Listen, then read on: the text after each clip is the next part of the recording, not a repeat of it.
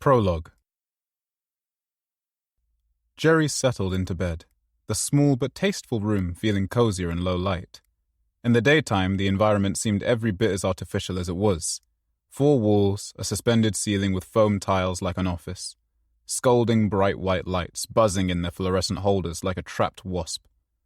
Her body was plastered with a tangle of different wires, recording her breathing and heart rate and God knew what else.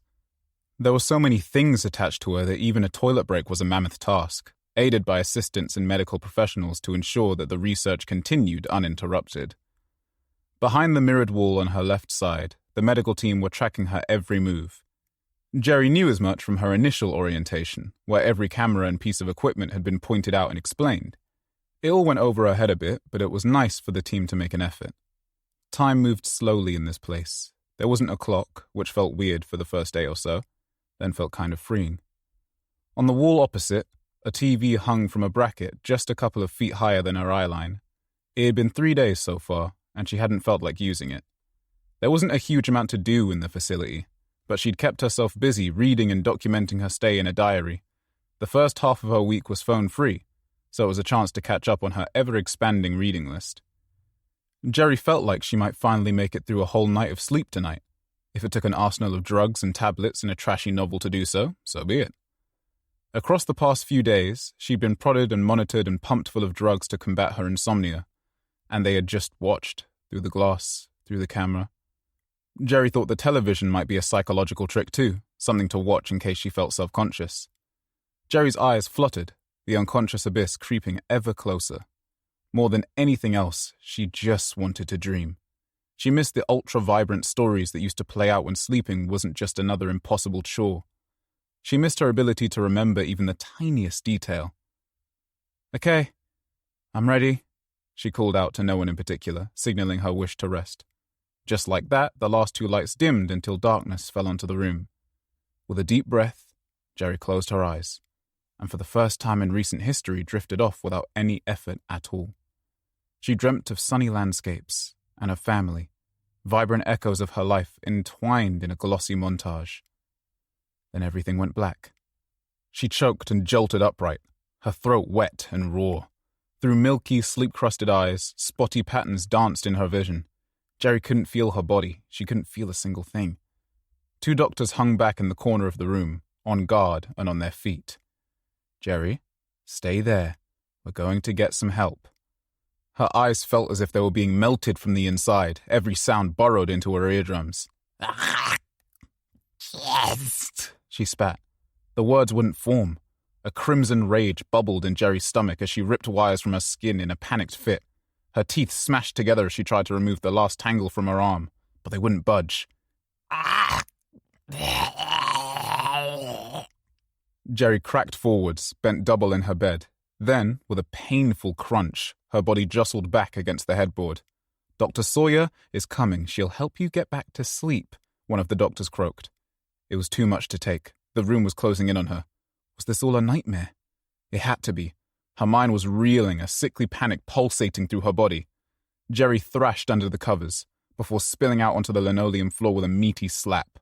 Her eyes were glazed over, jaundiced yellow with bloodshot vessels.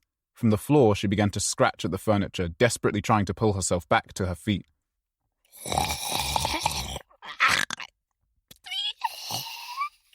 "Fucking words won't get out of my mouth. I've swallowed them all and now they won't come." Splat. Jerry tripped onto the ground face first, splitting her nose in a violent mash. Shattered bones sliced through her nostril, puncturing the flesh with visceral force. Need to get out. Need to get out. Slipping through the pool of blood she'd created, Jerry clambered to her feet clumsily, careening into the wall by the TV. It shook on its brackets, threatening to dismount in the chaos of the situation. "Please, calm down." The doctor's voice didn't even sound human anymore, more like growls. An animal. A beast. Jerry was trapped. 4 walls and no space to hide, no place to run. And now, the young man, Dr. Tompkins, she recalled, was approaching her, arms outstretched. "He wants to seem friendly. He wants to trick me. He wants to hurt me." Jerry darted towards the nearest exit, catching the edge of the doorframe with her right hip. Her body twisted awkwardly before slamming back to the ground. With a putrid pop, her shoulder tore out of its socket, splintering outwards at a strange angle. Grunting angrily, Jerry pushed hard off her dislocated arm, lurching forward until she lost balance. A deathly growl rattled from her mouth, and when she was finally back on her feet, it looked as if she'd been mauled by a wild animal. The hallway was brilliant white for just a moment until one of the doctors tried to make a move. Kill. They want to kill me. Nightmare or not, primal instincts were taking over. A gloved hand tightened around Jerry's shoulder. Before she could even think, two of the fingers were in her mouth, and she was clamping her jaw down to remove them. With a haunting scream and a mouthful of warm liquid, the sickly stumps spurted arcs of blood across the hallway like an abstract art piece, the walls a canvas of viscera. The maimed doctor collapsed to the floor in a wailing heap. A middle-aged professional stalked out from around the corner, clipboard in hand. She was in a business suit, hair tied back in a neat ponytail. Jerry let out another guttural groan as tears began to run down her face. The gruff utterances turned into weeping sobs. Jerry's body frozen in a defensive stance. For just a moment, she looked like a lost child, her mind broken and confused. Milky eyes reflected a universe of emotions. Jerry, it's Dr. Sawyer. We need to get you back to your room.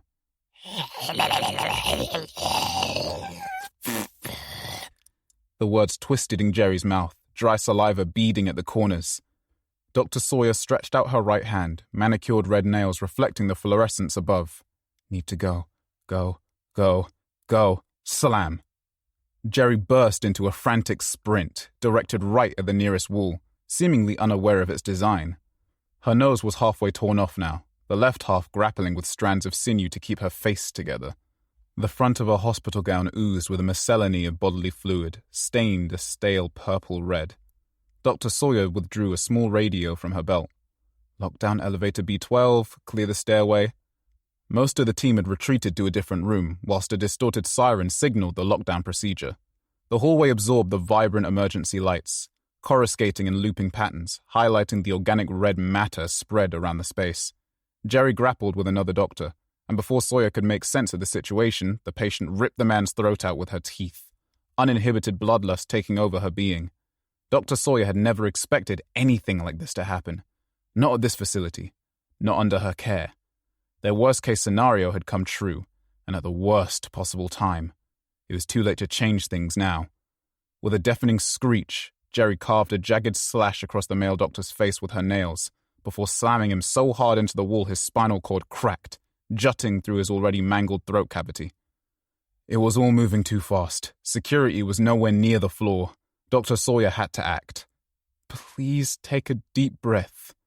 The broken woman faced a large window at the end of the hallway. Her limbs were twisted and misshapen, stained blotchy red and white. Some kind of prickly rash contoured around her neck and face, spread in a pinprick pattern.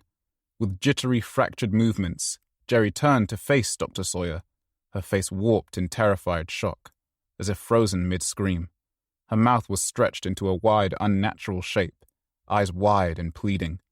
Dr. Sawyer tried to speak, but was interrupted by a growl booming from the depths of Jerry's core. Instead of sprinting towards the doctor, Jerry turned back to the window, hurtling herself at the mirrored glass. The initial impact shook the frame, but the structure didn't budge. In sickening delight, Jerry cackled, stumbling back to put some distance between herself and the wall. Moments later, her body was a blur of white and red as the pain cracked into a glistening spiderweb, imploding. Fragments of flesh and fabric clung to protruding shards as the rest of Jerry free-falled into the atmosphere. A juicy thud outside signaled the end of her journey, a pile of blown-out organs and patchwork skin.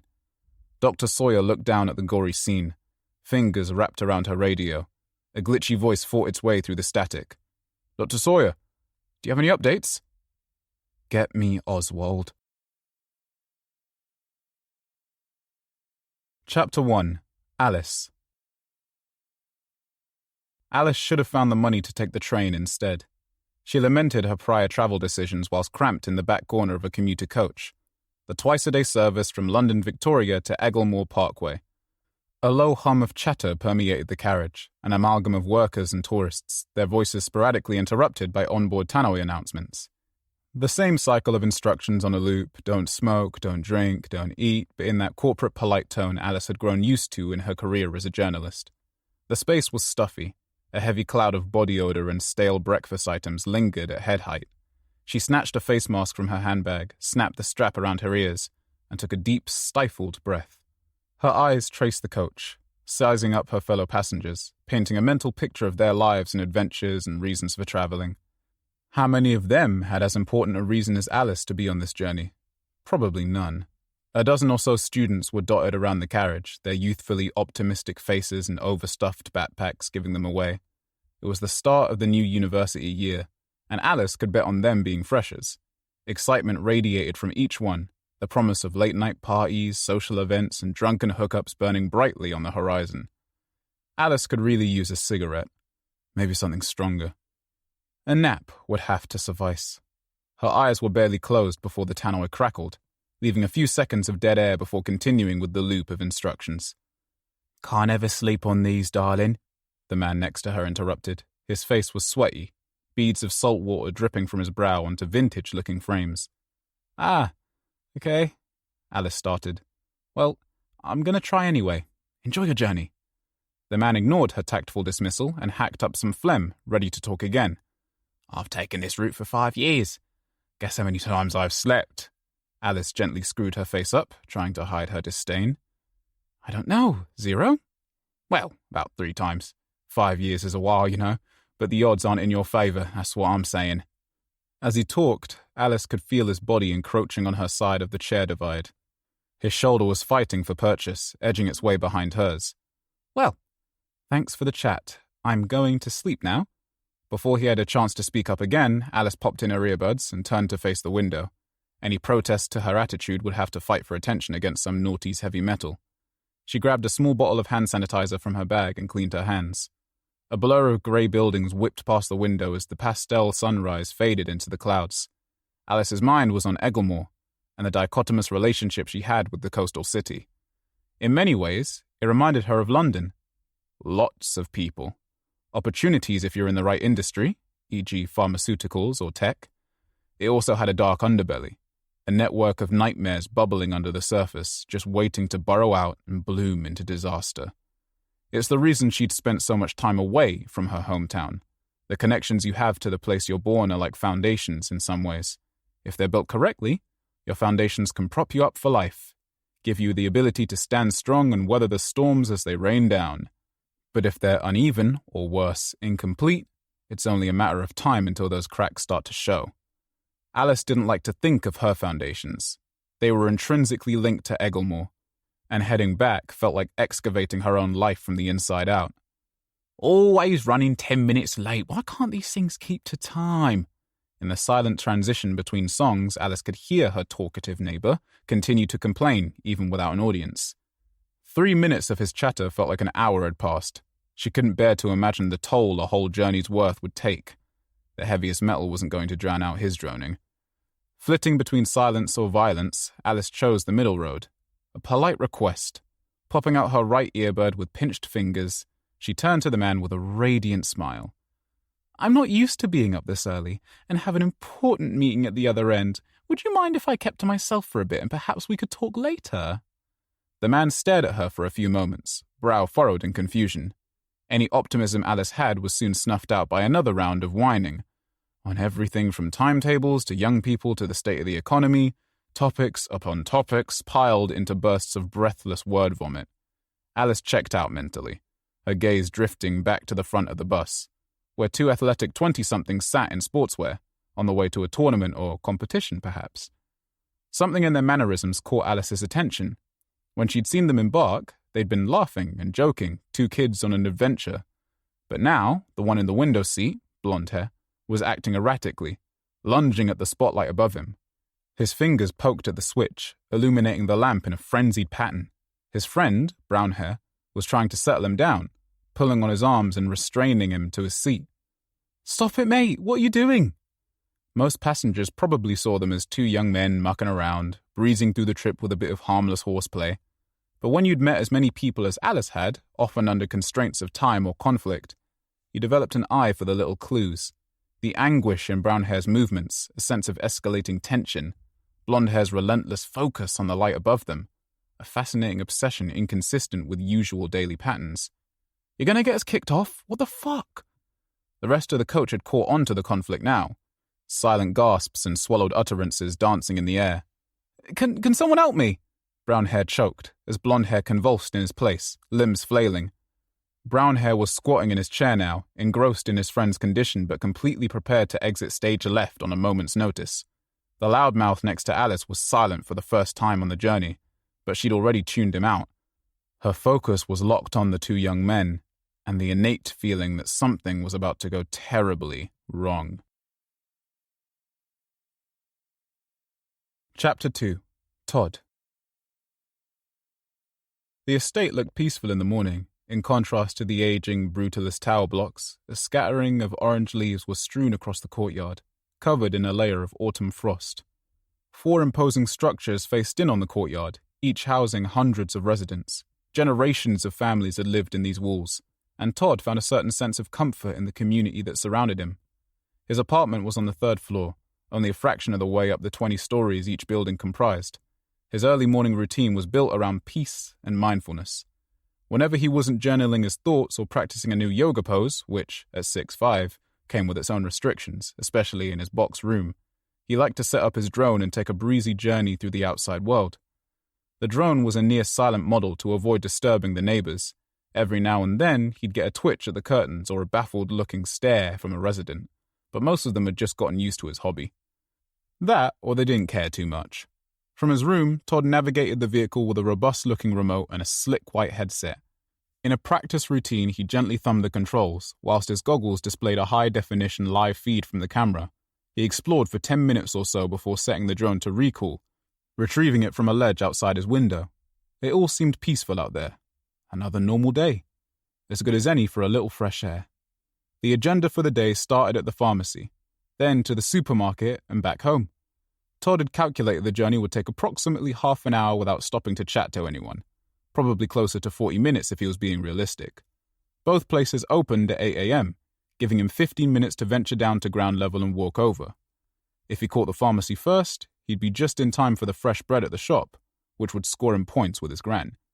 It also left the least amount of room for unexpected social interactions, given everyone would be sleeping or getting ready for work. With his mind racing with mantras to remind him to breathe, Todd grabbed his backpack and stuffed it with a handful of carrier bags. He reached out to the handle and took a moment.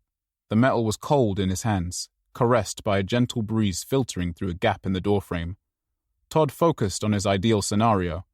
He'd spent the morning scoping out the area, playing the journey through his mind a dozen times. 2 places to visit, then right back home in under an hour. A simple, everyday trip. If only he could make these things feel every day. Todd pushed down on the handle and opened the front door hesitantly. He rushed to turn as soon as he closed the door and counted down his steps to the elevator. The elevator was out of order, quite unsurprisingly, so a backup plan was already forming in Todd's head. 10 flights of stairs will add 5 minutes or so that's not the end of the world. He tried not to ruminate on it too much and quickly descended the staircase to keep to the timings in his head. Todd reached the pharmacy with a few minutes to spare, so waited patiently until the dim neon sign sputtered to life. A few residents followed him in and formed a queue, thankfully possessing the manners to keep their distance. There was nothing worse than someone being right up against you in a queue, jostling for their place with all the decorum of a wrecking ball. Todd took a few deep breaths and grounded himself in the moment, allowing himself to feel the emotions as they came. The counter was unmanned, which gave him a couple of minutes to get his thoughts together. He took the prescription from his pocket and neatly unfolded it, flattening the bend marks against his jeans. Reading under his breath, he rehearsed what he was going to say over and over, placing undue emphasis on every word and the gesture that would match it. "Hi, can I help?" asked a stocky brunette woman behind the counter. Todd cleared his throat and handed the prescription to the clerk, hoping she didn't notice how wet and sweaty his palms were. "Hi, a prescription for Mrs. Daniels, please. Thank you." Todd smiled and painfully counted down the seconds until she reacted like he'd hoped. 2 minutes, feel free to sit." The woman gestured toward a row of 3 hard plastic chairs, and Todd thanked her just a moment too late, cutting into the conversation of the next person in line. "Sorry, was there something else?" the clerk asked. Todd shook his head awkwardly and shuffled over to the seat. He squatted down on the chair, the unusual contour prodding his thighs. Nervously, he started tapping his foot and shaking his leg, his whole body moist. Todd's heart fluttered in rippling waves, immune to the deep breathing technique he was trying to distract himself with. At the front entrance, a skinny elderly man ambled through the door, introduced by a digital doorbell. The tinny sound caught Todd's attention, and his mood settled instantly. It was Benjamin from 132A. Benjamin stood around 6 feet tall, his thinning hair swept into a tidy style, wearing a red cardigan and cream corduroy trousers. He looked in good spirits. As soon as he saw Todd, his face beamed, and he cut around the queue to come and say hi. Todd matched his jolly energy, putting aside his discomfort for a moment. "Benjamin, how have you been?" "Great as always, Todd. How is your gran? How are you?" Todd smiled. It was no secret that Benjamin and his gran were close friends. They'd both lived on the estate their whole lives. When Todd's granddad died, Benjamin was the first one round to comfort her, and he'd made weekly visits ever since. "Good, all good, thanks. Still coming over this afternoon. She's been planning her outfit all week." Benjamin nodded, wiping his nose with a handkerchief. "I wouldn't miss it for the world." His face was lit up like a teenager. It had taken the best part of a year, but Todd had finally organized a date between Benjamin and his gran. Their friendship had always had an essence of longing and desire, but it was never the right timing. Now, they were both single, ready to mingle, and quite bluntly, running out of time to enjoy themselves. So Todd decided to act. "She's making you a lasagna, I think. It's 10 out of 10. Not even just saying that. I wouldn't recommend wearing white, though. I've ruined countless tops with that sauce." Todd was word-spewing again. He gently reminded himself to slow down. "Well, I look forward to it. I'll be over at 3 p.m. if that's okay." Todd nodded just as the clerk called his name for the prescription. "I better get that. See you in a bit, Mr. Oakes." Todd swung by the clerk to grab the paper package and filed past the line to the door. He swung it open, greeted by the annoying bell, and stepped onto the footpath. A wailing screech cackled from a pair of teenagers who zoomed past on an e-scooter, 2 bodies grappling to stay on the vehicle. Todd stopped in his tracks, inwardly swearing at the kids. They were only having a laugh, but loud noises were not part of Todd's plan today, and he'd already had more than enough of the outside world. He watched them disappear into the distance, their silhouettes vanishing into the murky shadow of the buildings as they passed. Then, Todd rehearsed a mantra in his head and started walking, eager to get to the supermarket and back into the warm apartment. Chapter 3. Maggie. "Look, I know you can't hear well right now, but don't just blank me when I'm talking to you." Maggie snatched the gear stick, struggling to reach the speed limit.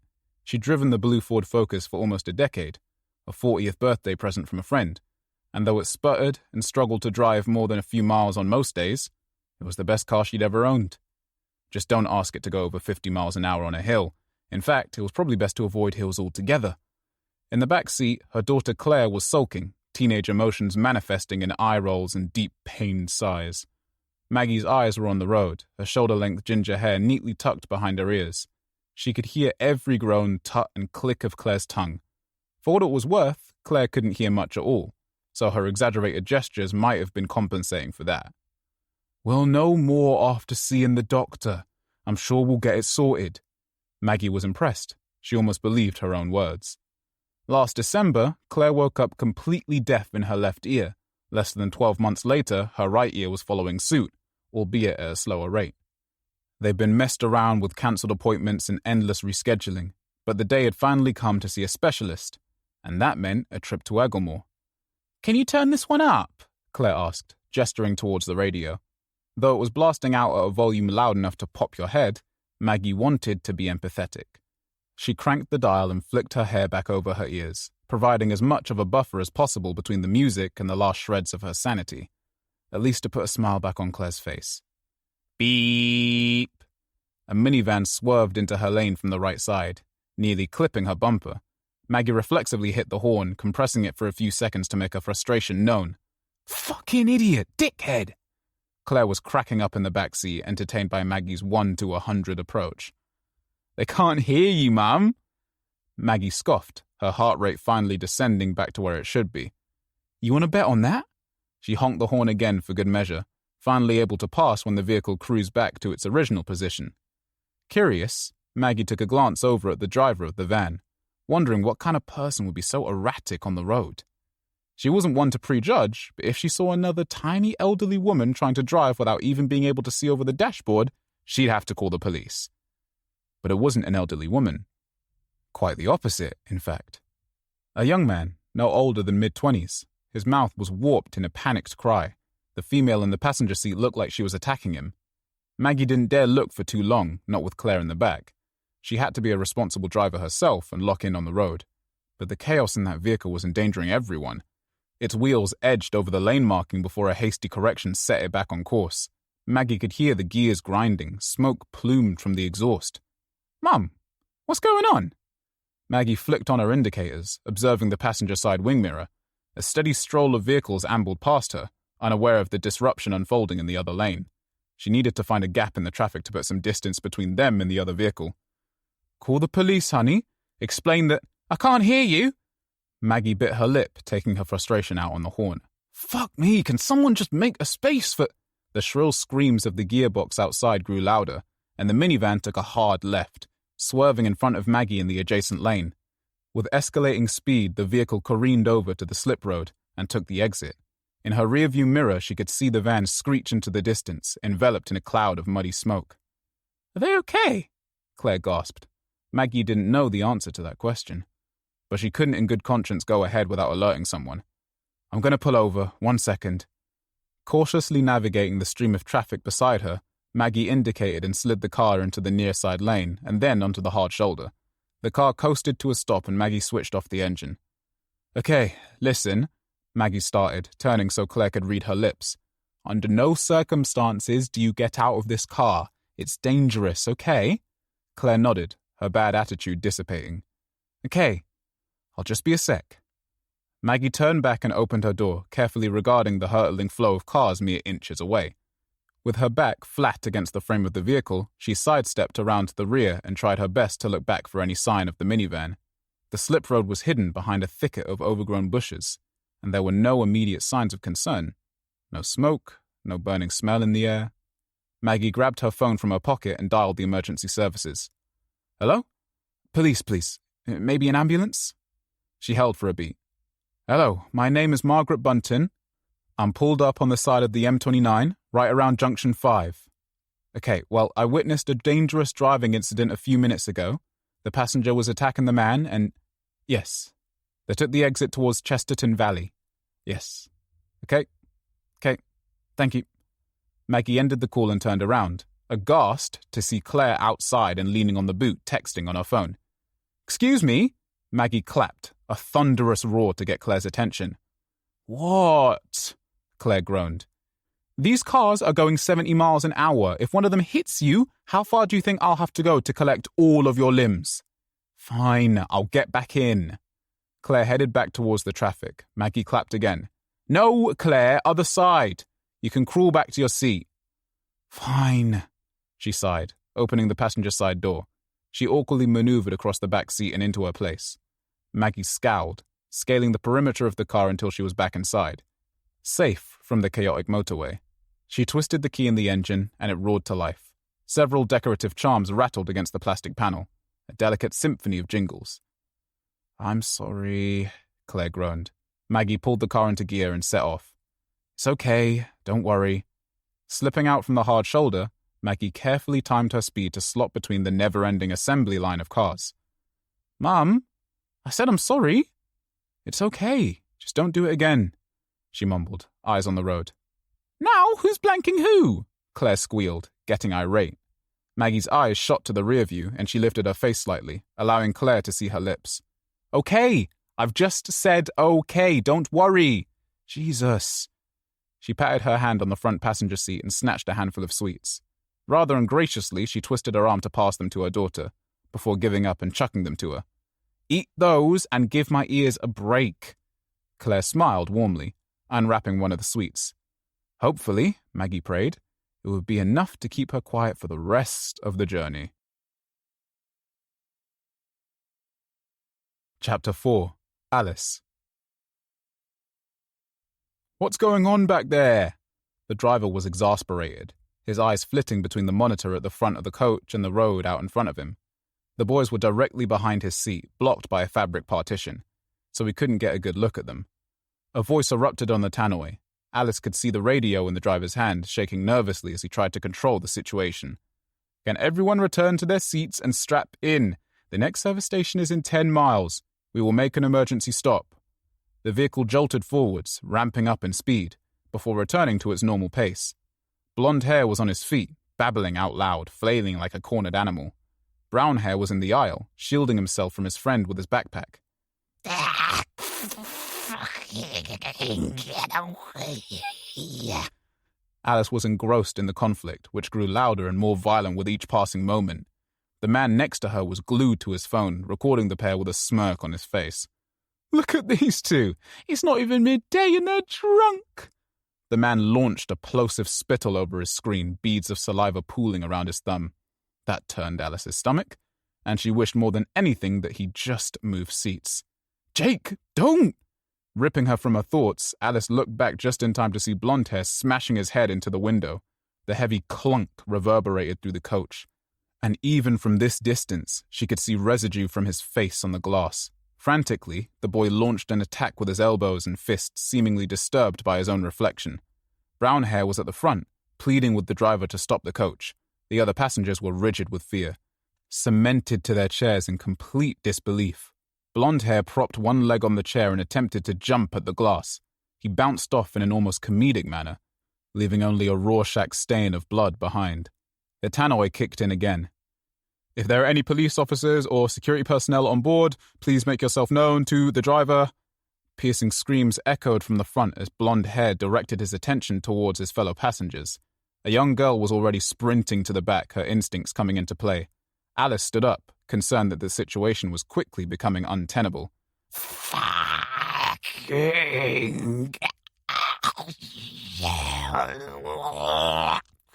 The boy hacked up a torrent of crimson vomit, his voice choking through pained sobs.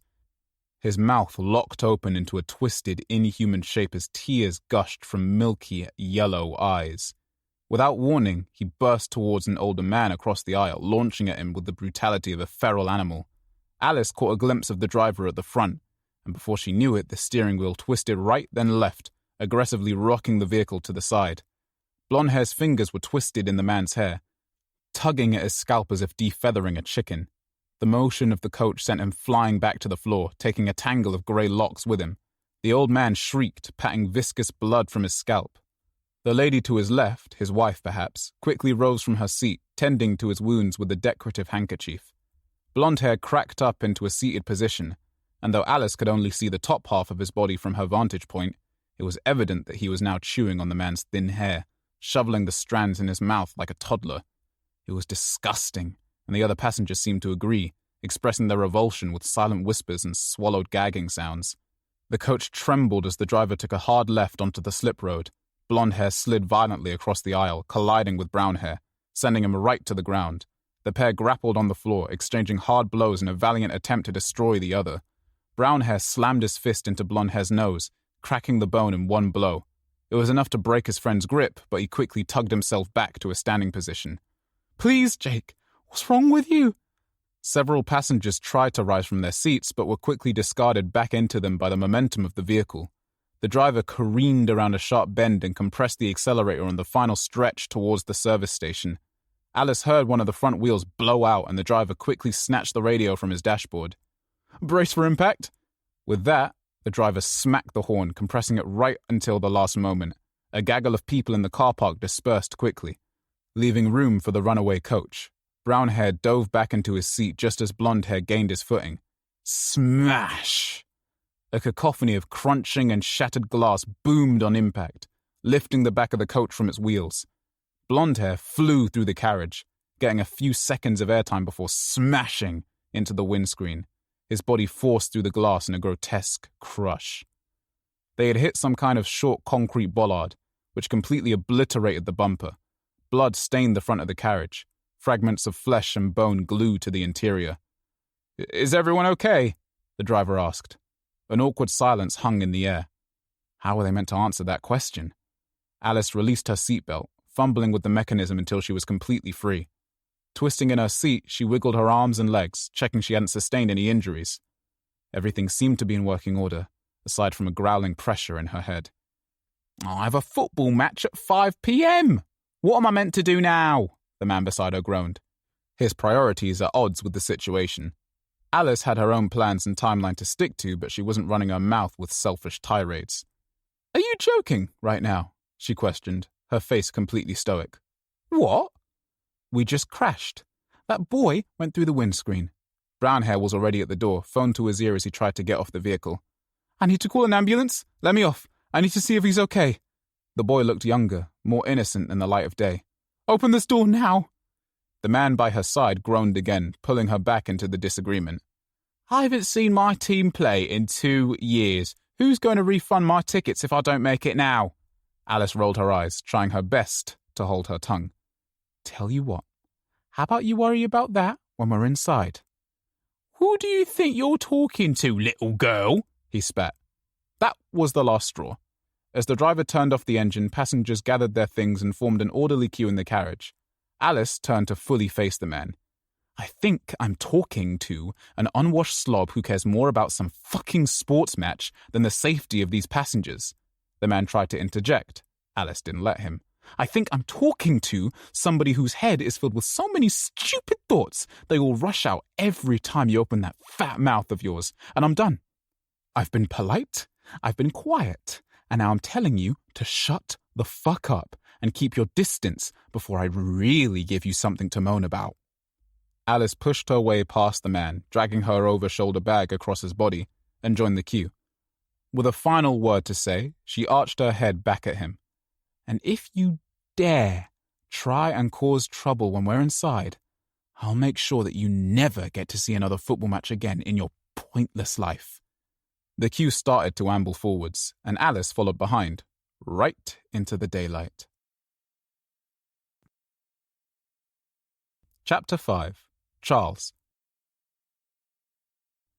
It was going to be another beautiful day. Charles could feel it. The weather stayed chillingly crisp from dusk till dawn nowadays, heading into winter, but that wouldn't take any of the magic away from another 24 hours on planet Earth.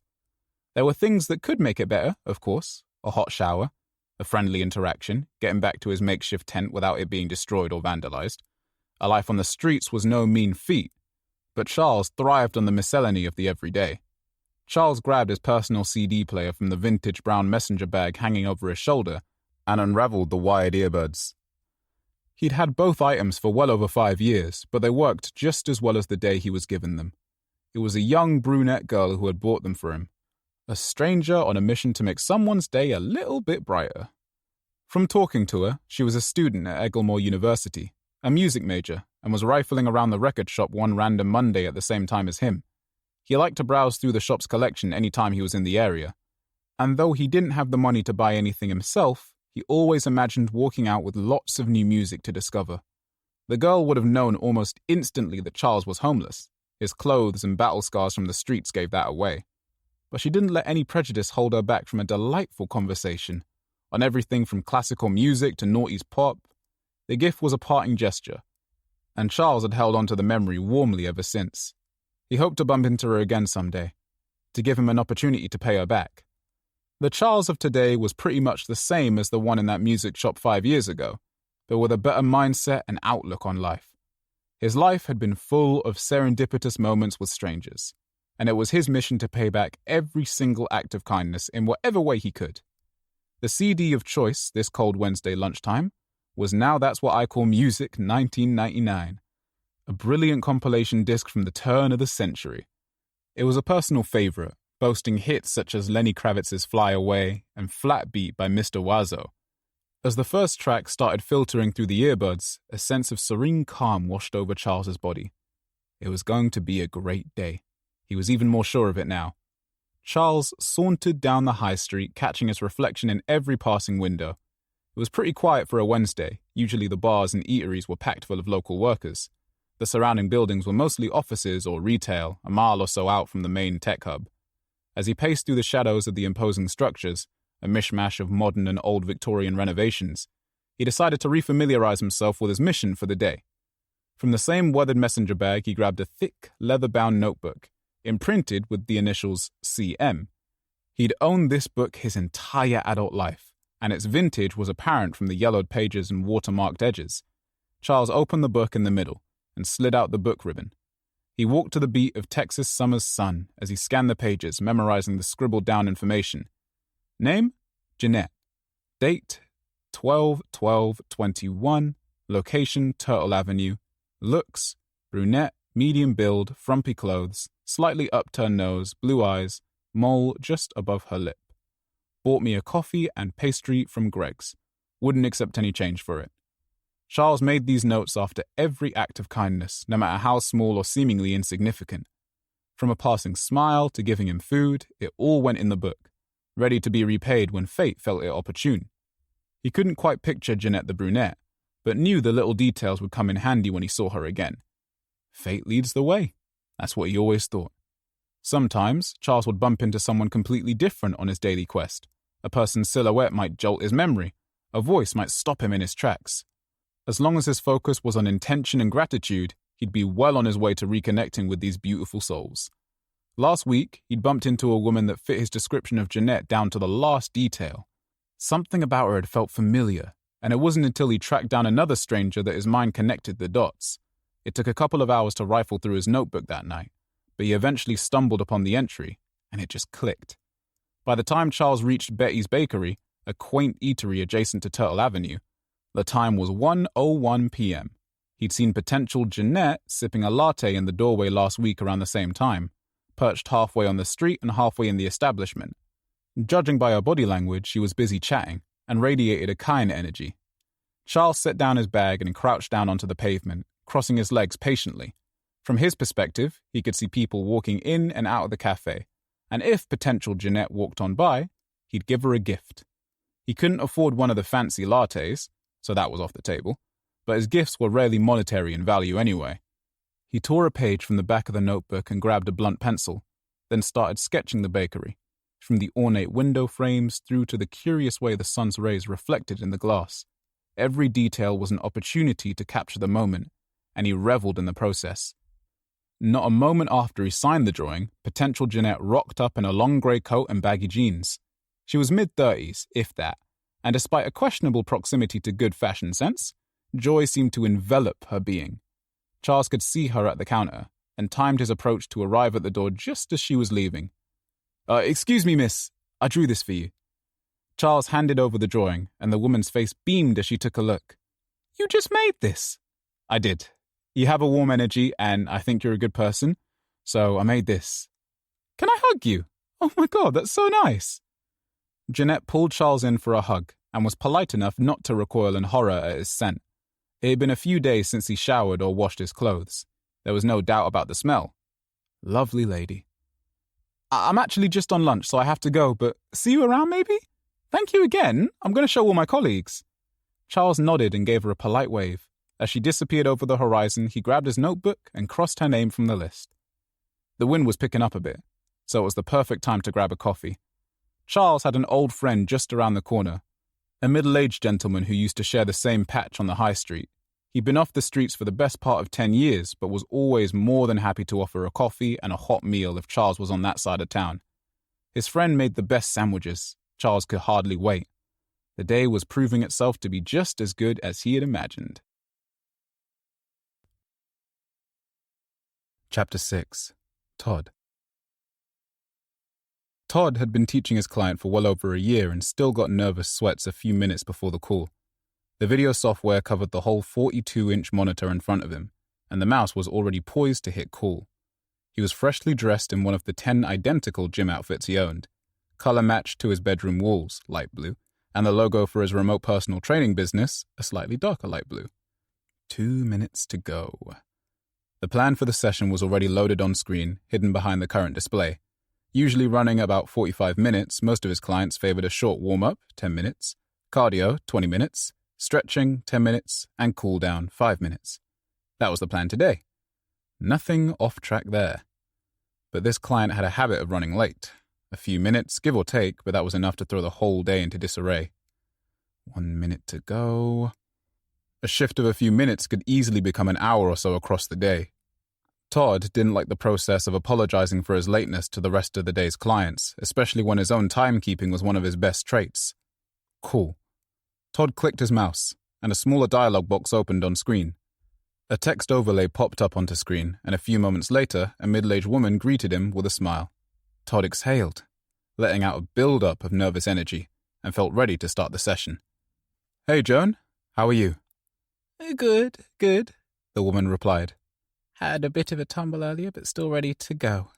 "Oh, I'm sorry to hear that," Todd said, noticing the abrasions on her cheek and arm. "Do let me know if you need to skip any parts today. We can work around you." Joan smiled. Can never tell what kind of nutters are going to be around, can you? Knocked me right off my bike, this man did, crying and screaming bloody murder. Must be something in the water. Todd continued with the small talk for another 30 seconds or so, then segued into the session. His timings waited for no one. Towards the end of the time slot, Joan seemed irritated. She kept losing focus, turning her head away slightly as if observing something in the distance. Todd was far too shy to dare to ask what was distracting her, but a few moments later, Joan spelled it out. There's someone at the door. You won't stop knocking. Do you mind if I... She pointed off screen, presumably at the door. Go ahead, please. The woman stood up and walked away from the camera, leaving a blank mustard-yellow wall in the background. Todd tapped his finger on the desk lightly, rehearsing the rest of the session in his mind. With a deep clatter and an off-pitch shriek, a blur of silhouettes dashed past the camera. The table shifted, Joan's laptop clattering on the surface. "Joan? Are you all right?" Before any more of the scene revealed itself, the laptop toppled to the floor and Joan's camera went blank. "Joan? Knock, knock." Todd's soul damn near jumped out of his body. He turned, the door swung open slightly, a shaky hand clinging to the doorknob. It was Todd's gran, dressed in a lovely emerald shirt and black trousers. She looked sophisticated and upstanding, 2 words that didn't often accompany the woman. Not that Todd would ever dare say that to her face. He probably wouldn't even say it out loud. "Can you do my necklace, love? I can't get the clasp." Todd stood up. He would get in touch with Joan later in the day. She had young grandchildren and 2 dogs at the property, she'd once explained, so it was probably just a prank of some kind. "Come sit here, then," Todd said, offering his chair. His gran passed him the necklace and plonked down on the chair, her bony frame thudding against the seat. Todd pulled back the clasp with his fingernail and gently fastened it around her neck, sifting her hair back over the chain. "There we are, ready to go. Now what time is it?" Todd asked. 2 p.m. An hour early, but I need to do some more prep in the kitchen anyway. Todd nodded and helped her up from the seat. "Don't forget to save me some. I can't just sit and watch someone eat my portion." His gran rolled her eyes, patting him on the shoulder.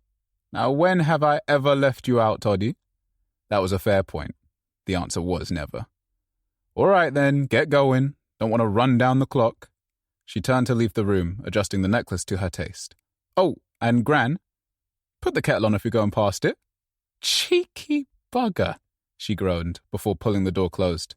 "Don't forget the sugar," he joked, before turning back to the desktop. Joan's camera was still blank. Her allotted time was up, but he felt uneasy about ending the call. There was an anxious bubbling in Todd's stomach, a strong sense that something had happened to her. He knew it was probably just a case of overactive imagination, the truth far more dull than the colourful catastrophes in his head. After 2 attempts at trying to call her back, he wrapped up the call and sent her an email. Joan hadn't ever shared a phone number, nor an address, or any identifying information. There was no reason to. So he was left with 2 options: go about his day, or call the police. He might have been concerned, but he definitely wasn't call the police concerned. Plus, where would he tell them to go? So he shut down the software and grabbed a bottle of water from a small mini-fridge in the corner of the box room. After gulping down half the contents, he squatted on the floor, awkwardly maneuvering his lanky frame into a cross-legged position. When his body was adequately positioned, knees rammed against the furniture on both sides, he closed his eyes and breathed. In and out. 1, 2, 3. A desperate attempt to connect to something peaceful. Meditation didn't come easy to him. Nothing did, to be honest. Other people could relax into poses for minutes, hours. Todd could only manage 60 seconds on a good day.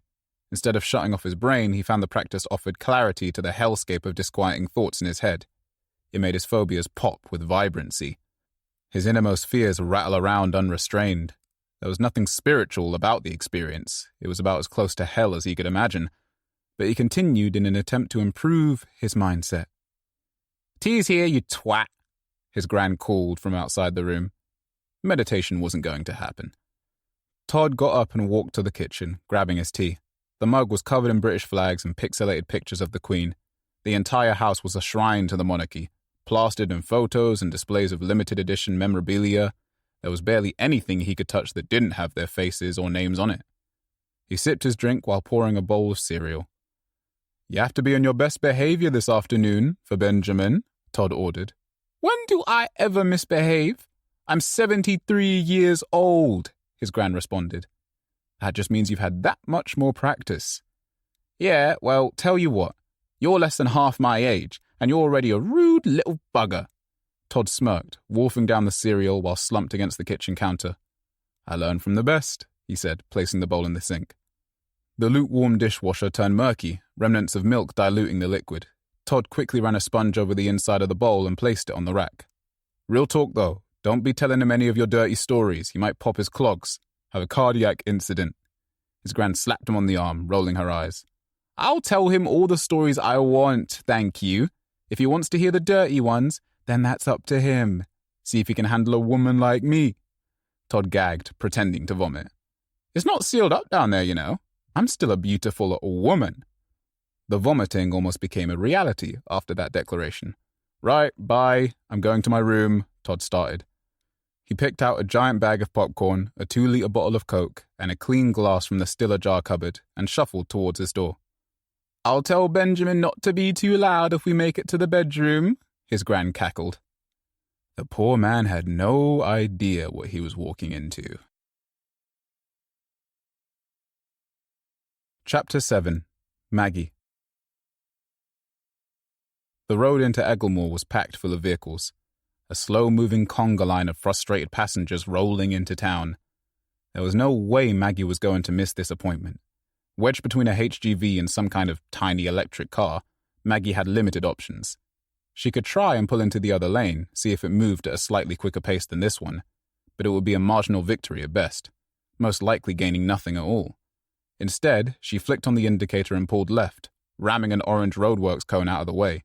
With total disregard for the law, the stress of getting another appointment was worth the consequences, Maggie sped down the lane, blaring her horn to alert the road workers.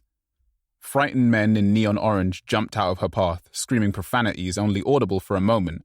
They drifted away in the rear view whilst Maggie kept her eyes set firmly on the end of the lane. A wall of metal was speeding towards her, road signs and some kind of crane forming a barricade. She had to time her exit just right to ensure a few cones would be the only casualties of her joyride. Gently applying the brake, Maggie swerved through the boundary line, crunching over a dusty mix of cement and broken brick. "This isn't safe, Mom," Claire moaned. "I know it's not. Quiet." A blur of signs, warnings, workers, tools. At the last second, Maggie forced the steering wheel to the right and hurtled into the slow lane. She quickly applied the brake to avoid rear-ending the car in front of her, and then the vehicle settled. She exhaled, feeling a wash of relief. Claire's mouth was agape. Maggie ignored her, silently lamenting the selective times her hearing decided to kick in. The road in front of them was clear now, a direct route to the hospital. The quicker they got there, the quicker they could get out, ideally without any commitment to return to the city for a long time. Maggie coasted into a small parking space, the only one available in the modest lot. The hospital was made up of a sprawling network of interconnected grey buildings, imposing multi-story structures completely devoid of personality.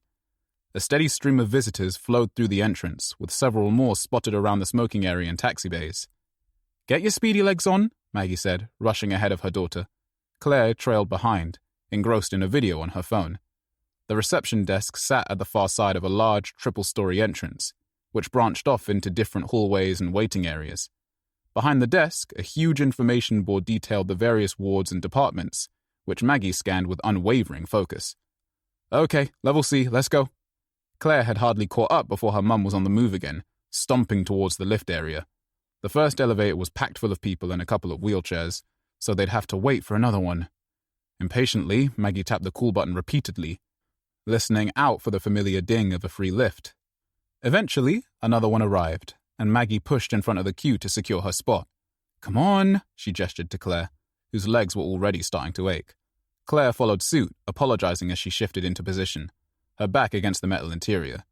As the doors slid closed, a piercing scream reverberated through the shaft. The visitors shared a curious glance before returning to their awkward silence. The endless maze of corridors and dead ends were a notable feature of this mega hospital, who had to hire staff just to direct patients to the correct departments. It was the latest in a long line of cost-saving measures, having absorbed a few smaller hospitals and service providers. A few years ago, Maggie would have been able to get an appointment with her local GP rather than making the trek to Egglemore, but it wasn't an option anymore. Instead, she was inside this monstrous behemoth of a building, trying her best not to recall any of the awful memories tied to it. Eventually, the sign for audiology came into view, leading to one more corridor and a smaller waiting area. Maggie marched up to the desk and Claire took a seat. "Hello, Margaret Bunton, here for my daughter, Claire." "Just a moment," the receptionist said, tapping on the keyboard. Maggie pushed down the lever on a hand sanitizer station and rubbed her hands with the clear liquid. "It says here you had an appointment last month, is that right?" Maggie's eye twitched. "That isn't right, no. We've been rescheduled a number of times." "Right," the young woman behind the desk said, drawing out the word as she gazed at the monitor. Maggie checked over her shoulder quickly. Claire was back on her phone, texting and laughing at something. "Oh, here we are. You'll be seeing Dr. Jacobs, but unfortunately he is running a bit behind." "How far behind?" Maggie questioned. "There's a screen on the wall over there with the current waiting times." Maggie followed the woman's gaze and read the text on screen. "We are currently running an average of 120 mins behind planned appointment times. We apologize for any inconvenience." 2 hours? Is there no one else we can see? The woman shook her head apologetically. "I'm sorry for the inconvenience. There's a cafe on level B if you'd like some lunch whilst you wait." Maggie sighed, slinking away from the desk.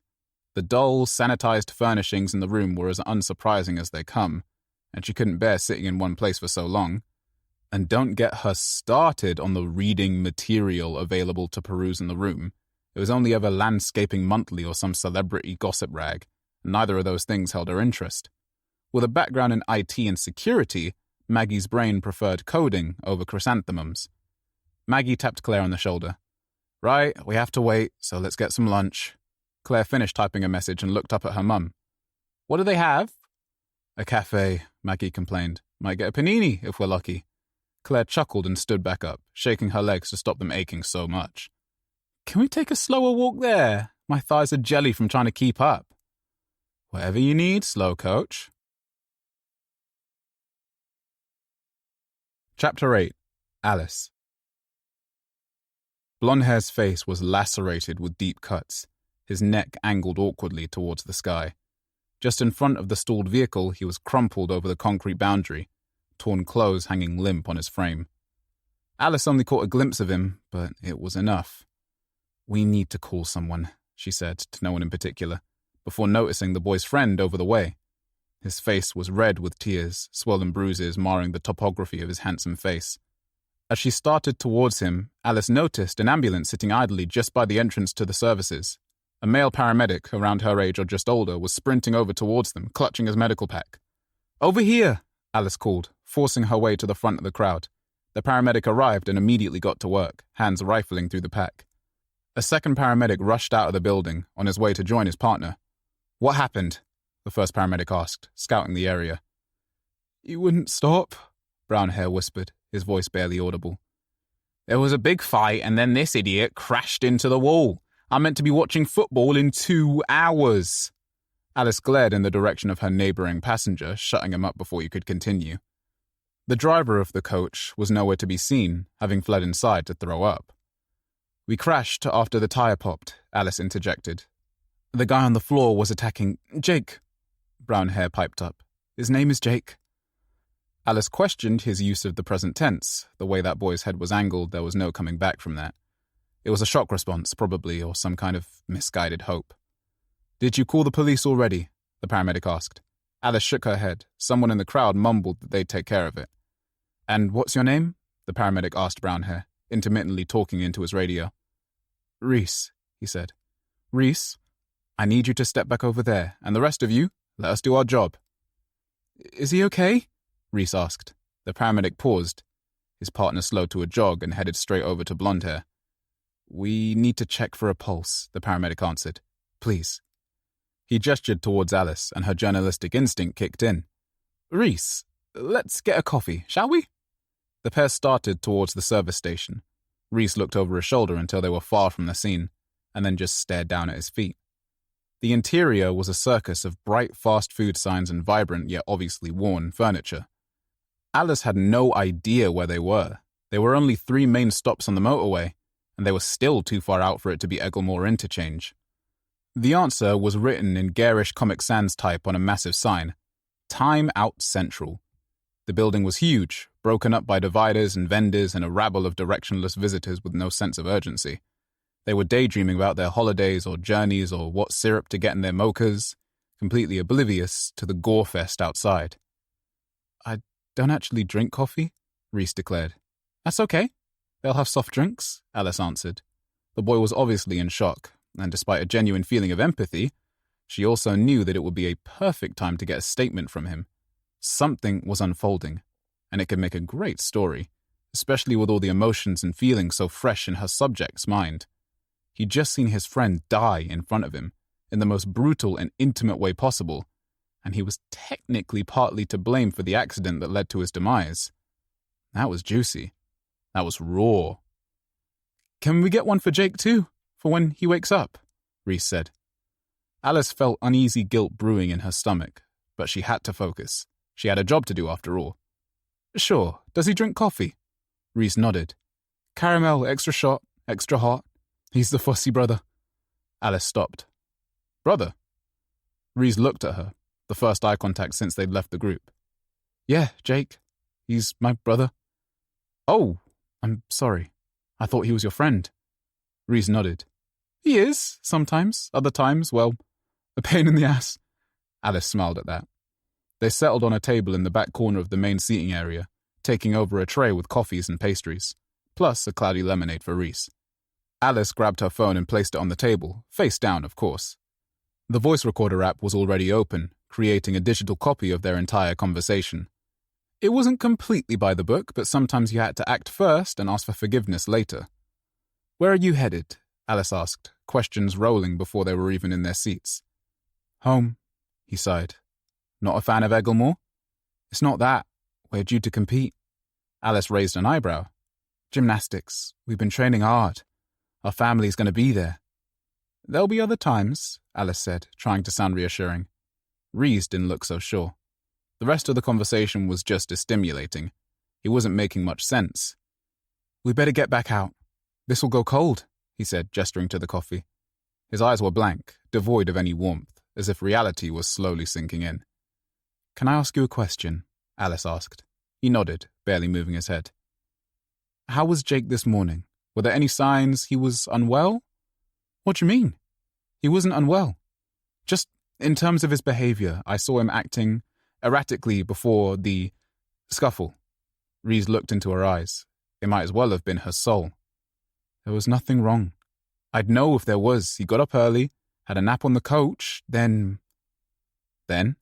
Alice angled forward, closing the gap between them. "He was crying. His face was twisted like..."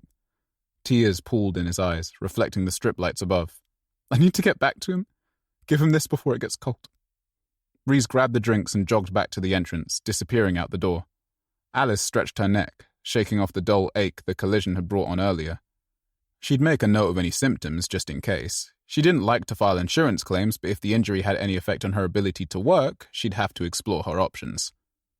"What the fuck is he doing?" A scream roared from across the building. Seconds later, a dozen people joined in. Alice switched to her camera app and rushed over to the chicken fast food vendor along the way, filming everything she could. Through a crowd of petrified faces, Alice saw a teenage boy flopped behind the counter, his right arm sizzling in a deep, fat fryer. His piercing shriek joined the chorus of chaos, intermittently distorting into a guttural bark. "Someone pull him down!" Alice screamed, a jolt of excitement hidden under her concerned exterior. One person was a coincidence. Two is the start of something huge. The boy slipped to the floor, splashing a pool of oil from the fryer onto his face. His features dissolved, melting into a milky tan soup of hair and flesh.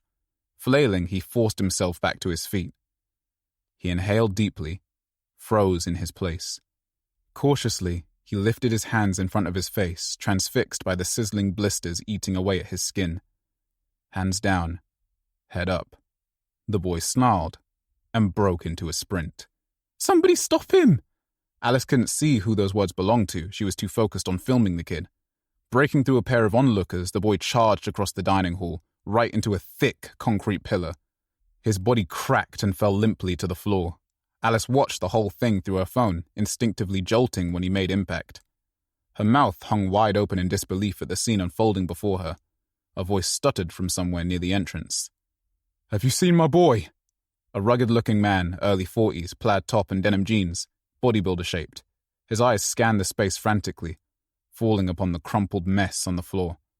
Alice captured every second. "Oh my God!" he screamed, running over to his burnt, unconscious child, trying to wake him. His bear-like hands wrapped around the boy's shoulders, shaking his jellied face into a new pattern. Alice zoomed in on the man's face, capturing his horrified squeal. The networks would love this footage. A reflection through the window, the paramedic from earlier. He was sprinting back towards his vehicle, panic painted across his face.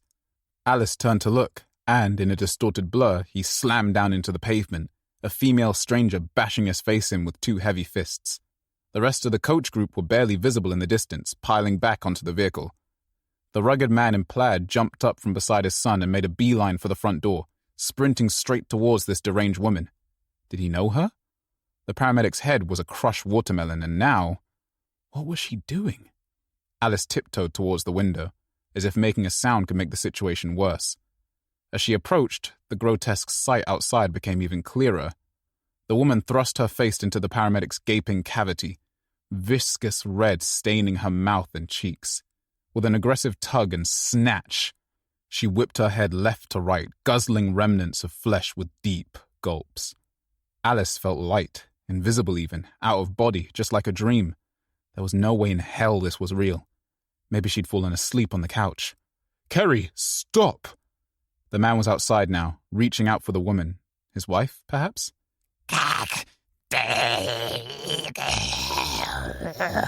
She was trying to speak, spitting syllables in place of words. Then they were gone, thrust out of view in a violent clash. Alice followed the motion, filming from the safety of the inside. They were both on the floor, then standing. The woman snapped her teeth together like a rabid dog. The man was armed with a wrench. God only knew where he got it. Alice's brain was filling in the gaps, supporting her subconscious whilst it caught up with reality. Clunk. The metal connected with her skull in one fell swoop, carving out a lump of skin and gristle. With outstretched arms, the woman shoved the man, causing them both to tumble over a low metal fence. Frenzied hands pulled, snatched, and slapped, a storm of violence. Alice was losing sight of them. She couldn't afford to do that. With her personal safety a distant memory, she sidestepped across to the entrance. Adrenaline pulsed through her body while she decided whether to open the door or just retreat back to the food hall. Focus. Alice slipped back through the entrance, her phone trained on the warring couple. Small pockets of onlookers were staring in utter shock, unintentional bystanders to this battle. Alice kept the pair in her sights, recording everything blow by blow. Part of her thought she should intervene. Then she remembered the wildlife documentaries she used to adore as a child, and the cameramen who were only allowed to watch as the animals tore each other to shreds, bound by ethics to let nature run its course. Plus, if she got involved, who was going to record this footage? Her role was to watch, document, and distribute. The audience was dissipating now, suddenly aware that this was no everyday fistfight. In the background, barely visible in the silhouetted courtyard outside the building, Reese was stumbling around with his head in the clouds, cold coffee still in his hands. He must have realized there was no saving his brother. What was left of him, anyway. His eyes were locked in a confused stare, body completely oblivious to the environment. Alice couldn't intervene. She just couldn't. "Reese! Over here!" The words spilled from her mouth, some kind of subconscious self-sabotage for allowing herself to get into this position. To her surprise, Reese clocked her and started around the small patch of grass in front.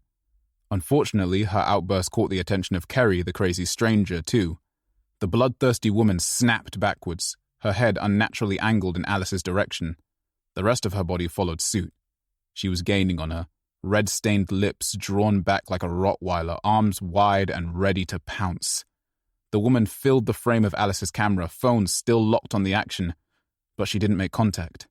Instead, the rugged survivor grabbed his wife midair and slammed her down into the concrete. With her head in the road and body splayed on the footpath, he pummeled the woman in the back of the head, opening up a wet cavern in her skull. Sloshy brain matter oozed out of the splintered crack. Another strike finished the job. The man vomited up everything in his stomach. Alice felt like she could do the same. She ended the recording. Chapter 9. Charles. Every meal was a blessing, but when it came from Rod's subs, it was transcendent. Belly full and energy levels right back up there, Charles said goodbye to his friend and left with an invite to come back at any time. After another half hour or so, Charles was at a grungy underpass on the north side of town. He'd kept his tent there for a couple of weeks, and it had worked out so far. His neighbors were respectable and kept to themselves, and though there was plenty of drug and alcohol use, they knew not to get him involved. That said, Charles would never let himself get too attached to one place in particular. It was inevitable that he'd be moved on in due course. The best thing to do was enjoy the present moment and work out the rest as it came. That's a life motto if ever there was one. "Hey, Jay," he said, waving to an older man in an adjacent tent. "How's Janine?" The man nodded and gestured a thumbs up. "Asleep. It's peaceful for once." Charles cracked a smile. Eventually, the older man did too. "Surprised to see you on the day," he called over. "Just got to grab a new pencil and some water. I'm thirsty as all hell out here." The man grunted and returned inside his tent, worn mesh panels providing much less privacy than designed. Charles unzipped his tunnel tent, forcing the zip all the way open. The fabric was frayed and kept catching in the mechanism, but until something better came around, he wasn't in a place to get rid of it. Inside, the dark blue walls cascaded down to an off-white floor. As much as it was a tight fit, Charles had plenty of basics to hand: water, snacks, wet wipes, medicine, miscellaneous electronics, and dozens of batteries to give them power. He grabbed a small travel bag and popped a few pills from worn blister packaging. With a swig of water, he gulped them down, wincing at the bitter aftertaste. After sitting for a few moments, he rifled through a case and grabbed a few fresh pencils, decanting them into his messenger bag. The water bottle followed, and he was on the move again. On his way out, he heard a weird, muffled sound from his friend's tent, a gargled speech of some kind. He'd hoped Janine wasn't falling back into the substance issues. She was a lovely lady with a great smile and a big brain. She deserved so much better. With the nostalgic sound of the turn of the century back in his ears, Charles revisited his notebook, eager to cross another name off of his list before sunset. He didn't have many leads at the moment, so would have to enter a research phase of sorts. He'd had a fair share of luck around this area of the city, so it was a perfect time to scout out any of his previous guardian angels. There was a woman who worked at the drugstore who'd once given him £10 to get some supplies. A man who lived around the corner had brought him leftovers in the rain, and he was pretty sure he knew where to find him. Charles's trail of thought was broken by a sudden convoy of black cars, a handful of unmarked vehicles racing through a residential street. One of them pulled over into a driveway, the others continued their journey. A man in a business suit jumped out of the passenger side and trotted over to one of the houses.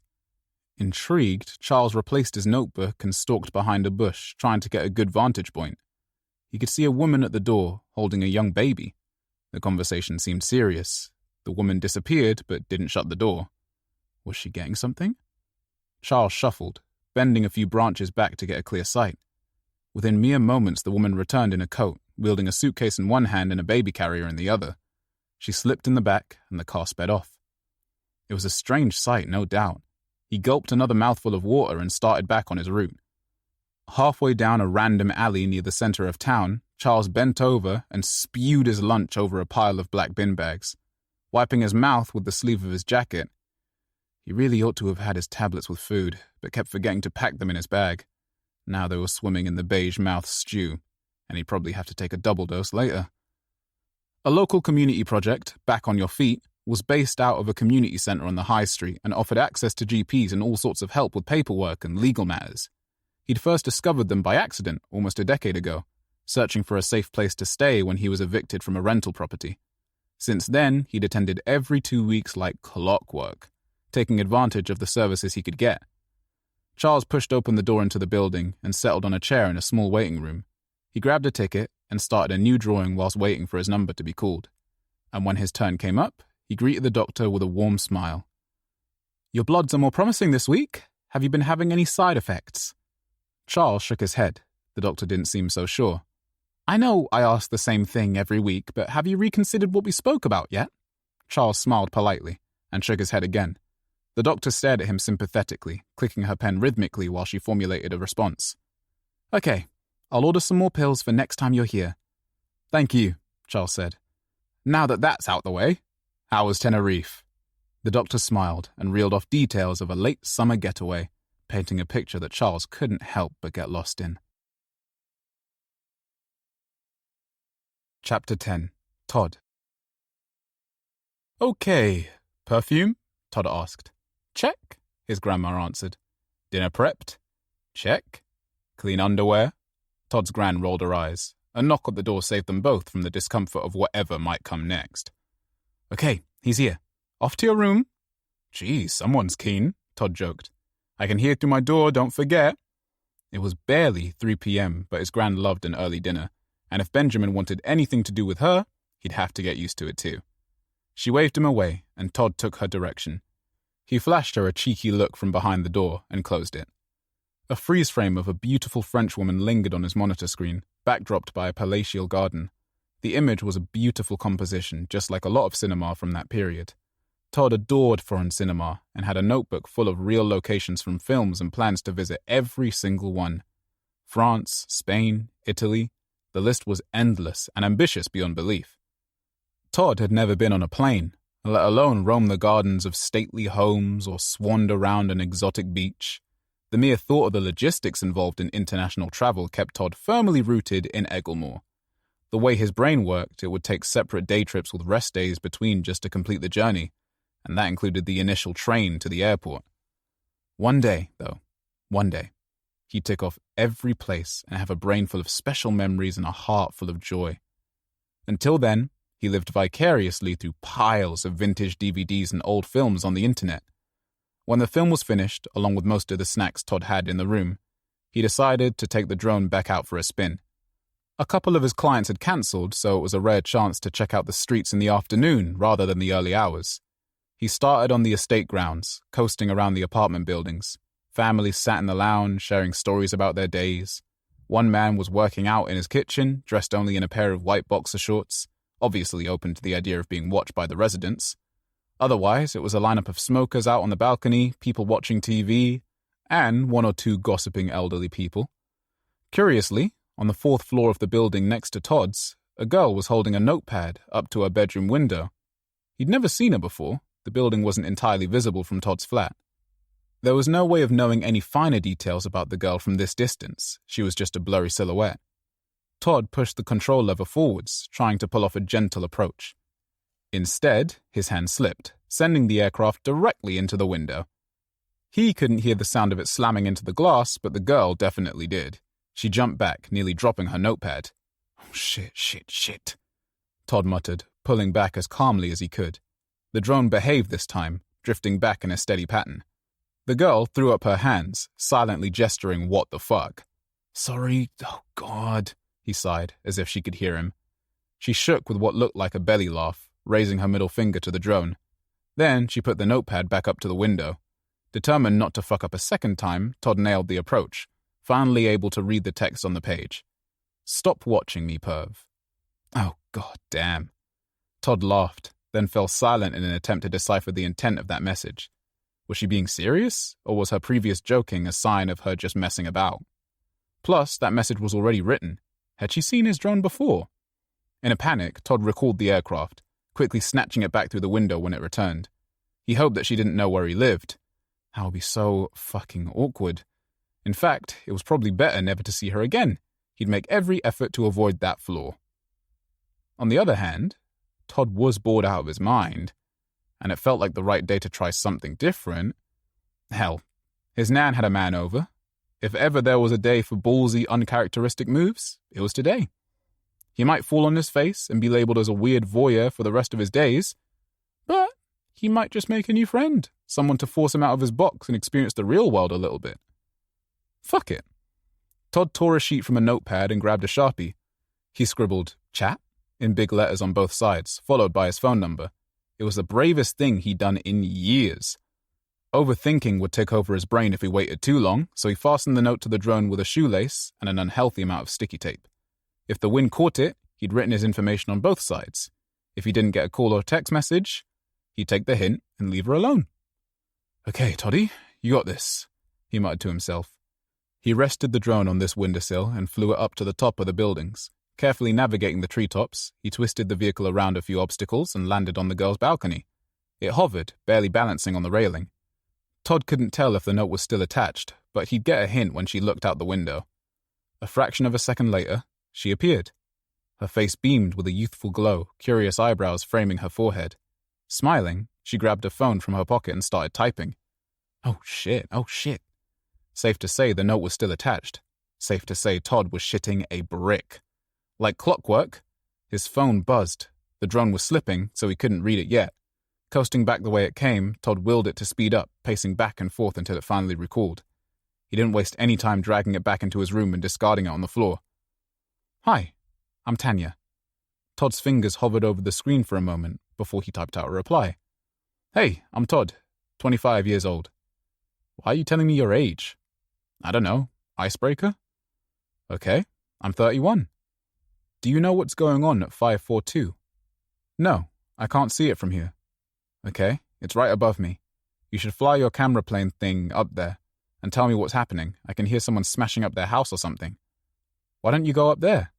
"I don't know them. That would be weird." "It wouldn't be any weirder than spying on them with a camera, but why not?" "Okay, the flat above yours?" She replied with a thumbs up. Todd couldn't help but associate that emoji with sarcasm or passive-aggressive behavior. He preferred a love heart reaction to his messages. It felt warmer, but she wouldn't know that yet. The drone's battery light was flashing intermittently.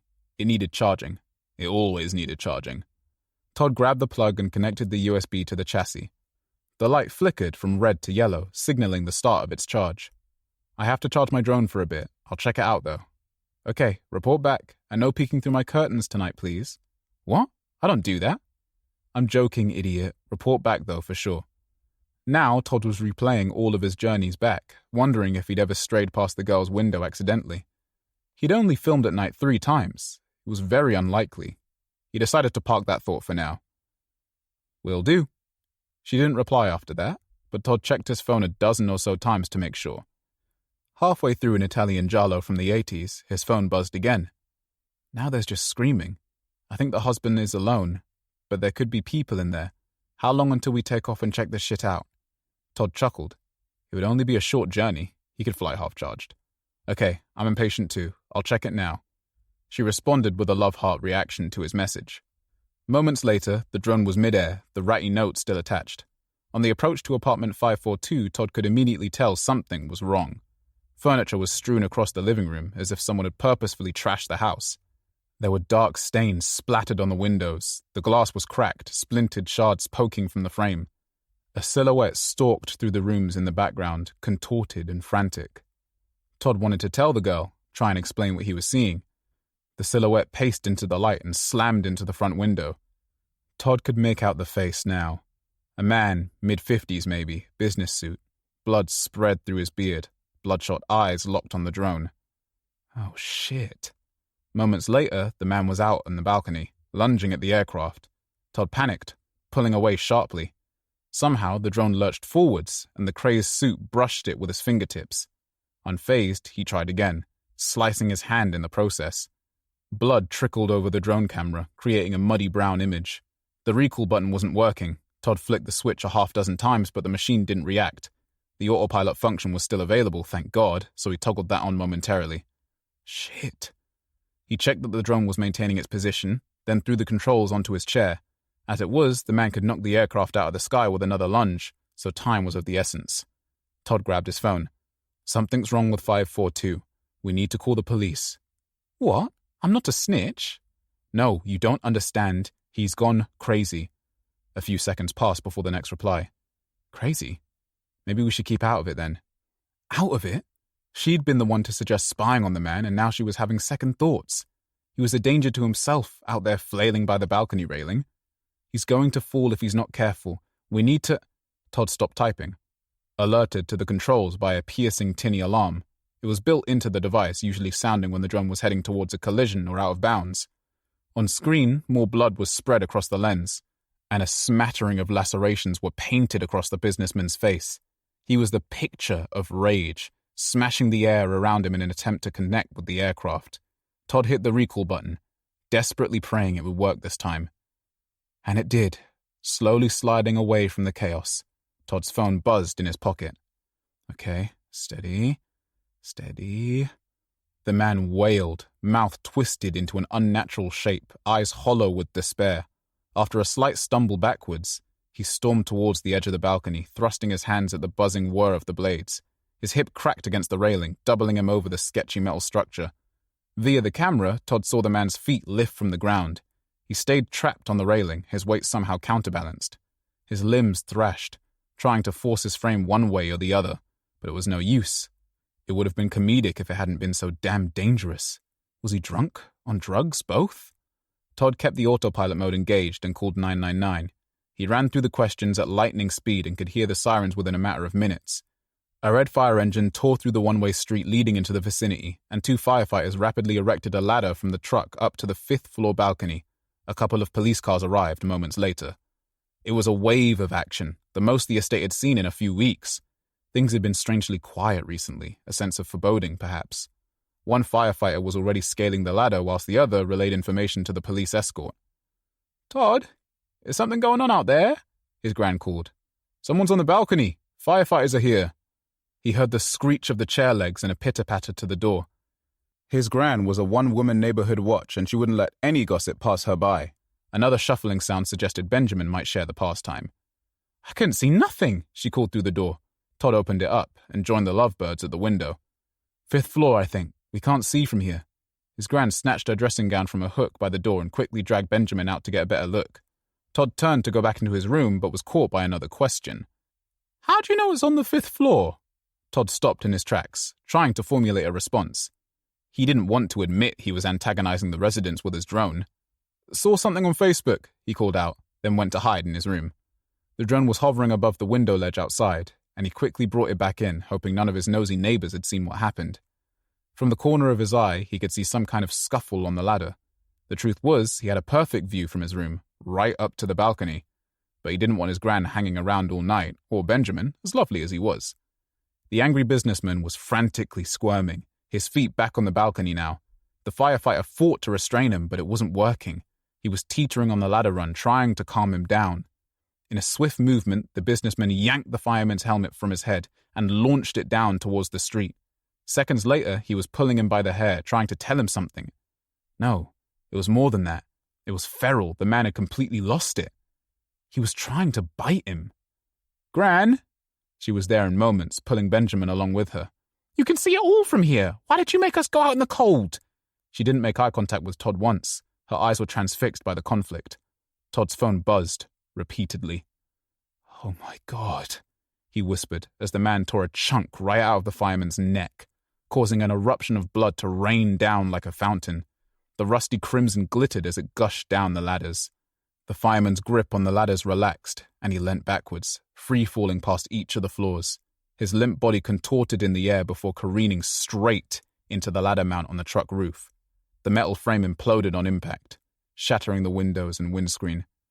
A chorus of screams echoed through the courtyard. When reality set in, Todd found himself joining them.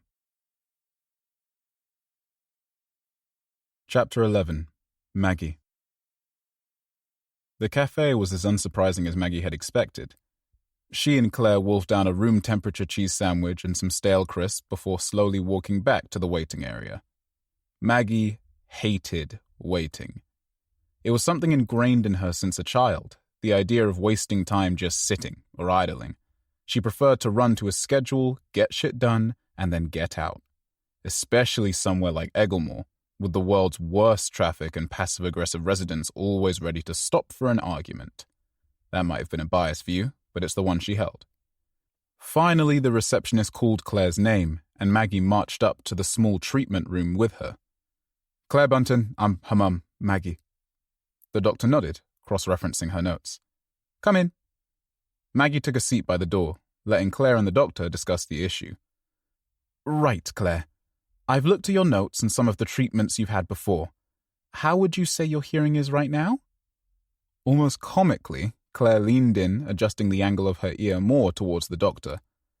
I guess that gives you an answer, Claire joked. Maggie chuckled too. I'm going to take a look at your ears in a moment, but I wanted to discuss my one thing first. Have you heard of SSHL at all? Claire looked to her mum, shaking her head.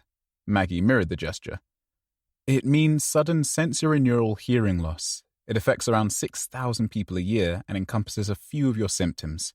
Usually, it affects those in their 40s or 50s and often resolves sporadically.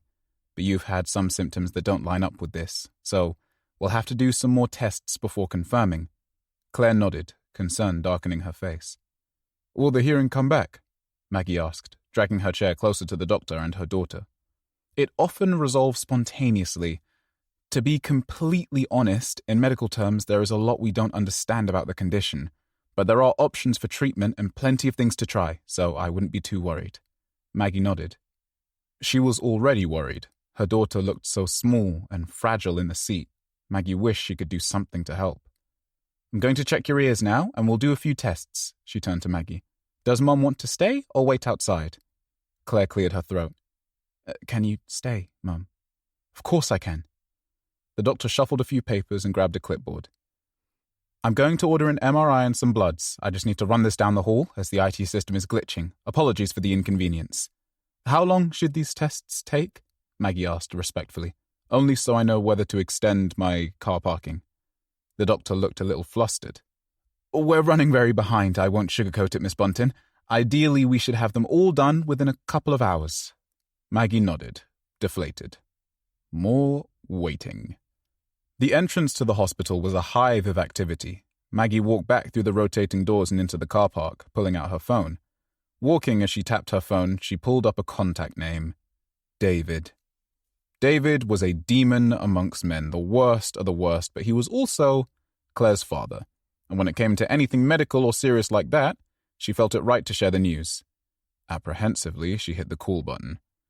A few rings later, he answered with a groan. We didn't have a call booked in today. I'm seeing Claire next Sunday. Hello to you too, David. How are you? She smirked, knowing just how to get on his nerves. What is it, Margaret? I'm at Egglemore Hospital. Claire's hearing has gotten worse. How much worse? He answered, eventually sounding like he was actually paying attention. They're doing tests. I'll keep you updated, of course, but she's in good spirits. How long has the appointment been booked for? I should have been there. Maggie sighed silently, knowing exactly how conversations with this man went. She looked both ways, crossed over the road, and headed to the pay machine. It's been rescheduled 5 times. It was last minute, otherwise I would have told you.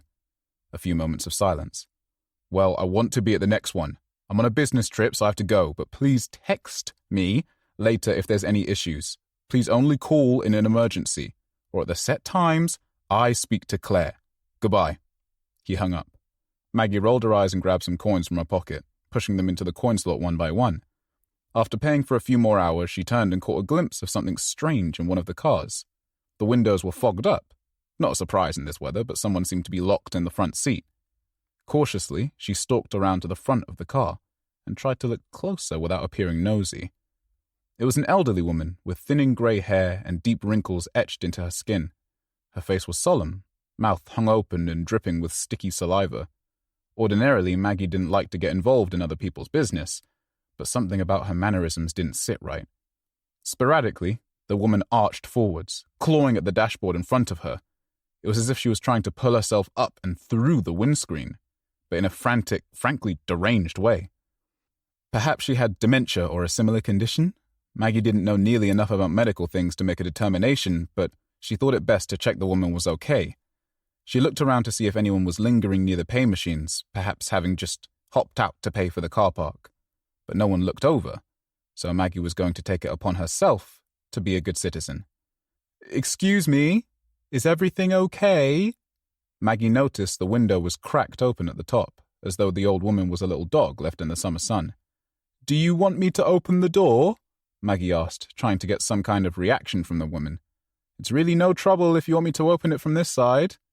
The woman looked in Maggie's direction, but rather than making eye contact, she just looked straight through her.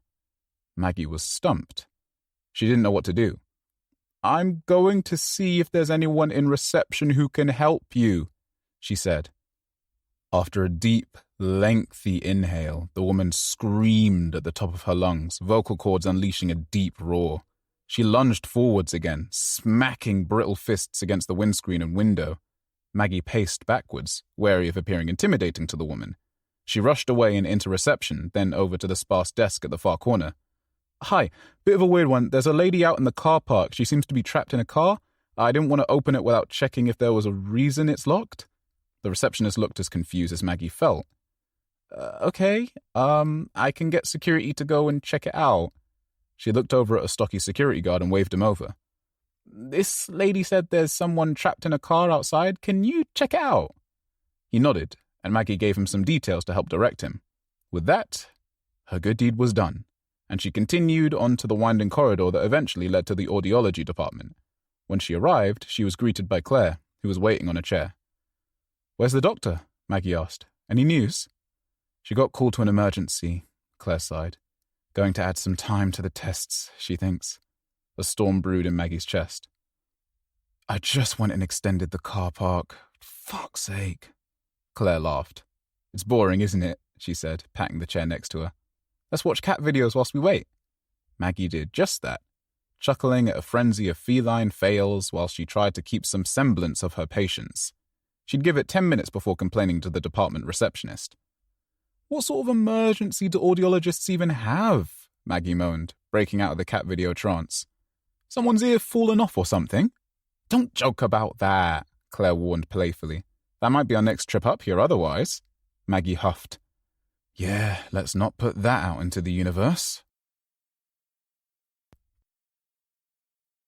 Chapter 12. Alice. Everyone outside the services had returned to the main building. A handful of bodies lay limp on the forecourt, blood and guts littering the tarmac.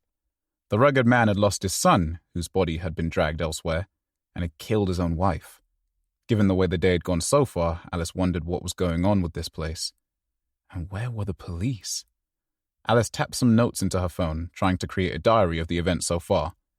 She got on the coach at 10 a.m. By 12 p.m. they were at this service station and she'd already seen 2 corpses. That was more than she'd ever seen in her life, let alone in one day.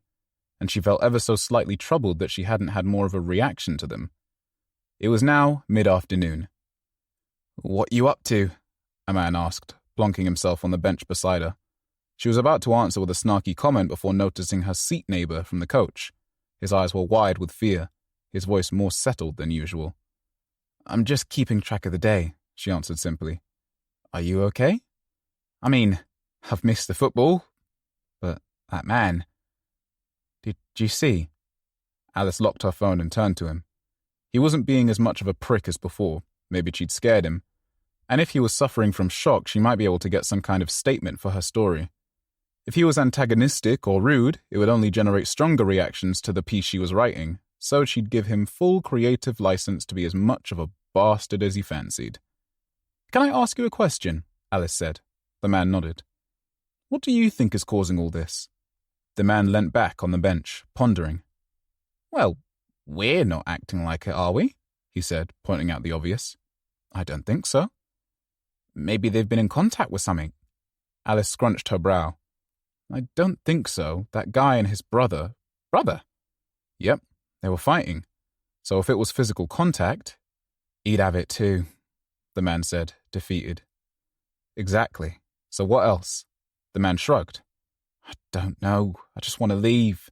Has anyone seen the driver?" Alice glanced over her shoulder, as if the driver might be right behind them, eavesdropping on the conversation. "Well, someone said he got drunk and went to sleep in one of the motel rooms over the road." "There's a motel here?" "Sure is. That's where that family came from. The dad and the, well, wife, kid. You know, them." Alice gestured to the window, pointing out the wife's corpse. "It doesn't make sense. I'm going to order a taxi or something. I'll find the money. I just want to get out of here." "Did anyone call the police earlier?" Alice asked, ignoring the man's whining. He shrugged again, finding a new way to annoy her with every passing minute. Then he was gone, plodding over to the exit. Alice sighed and pulled out her phone, switching off the voice recorder app. No one had told her anything remotely helpful yet. She'd have to find that boy, Reese, again. Get him to say something interesting. She needed a good pull quote. "We called the police earlier. 3 times. Alice turned to see the elderly woman from the coach. Her husband was by her side, tending to his ruptured scalp and missing hair. "On the coach earlier? He attacked you, right? The blonde boy?" The elderly gentleman nodded, in pain but obviously enjoying being the center of attention for once. "We haven't been able to get him any medical attention," the wife interjected, before the man even had a chance to speak. "What happened to those paramedics?" "One got attacked," Alice said, "about an hour ago. No idea where the other one went." "Bloody typical. Well, what are we doing? We can't hang around here all day." "I'm going to get a taxi. You're welcome to join me." The woman nodded enthusiastically. "That would be great. We're meeting our daughters for an event and—" Alice tuned out her voice, instead searching for a taxi app or a number for someone who'd pick her up from the side of a motorway. Eventually, she tracked down a company from the nearest town. They were willing to do the trip, but wouldn't be available for half an hour. Alice booked it, figuring it was probably the easiest way to the city before nightfall. Just before she tucked her phone back in her pocket, a message popped up on screen. It was from an encrypted messaging app she was using to correspond with her contact in Egglemore. "Private number. We need to meet soon if we're doing this. Where are you now?" Alice exhaled, frustrated at the situation she found herself in. "Alice, still at the service station, going to find a way to get to you. Private number. Please hurry. We don't have much time." Chapter 13. Rowan. Everything was grey. What was the point of it anyway? 10 years down the drain, a decade of beautiful memories torn apart and burnt to a crisp. And for what? A quick fling in a crusty hotel room with some slob from the office. Rowan boiled the kettle and angrily went through the routine of making coffee for 2. The same images had played on a loop in his head for the last couple of weeks ever since she told him about the affair. His beautiful wife, radiant auburn hair, delicate smile. Now, he could only imagine her on her back, legs open for some vile rat half her age. Rowan was slightly older than his wife, both in their early 40s. They both had successful careers and owned a beautiful home.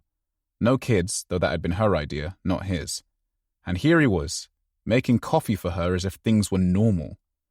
As he stirred the gloopy granules into milky water, the torturous vision burned into his mind. He couldn't stop it. Nor could he stop the heavy-handed preparation, smashing the spoon on the edge of the cup to remove any drips. The anger in his body manifested in violent twitches and bursts of frustration, usually at inanimate objects like the leaky milk bottle or creaky fridge door. Rowan grabbed the tiny cup handles with his oversized, hairy hands and walked out into the hallway. Quickly setting aside the drinks to get the door, he twisted the doorknob and opened it outwards, revealing a dark abyss. After pulling a string light by the frame, he descended carefully into the basement. "Honey, I made coffee. Should we chat?" Rowan angled around a corner wall and couldn't help but smile when he saw the woman he loved. Her soft waves were teased behind her ear, stray hairs plastered to her sweaty forehead. It reminded him of post-coital bliss, the scent of them both intermingled in the air, staring at each other's red-hued faces. His wife snapped awake, her big eyes glossy with tears. Rowan had probably bound the restraints too tight. They must be uncomfortable. Her teeth were forced around a makeshift gag, dirty laundry shreds fashioned into a tight coil. Rowan placed the coffee down by her legs and untied the gag. His wife coughed, hacking up a frothy mixture of old saliva and blood. Rowan took a seat on a dusty dining room chair, piled up alongside various boxes and old junk. That bastard next door. He had the mower going all morning. No respect for night workers, hey? The woman just stared back at him, trying to keep focus and not get distracted by potential escape routes. Rowan suddenly cupped his nose, face screwed up in disgust. "Baby, did you shit yourself?" Tears started to run down her face. "You haven't even had your coffee yet and your bowels are going," he joked. "Can I go clean up?" the woman asked, embarrassed. "I don't want to sit in this mess." Rowan took a sip of his drink, cupping the mug in his hands. I don't think so. Not right now. We need a chat. I want to ask some questions. Rowan, please. Another sip, then he placed the mug down on the floor to one side. I guess my first question is an obvious one. I've asked it several times, and things just aren't making sense in my head. The woman looked away, desperately calculating the best response to the situation. My question is, why? Why, baby? His wife didn't answer. She didn't even look at him. Rowan wondered if she was thinking about the guy from her office, whether he might work out that something was wrong because of her radio silence.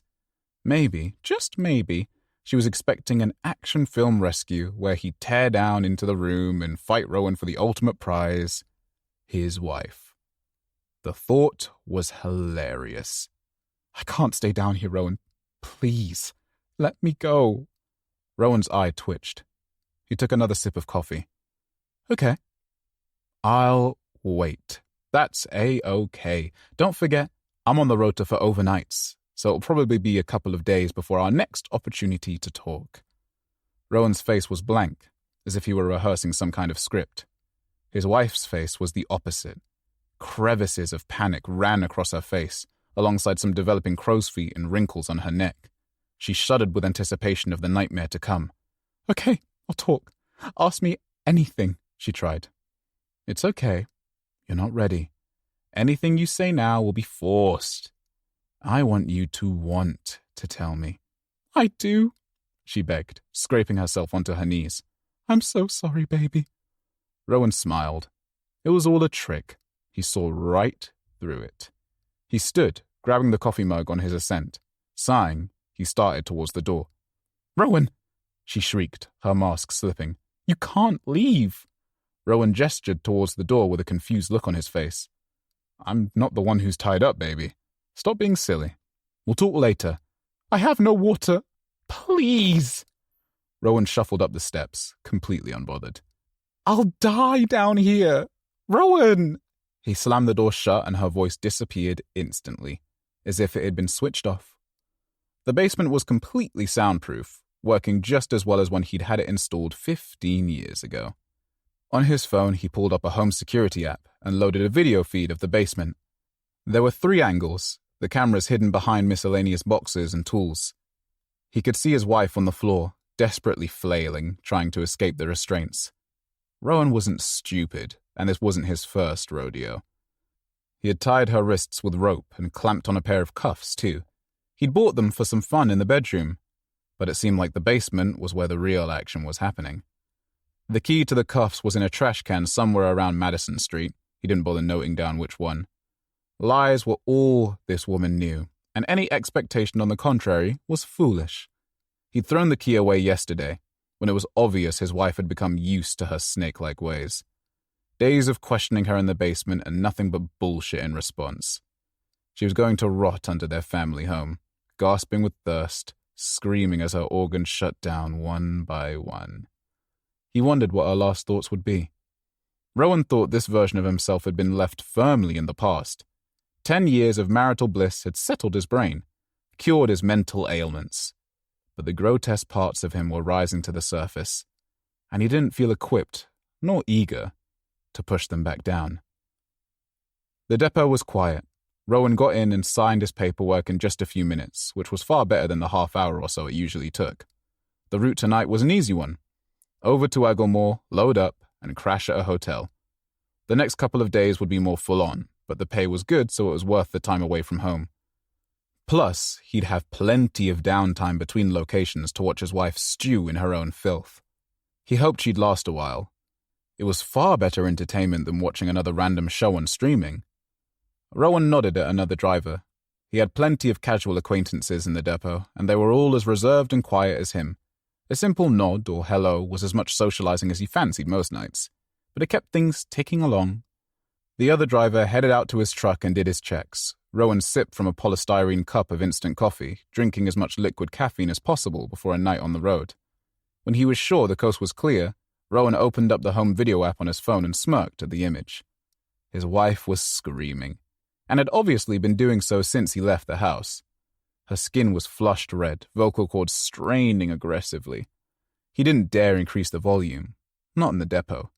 He'd do that on the road. Use it as white noise to keep him awake in the darkness. With a tap on the screen, the angle changed, and he quickly cycled through each camera on repeat to get a good 360-degree view of the woman. A rumble in the distance alerted Rowan to another person coming into the depot, so he placed the device back in his jean pocket.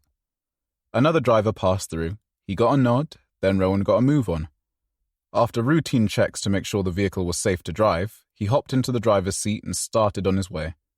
At his first opportunity, he placed his phone in the mount and connected the aux, filling the cab with the shrieking cries of a dying woman. Classical music had nothing on that symphony. Chapter 14. Charles. The streets were alive in the evening. The main precinct buzzed with energy, happy hour signs plastered across the front of every bar. Crowds full of tech workers, office drones, and wealthy businessmen were packed into every establishment, spilling out onto the streets. Charles caught snippets of gossip, tearful phone calls, and hushed arguments on his way past the strip, directing himself towards the beach. Though Charles had been living in no fixed abode for most of his adult life, he still had no real innate sense of direction. Everything was familiar, so to speak, but a lot of the connecting roads and parks were a blur. It kept things interesting in some ways. He could never really get bored of exploring the city. Colored lights refracted through steamy windows, beams of orange and pink dancing across the wet pavement. A storm was coming. That's what the radio said. The weather had been pretty temperate for late autumn, and in a climate as mild as Egglemore's, it was rare to see more than a bit of thunder and lightning. But a full-on weather event was on its way, the likes of which most of the UK hadn't seen in decades. The underpass would be fine for a night or two, but finding some proper shelter was going to be Charles's main priority. He had a couple of leads, potentially, from old friends and casual acquaintances. Rod had said that at a push, if he wanted to stay on the floor at the sandwich shop for a night or two, he was more than welcome. But Charles preferred not to put out his friends. He'd find somewhere else, and he had no doubt in his mind it would be perfect. The beach was much quieter than the city centre. Waves caressed the shore, white foam settling on the pebbles. There was a gym on the seafront, a high-end but low-traffic business, and if it was a particularly slow night, the manager usually let him in the changing rooms for a shower. The glass-fronted building was tucked at the end of a quaint row of shops, all of which were shut for the day. Fluorescent lights beamed from a sign above the glass. Rick's Workouts plus Gym, through the window. Charles could only see 2 or 3 people using the machines, sweaty bodies looking strained and uncomfortable. It would be the perfect time to grab a quick wash. Inside, a super-modern lobby led to an automated barrier. It was here that Charles was stumped. These things were new, and without a membership card, he wouldn't be able to get face-to-face with any of the staff. Charles was much more charming in person, and though he could use the buzzer and talk to someone, it was much easier for them to wave him off that way, especially if his usual contact wasn't on shift. Damn. Just behind him, lingering in the doorway, there was a man wearing a heavy raincoat, hood drawn up over his head, disguising his face. He leant against the wall, very potentially drunk if his posture was anything to go by. "Hey," Charles called over. "Can you buzz me in? I left my card." Ordinarily, he wouldn't have told a white lie, especially such an implausible one. No one would believe a man as scruffy as Charles had a membership to a high-end establishment like this one. But if the stranger was indeed a little intoxicated, it might be a harmless half-truth to get him to his hot shower. Disappointingly, the man didn't answer. Instead, he just coughed, babbled under his breath, and continued on his way, disappearing towards the beach. Shit. Out of options, Charles pressed the buzzer and tried to formulate the question in his head, leaving as little room for failure as possible. He really needed that shower. The smell coming from him was unnatural. "Hi, are you having problems with the barrier?" a friendly male voice asked. It wasn't anyone Charles recognized, which was another hurdle. "Hey, is Xander working tonight at all?" The voice at the end of the line hesitated. "He's not, no. Do you have a membership here?" The receptionist must have looked at the camera. The shift in the tone of his voice was unmistakable. "I'll level with you," Charles started. "I don't have a membership. I don't have a penny to my name. But sometimes when it's quiet, I can get a shower here. I don't have anywhere else tonight." More hesitance, but when the man responded, he had more humanity in his voice. "I can get you in for 15, no worries. I'll buzz you in now. Just come to reception when you're done. You're a star and a gentleman, thank you, Charles beamed, stepping through the barrier. He wiped his feet on the mat and stepped into a long white hallway. Inside the changing room, Charles peeled away the dirty clothes from his body. He had a change of underwear and socks in his bag, but he'd be replacing the rest of his outfit right after the shower. The first step into the water was heaven, a blissful waterfall of warmth cascading down onto him. His body was marred with cuts and several rashes, dark skin mottled purple and red. Dripping from his shoulders, the water ran a murky brown, eventually washing away all the dirt and scum.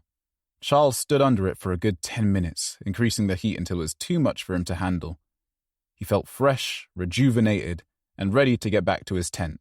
With fresh underwear and socks on, Charles headed out to reception, expecting to find the owner of the male voice he talked to. "I'm off now," he said to no one, wondering if they might be just out of earshot. "Thank you, again." No answer. Oh well. He'd note down male voice in his book. It would be hard to track anyone down from a voice alone, but he could revisit with a gift another time. Scratching the words into his notebook quickly, he headed back to the lobby, hoping he could exit without any fuss. At the end of the white corridor, Charles could see a couple of shifting silhouettes. It was completely silent, but murmurs of their conversation were drifting in the air. Apprehensively, he continued towards the exit, subconsciously treading quietly to avoid drawing any attention to himself. Charles heard one of the voices a little clearer. "Is there anyone I can call for you?" One of the fluorescents overhead started to flicker, diluting the flawless white decor with ugly grey shadows. The voice definitely belonged to the receptionist, and it sounded like he was trying to navigate a difficult situation. "Sir, I'm going to have to ask you to stop walking into the barrier. It won't open without a membership card." Suddenly, both of them came into view. The receptionist was medium build, late 30s or so, and the other person was the raincoat guy from earlier. He was inside now, testing the receptionist's boundaries and patience, intermittently walking face first into the barrier. He was definitely drunk or on something. Charles hung back, doing his best not to impose. He was in no real rush, and if he waited a bit, he could thank the man who let him in. Raincoat guy walked into the barrier again, squashing his face against the glass. Incredibly, the man started to wail, a gruff distortion to his voice. Charles couldn't see all that well, but he imagined tears cascading down the clear plastic. The sound of his voice reverberating against the material was haunting in itself, but the complete lack of self-awareness was the real problem. Charles had seen it all too much. High on drugs or drink, people became shadows of their former selves. They'd fight and argue and take stupid risks for the tiniest of rewards. It wasn't something he was immune to either. His past was blotted with shoplifting offenses, petty theft, even minor assault. The Charles of today was not the Charles of yesterday, and as long as he worked hard on improving every single day, he could forgive himself for his less than stellar moments. Eventually, he might even forgive himself for the biggest regret in his life. But he wasn't there yet. "Hey, is everything all right?" Charles asked, breaking the tension in the lobby.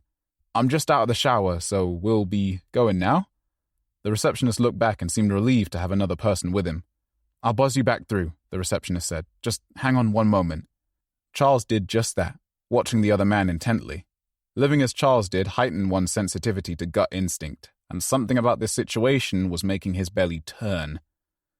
Raincoat guy continued wailing, bringing his head back and slamming it into the barrier. The receptionist was in over his head and called for help on his radio. Charles felt a little useless, hanging back and observing, but it wasn't his place to intervene. The wind was picking up outside, whipping a torrent of rain against the glass. A wet, teenage-looking man stepped inside, shaking water from his hair. Dressed in a black jacket with a clip-on radio hanging from the pocket, Charles guessed it was the complex security guard. "What's going on, mate?" he asked Raincoat guy, nodding at the receptionist. "Gonna need you to leave if you're not a member." Instead of listening, Raincoat guy stared directly ahead, studying his reflection in the barrier. His face was uncovered slightly now, revealing an unkempt beard and a heavy nosebleed. Slam. Slam. Slam. He wouldn't stop, repeatedly smacking his face into the barrier, smashing up his flesh. The guard tried to intervene, but it was too late. Raincoat guy pushed himself away from the plastic and turned to sprint away. Instead of the doorway, he collided with the window and folded back to the tiled floor with a crunch. The guard reached down to help him, but Raincoat guy shifted across the floor to the corner, retreating like a caged animal. The hood had slipped now, and Charles could just about make out his face. It was flushed red with rage, cuts and bruises hatched across his left cheek and forehead. Charles looked for any other exits. He didn't want to leave these people in their moment of need, but getting involved in anything like this never worked in his favor. Whilst he considered his options, the receptionist quickly leant over the barrier and took out a jangle of keys, unlocking the gate. It swiped open, and there was almost no obstacle between Charles and the scuffle. "Get out of here!" the security guard wailed, his voice breaking in a panic. It was unlikely he'd experienced too much of this nonsense at this end of town. His usual day probably consisted of handling self-entitled Karens and obnoxious businessmen, not aggressive drunks. With barely a moment to think, the guard was overcome by Raincoat Guy's strength. In a swift but clumsy moment, he pounced and tackled the guard to the floor, before pummeling scrunched-up fists into his face. The receptionist sprinted over and tried to pull the crazed man away, but it was too late. Raincoat Guy bit the guard on the cheek, drawing blood effortlessly as he sunk his teeth into the skin. He tossed his head side to side like a dog with a squeaky toy and pulled a chunk out of his face. The receptionist froze in his spot, suddenly unable to move. Raincoat Guy spat out the mangled flesh and twisted to look at the scared man. "Move!" Charles screamed, sprinting towards the scene. He shouldered the receptionist out of the way just as Raincoat Guy was about to make contact. With a soft crunch, the receptionist slid across the floor, away from the action, and Charles collided with the deranged man. They collapsed in a heap, and Charles felt a muscle in his right shoulder pop. Straining to keep the man off of him, Charles quickly twisted to get on top. Raincoat Guy snarled, red-brown teeth snapping in a frenzied attack. Thinking on his toes, Charles swung the messenger bag in between him and the man and pushed down to smother him. A wailing siren blared outside the gym and 2 police officers quickly filtered through the door. Charles jumped away at the last minute and was relieved to see the man still breathing. As he stumbled upright, shoulder in red-hot agony, Raincoat Guy thrashed and squealed until the police had him cuffed and restrained. One of them, a female officer with a scar across her eye, turned to talk to Charles. "You'll both need to get to the hospital as soon as possible," she said. "Are you injured?" "No, I'm not, but he is." Charles pointed to the guard, who was writhing in silent pain, blood spurting from the wound on his face. His outline was traced by a growing pool of crimson. "Okay, get out of here, and get to a doctor as soon as you can." The other police officer was struggling to keep the man contained. With a friendly but obviously strained smile, the female officer turned to help him and dragged Raincoat Guy from the building. Moments later, an ambulance pulled up and tended to the guard. "You saved my life," the receptionist whispered. "I don't understand." The receptionist was pale as a ghost, his freshly shaven face nearly translucent. "It was nothing," Charles said. "I was going to thank you for the shower." The receptionist's eyes trailed to Charles's brown leather jacket. It was covered in blood, which had splattered across his neck and face. "Do you need another one?" he asked. Charles looked down too. "I might take you up on that." The receptionist escorted him back through the barrier, offering a cup of tea as well as a whole half hour in the changing room. Charles wasn't going to say no to either of those things. He stripped down, placing his items in a locker before heading to the shower. He grabbed his notepad from his bag and unclipped the pen from the front. On the most recent page, Charles crossed out his entry for male voice. He considered the receptionist's good faith well and truly repaid. He had the aching shoulder to prove it. Chapter 15. Maggie. Maggie and Claire sauntered down the hallway, back towards the lifts. It was nearly 9 p.m. now, many, many hours later than either of them had wanted to stay, but they were in good spirits, talking and joking. There was nothing more annoying than driving back home in the dark, but Maggie was confident that the tests and insight into Claire's condition were worth it. "Can we get dinner on the way home?" Claire asked. Maggie nodded. "There's a drive-thru down the road. We'll get burgers if you want." Claire smiled enthusiastically. "You know I do." Claire hit the button to call the elevators. When the metal doors opened a few moments later, Maggie noticed an elderly woman slumped against the wall inside, the mirrored glass reflecting her image. Maggie recognized her as the one trapped in the car earlier, with the unusual eyes and possible dementia. "Hey, are you okay?" Claire asked. Maggie stood still, unwilling to enter the shaft until the woman turned to face them. The woman didn't answer, didn't move a muscle. Bleep! The hospital tannoy crackled into life, and a panicked woman's voice bounced around the speakers in the ceiling. Will all visitors please report to the reception immediately via hallway B? This hospital is entering lockdown in line with the NHS lockdown procedure. Do not use the lifts. Please only use the stairs. I repeat, will all visitors...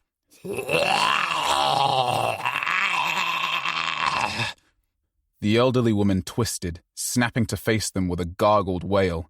She scurried across the elevator floor, bones grinding together with each movement, arms flailing.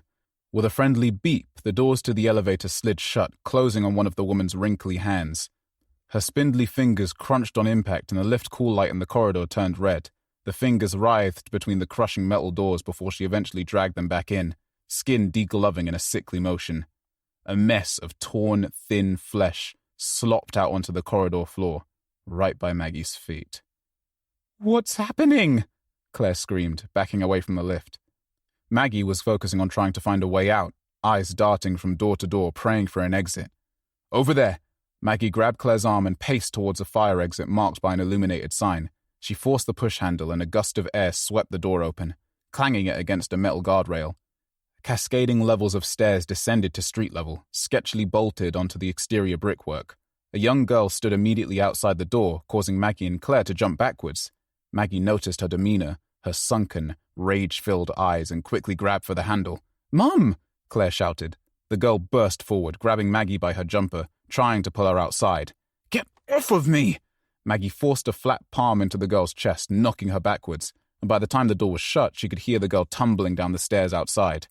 "We need to get out of here right now," Maggie ordered, leading Claire to the interior stairwell. God only knew what was going on, but if it was a lockdown, it was serious. They ran down as fast as they could, a blur of signs and posters whipping past. At ground level, Maggie quickly darted to each signboard, looking for a way out. The crowd on the stairwell behind them was growing, a wave of panicked visitors rushing to leave. The tannoy announcement was playing on a loop. The signs were almost unreadable, a confusing vomit of arrows and colors and apartment names. Maggie had no idea what was going on, but she couldn't take her mind off of the elderly woman, the way her skin slurried from her fingers without as much as a groan. Focus. The reception was a no-go. If they went there, they'd be kettled until the early hours at least. This place wasn't safe for her, and it wasn't safe for Claire. Claire already seemed stressed and disoriented. Why wouldn't she? So it was in both of their best interests to get out of this hospital and then Egglemore as a whole. There was only one direction to go from the stairwell, through the hall and out into another bigger corridor. "Move!" A scruffy 20-something slammed into Claire, knocking her to the floor. Her phone tumbled from her hand, shattering the screen. "Hey!" Maggie called out, grabbing the man by the collar of his hoodie. She tightened both hands around the material, scrunching up his face. "Watch where the fuck you're going." She held him there for a moment, staring into his eyes. "I'm sorry, miss." Claire got up, brushing herself off. The parade of people kept churning through into the hallway. "Mum?" Maggie forced him away from her, and he bounced hard off the wall before sprinting to catch up with his friends. "He broke my phone," Claire said, her teenage priorities right where Maggie expected them to be. "We'll get it fixed. Come on." They joined the crowd, moving as one entity through the hallway. People were making calls, frantically searching their handbags for keys, muttering questions aloud to themselves, bewildered by the situation. Maggie wanted to be at the front. She couldn't let them get trapped in this place. With Claire's hand in hers, she started to squeeze through the gaps, driving forward with her shoulder to make space. Maggie wasn't a small woman, far from it, and her size was helping part the crowd. Claire followed close, leaning through the space her mum was making. They were approaching the end of the hallway. 2 double doors, then, if Maggie remembered right, a couple of left turns to get back to reception. She had no intention of staying inside the building, and if anyone tried to make her, they'd learn what it felt like to be on her bad side. "Mum, slow down!" "Not far now," Maggie groaned, aware that Claire probably couldn't hear her. The crowd was only 100 meters or so behind them, and Claire had finally reached the front. Out of breath and sweat dripping from everywhere, she charged forward, blocking anyone from getting ahead of her. From around the corner, the security guard from earlier stumbled into view. He was holding his neck, blood staining his skin and jacket. "Stop!" he called out, croaking through his injury. "You can't come this way!" 50 or so people were surging towards the exit, and it was an accident waiting to happen. Deflated, he grabbed his radio and muttered some unintelligible words before stepping back around the corner. Without warning, the double doors slammed shut, some kind of mechanism kicking into action remotely. "No!" Maggie called out, still running at full speed. She turned her head, saw the rush of people behind her. "Everyone stop! The doors are closed!" Instinctively, she pulled Claire in front of her and piled into the corner, head down to protect them both. They stayed this way, wrapped against the tiny wall, as the mass of people crashed into the doors, barely moving them an inch. They were specially designed lockdown doors, Maggie pondered, tracing her thoughts for some kind of helpful information. With a career background in IT security systems, this was something she might well have an upper hand in. In the old days, as Claire liked to call it, Maggie had built a business from scratch, installing custom-built IT systems for a variety of different clients. These ranged from basic payroll and company software all the way through to complex security systems, including the ones the NHS used. As far as she knew, the same systems were still in use today. Maggie had sold the business with high hopes her work would remain helpful for decades, but the new owners cut every cost possible to increase profits. Another day, another greedy capitalist. True, she made a killing from selling the company, but she didn't see herself as one of them. She spent her days now trying to be helpful, participating in hackathons and similar events to keep her money and skills ticking over. If only she decided to spend some of that money going private instead of waiting for an appointment at Egglemore. Maggie straightened up from her cradling position and looked around. The hallway was packed, bodies shoving bodies in riotous fits of panic. A dozen or so people were on their phones, talking to loved ones or the police or whoever they could reach. The rest looked as if they were losing their minds. "Everyone stop!" she shouted out. "They won't let us out unless we calm down." Claire was flushed red, tears bubbling in her eyes. Maggie held her hand as she addressed the crowd. As she looked over behind them, she noticed the doors at the other end of the corridor were sealed shut too. "They can't do this to us," one person cried. "I'm suing the hell out of them for this," another said. Maggie rolled her eyes and pulled out her phone, keeping Claire hidden behind her. She didn't want things to descend into violence, but it was foolish to think it wouldn't. On screen, she brought up an app and typed in some credentials. She'd built her own interface to navigate the software suite she'd developed, and even though she didn't have control of it all anymore, it was likely she could find a way in. Big business was lazy like that. They wouldn't bother keeping the code up to date and would only do an overhaul if one day things went bang. "What are we going to do?" Claire asked, her face wet with tears. Maggie turned towards her. "I'll tell you what we're not going to do," Maggie started, "and that's panic. I think I can get us out." "How?" Claire moaned. "Give me 2 minutes." Maggie tapped and typed, the complex code second nature to her. "I can get these doors unlocked. Is anyone speaking to the reception?" Maggie asked. Most of them ignored her, and a couple just shook their heads. Maggie scrolled into a blueprint of the hospital, which was dotted with sensor locations and exits. After some more tapping, the doors unlocked with a pneumatic hiss. Maggie pushed them open and dragged Claire into the next corridor. "How did you get through? Get back here right now!" the guard ordered, running over from another room. He got right up into Maggie's face and she just smirked. "I owe you a punch in the face for leaving me and my daughter trapped in there. Do you want it now or later?" The guard scowled, his brow darkening. "That's what I thought," Maggie said. "Now tell me, how do we get out of here?" The guard brought his hand away from his neck for the first time in the conversation. A deep gash was oozing with blood and some unidentifiable clear liquid. "You think I don't want to get out of here too?" Maggie scoffed. "With that injury, I'd say you're right where you need to be. But we aren't. So tell me how to get out." The man started to scratch around the wound. A pinprick rash was developing at the edges of the laceration. "We've gone into full shutdown. There's no way in or out aside from the fire exits."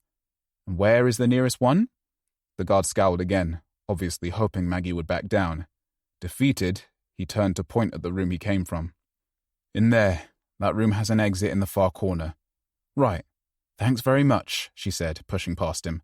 Claire hurried behind, fearfully remaining only a pace or two behind Maggie at all times. "When we get out of there, stay right by me, okay?" Maggie walked in, scanning the room for the door, but there was nothing there. No kind of opening, no fire exit. As she turned back, she saw the guard quickly locking the door they entered through. "What the fuck are you doing?" Breaking her hand away from Claire's, Maggie marched up to the door. There was a square safety window framed by thick wood. The rest of the door was reinforced.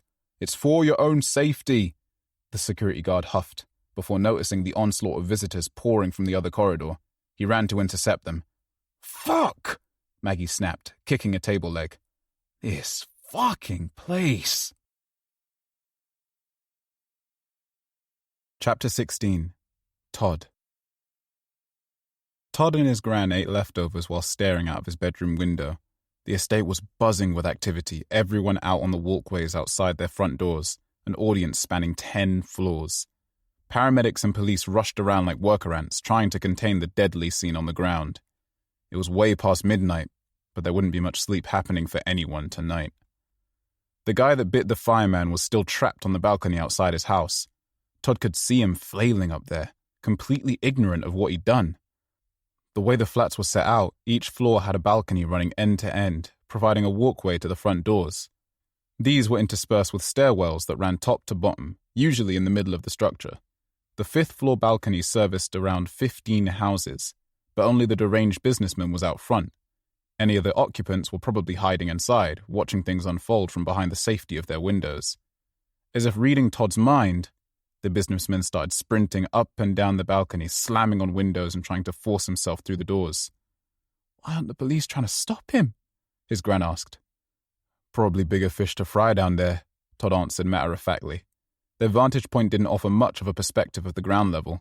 Part of him wanted to sneak out and check out the scene. A bigger part of him thought that was a horrendous idea. Besides the dead body and a whole lot of blood, there were too many strangers out there. How was he to know who might go crazy next? It seemed like such a random attack, frenzied even, and Todd's mind was racing with fearful possibilities. Was it another pandemic waiting to happen? Some kind of illness? Too many questions, not enough answers. Todd had messaged the girl from before, Tanya, to see if she had any updates, but she'd stopped replying a while ago. When it was safe to do so again, he'd flood the drone out and check on her window. There was no way on God's earth he was going out there himself. "I should check on Benjamin," his gran asked. "What?" Todd stopped eating, dropping his cutlery into the bowl. "Well, he looked tired and... Are you crushing on him, Gran?" "Oh, don't be such a stupid idiot." "You know you're allowed to." "You have my blessing." His gran put her bowl on the table and placed her tightly curled fists on her hips. "As if I'd asked for your bloody blessings anyway, you idiot." Todd smirked. "Gran and Benjamin sitting up a tree." "Oh, grow up, you silly fucker. You're 25, not 5. Todd pulled the curtain shut. "And you're 75 plus the rest, so it's bedtime for you." Her mouth dropped. "I'll have you know." Todd grabbed her bowl and playfully escorted her out to the kitchen. He pushed gently on her back to speed her up. "I can't believe you, all that going on out there and you're treating me like this," she complained. Todd giggled. His gran definitely missed her calling, he thought, with the theatrical flair she brought to every situation. She was destined for the stage or screen. "Right, night, see you in the morning, have a good one, love you," he blurted, waving and sprinting back into his room. He heard her complain through the door. "I'm sorry, was I holding you up from something? Better not be watching pornography in there, Todd." Todd rolled his eyes and opened his laptop. He went straight to his browser and typed a rotating selection of words in the search bar. Egglemore. Egglemore Emergency. Egglemore Police. Egglemore News. A variety of articles popped up on screen, all small local publications. None of the national sites had posted much about Egglemore at all, aside from the weather warnings. Todd stretched out his neck, pushing on his chin, then pulled out his phone. Still no messages. "Benjamin?" he heard his gran say in the kitchen. She was already calling him after 2 seconds alone. Definitely a crush. Todd could put matchmaker on his CV now. The drone was out of battery again, so he grabbed it from the side and plugged it into the outlet. Todd was desperate to check on Tanya. She lived directly underneath the rabid businessman in the adjacent block, and it was only a matter of time until he left the balcony and went exploring. The stairwell was accessible 24 hours a day, and from what he could see, no one had sectioned it off. The complex felt too quiet. An ominous silence pervaded. Blue and red lights beamed from the emergency vehicles on the ground, intermittently drowning Todd's bedroom in a blue and red wash. A torrent of rain splattered across the window, roaring winds surging through the estate, the only thing to break the quiet. Most people were back in their homes now, cozy tungsten rooms in stark contrast to the inky sky. "Benjamin?" he heard his gran call again. Todd drowned out her voice and focused on the laptop. He had to find out more information. His anxiety was through the roof. Without warning, his phone started to vibrate. "Tanya?" he asked silently and hopefully. That hope was short-lived when a haunting siren started to sound from the device. Todd snatched his phone and read the bright red notification pulsating on screen. It was an emergency alert, a few lines of text written in capital letters. "Emergency alert. Stay in your homes. Immediate curfew order is in action until further notice. Todd's heart was racing. As soon as he dismissed the notification, he heard the same siren blaring on his Gran's phone in the other room. "Gran, did you just get the alert?" He twisted the handle and snatched open the door. His Gran stood at the entrance to the flat, which opened directly into the kitchen. Benjamin was at the threshold, his hair messy and clothes disheveled. Todd recognized the smart casual wear from his visit earlier in the evening. He hadn't changed his clothes, but had definitely slept. That was a bedhead if ever he'd seen one. "Benjamin, what are you doing here? I thought you were off to bed," his Gran said. "You look really tired." Benjamin was hunched up and bent slightly forward, mumbling something under his breath. Each second that passed saw him stumble slightly further into the flat. His Gran took several gentle paces backwards. "Take a seat. Are you hungry? You don't look so well." Gran glanced over at Todd, confusion written on her face. "Hi, Benjamin. Everything all right, mate?" Todd asked. The elderly man paid him no mind, his eyes locked straight forward. Gran pulled out a chair at the kitchen table and gestured towards Benjamin to sit down. He didn't sit. Instead, his face contorted into something almost inhuman, his eyes scrunched up, deep wrinkles set like scars, his mouth opened wide, a cavernous abyss. And then he screamed, a croaky, wet, guttural sound exploding from his chest. Rage surged through his body as he pounced, taking flight in a brutal tackle that defied his age. He careened into the elderly woman, knocking her into the table, her back folded the wrong way, crunching on impact, before they spilled onto the floor. Todd's anxiety bled into anger. A kickstart of adrenaline raced through his veins as he burst into action without even thinking, launching his lean frame into the pensioner. The momentum tore Benjamin's grip away from Gran, and Todd was already back on his feet, grappling with him. "Stop right now," Todd screamed. Benjamin's face transformed from sorrow to sick joy as he flopped around, trying to wriggle away. Todd slammed his fist into Benjamin's stomach, hoping to temporarily impair him, but it didn't work. Instead, he gargled and spat, putrid fluid frothing from his lips. "Benjamin, fucking stop!" The elderly man launched himself, throwing Todd from him like a rag doll. His strength was implausible, as was his newfound agility. The wear and tear evident in his normal pain shuffling around the estate had disappeared. Needles of pain shot through Todd's back as he collided with the floor, and by the time he'd stilled from the motion, Benjamin was back above him, ready to attack. With a spring-like action, Todd kicked his legs out and booted Benjamin square in the kneecap. His bones snapped, causing him to crumple back to the ground. "Stop it, you two!" Todd's Gran screamed. She limped over to the rage-driven man and leant over him caringly. "Please, tell us what's wrong." Benjamin's head snapped to the side, and within moments he'd wrapped his fingers around the woman's ankle. He sank his teeth into her thin skin and ripped out a mouthful of flesh. Todd's Gran squealed in pain, stumbling back onto the dining chair. "What the fuck?" Todd screamed. Todd pounced, closing the gap between him and Benjamin. With brutal force, he kicked the elderly man square in the face. His head snapped on tiled floor and knocked him out cold. "Gran!" Todd ran over to her, swiping a tea towel from the counter. With rudimentary handiwork, he wrapped the cloth around the wound, tying it firmly. By the time the wound was covered, it had already bled through the fabric, oozing through the fibers. "I just need my phone. 1 second. Todd crashed through his door and grabbed his phone. He had 3 missed notifications from Tanya. She'd have to wait. With trembling fingers, he dialed the emergency services. The line was engaged. "What the fuck is happening?" Todd asked. His heart was beating hard. Sweat trickled from his forehead. The situation was catching up with him fast.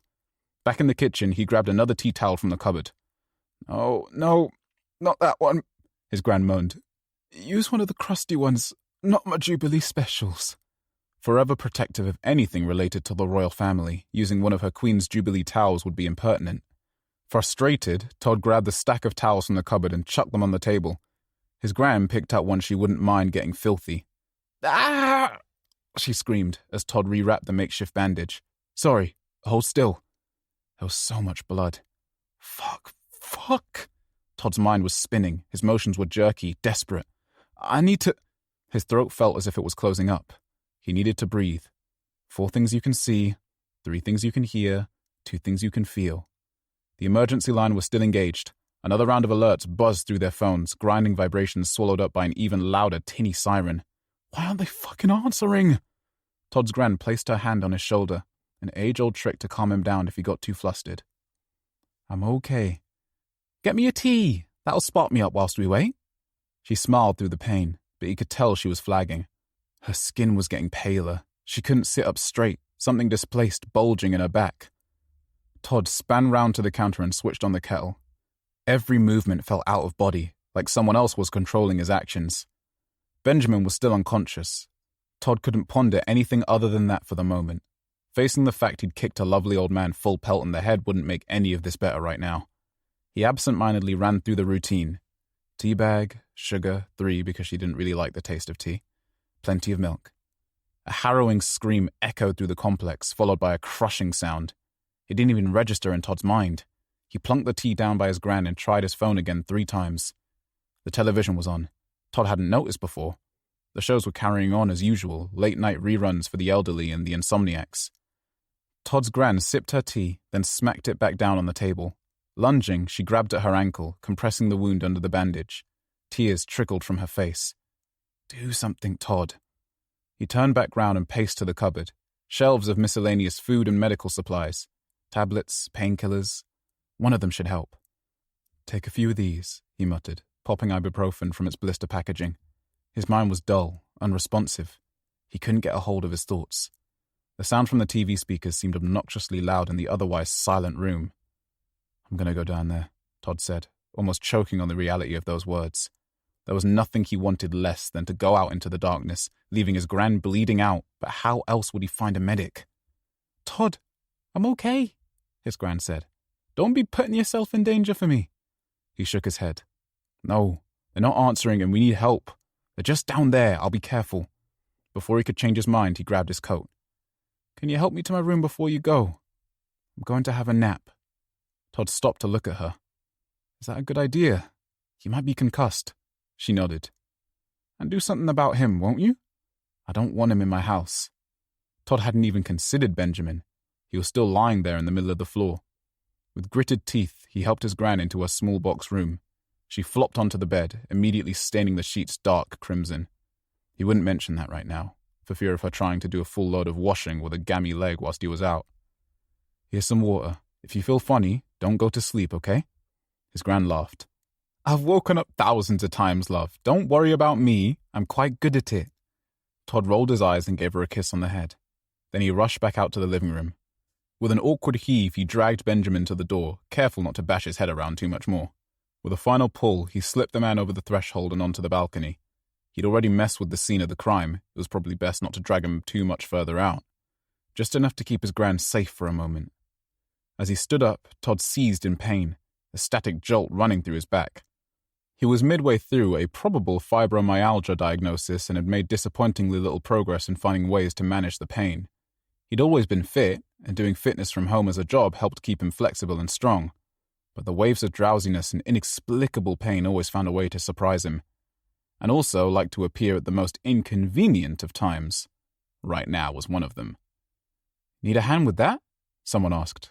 A woman's voice. Todd turned to look at the stranger. It was Tanya, from the other block.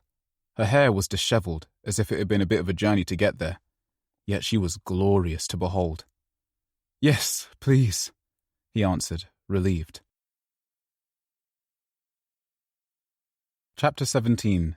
Alice. The taxi never arrived, but the bare bones of a police cordon did, right around 7 p.m. By 10 p.m., barriers were erected around the entire perimeter of the service station, with considerable police presence. From what she could see in the darkness, the motorway was still open, as was the first access road into the complex, but any chance of her getting to Egglemore that night was wishful thinking. She had tried calling everyone she could think of to get her out, friends, acquaintances, even old colleagues from a few towns over, but the consensus was obvious. There was no getting in or out of Egglemore in the immediate future. That also meant the meeting was off. She travelled to meet a contact, who said she had a story that would blow one dodgy company wide open. It was the story Alice needed, the story she dreamt of getting for over a decade. Something to really put her on the map, a proper job writing proper articles. At least something was happening here. Something volatile and interesting. Alice was going to get to the bottom of it. It was too good to leave on the table. Reese, the brown-haired surviving member of the Coach brother duo, was sitting over the table from Alice, looking at something on his phone. The internet's out now too, he said, his words tinged with melancholy. Everyone's phones had stopped working shortly after the cordon was in place outside. It was obvious the cell signal had been compromised in the area. Perhaps it was hackers. But more probably, it was the government. They always had their hands in this kind of thing. Alice hadn't managed to send or receive a single text message for hours, let alone make a call. It was the first time in a long time she'd felt truly disconnected from the world. If not for the pressing meeting she was scrabbling to rearrange, it would have been quite peaceful, actually. The service station exits had been secured. A half-dozen officers were working to ensure it stayed that way. At a guess, there were a couple of 100 people spotted around the sprawling building. The rest had been lucky and escaped to their cars before the perimeter was put up. Alice even spoke to a few people who had been abandoned by their friends and family in the panic, only to have no way of contacting or getting back to them. She was stressed and impatient and over the whole situation. "We need to find a way out of here," she murmured to Reese, catching his attention. "I can't stay like this all night." The police hadn't even arranged rooms at the motel, quite literally adjacent to the building. They were being kept like caged animals in a capitalist nightmare.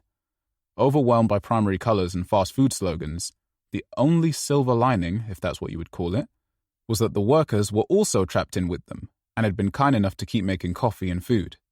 They were still taking full payments for it all, though, so it was hardly a thoughtful gesture. "There's no way out. There's police everywhere," Reese sighed. "There's always a way. I'm going to scope it out." "Coming?" Reese nodded, grabbing his half-empty bottle of cloudy lemonade from earlier and swigging it down in one. "I need to get to the hospital to see Jake. Can you take me there?" Reese's brother had been packed into an ambulance before the place had been locked down, but whether he had made it to the hospital was anyone's guess. If the wider world looked anything like it did in the courtyard right now, it wasn't hopeful. Alice agreed to take them, but had no real intention of doing so. She had her own plans to take care of. Another pair of hands would be helpful in escaping the building, but when they were past the cordon outside, she'd be flying solo. The immediate vicinity consisted of rows of tables and chairs arranged in a sporadic contemporary layout. A handful of fast food outlets ran around the perimeter, with toilets and washroom facilities at the end of a separate corridor. The chicken vendor, Hot Chick Delight, was the only one shuttered due to the boiling oil situation earlier in the day. A salad bar and burger chain rounded off the food options.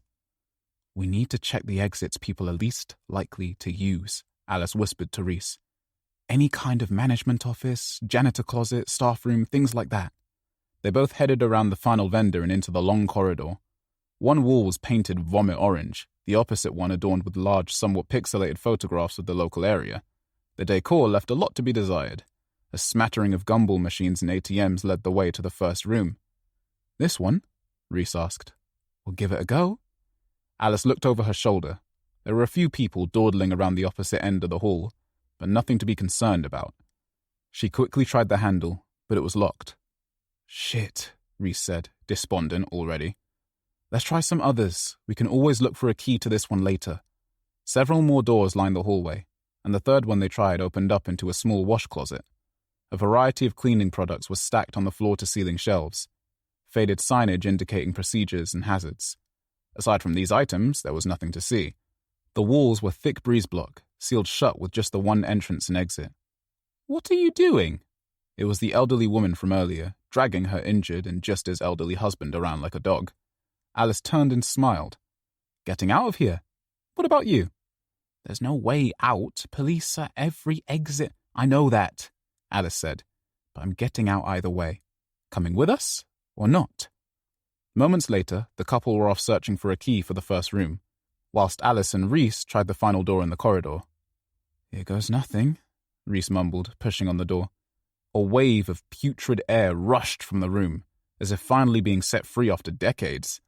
Alice and Reese covered their mouths instinctively, gagging at the smell. It was another, larger closet stocked with similar items to the last one, plus mops, brooms, and larger industrial tools. But smack bang in the middle of the floor, abandoned in a shallow puddle of blue bleach, was the melted boy from earlier. The parts of him that weren't still in the deep fat fryer or glued to the floor in the main lobby were liquefied.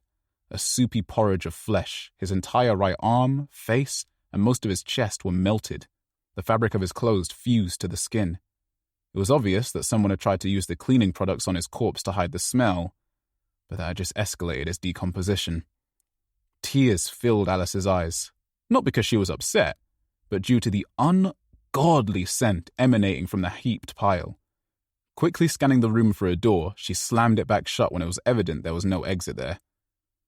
Well, that's fucking disgusting, Reese gagged. Yeah, let's not open that one again.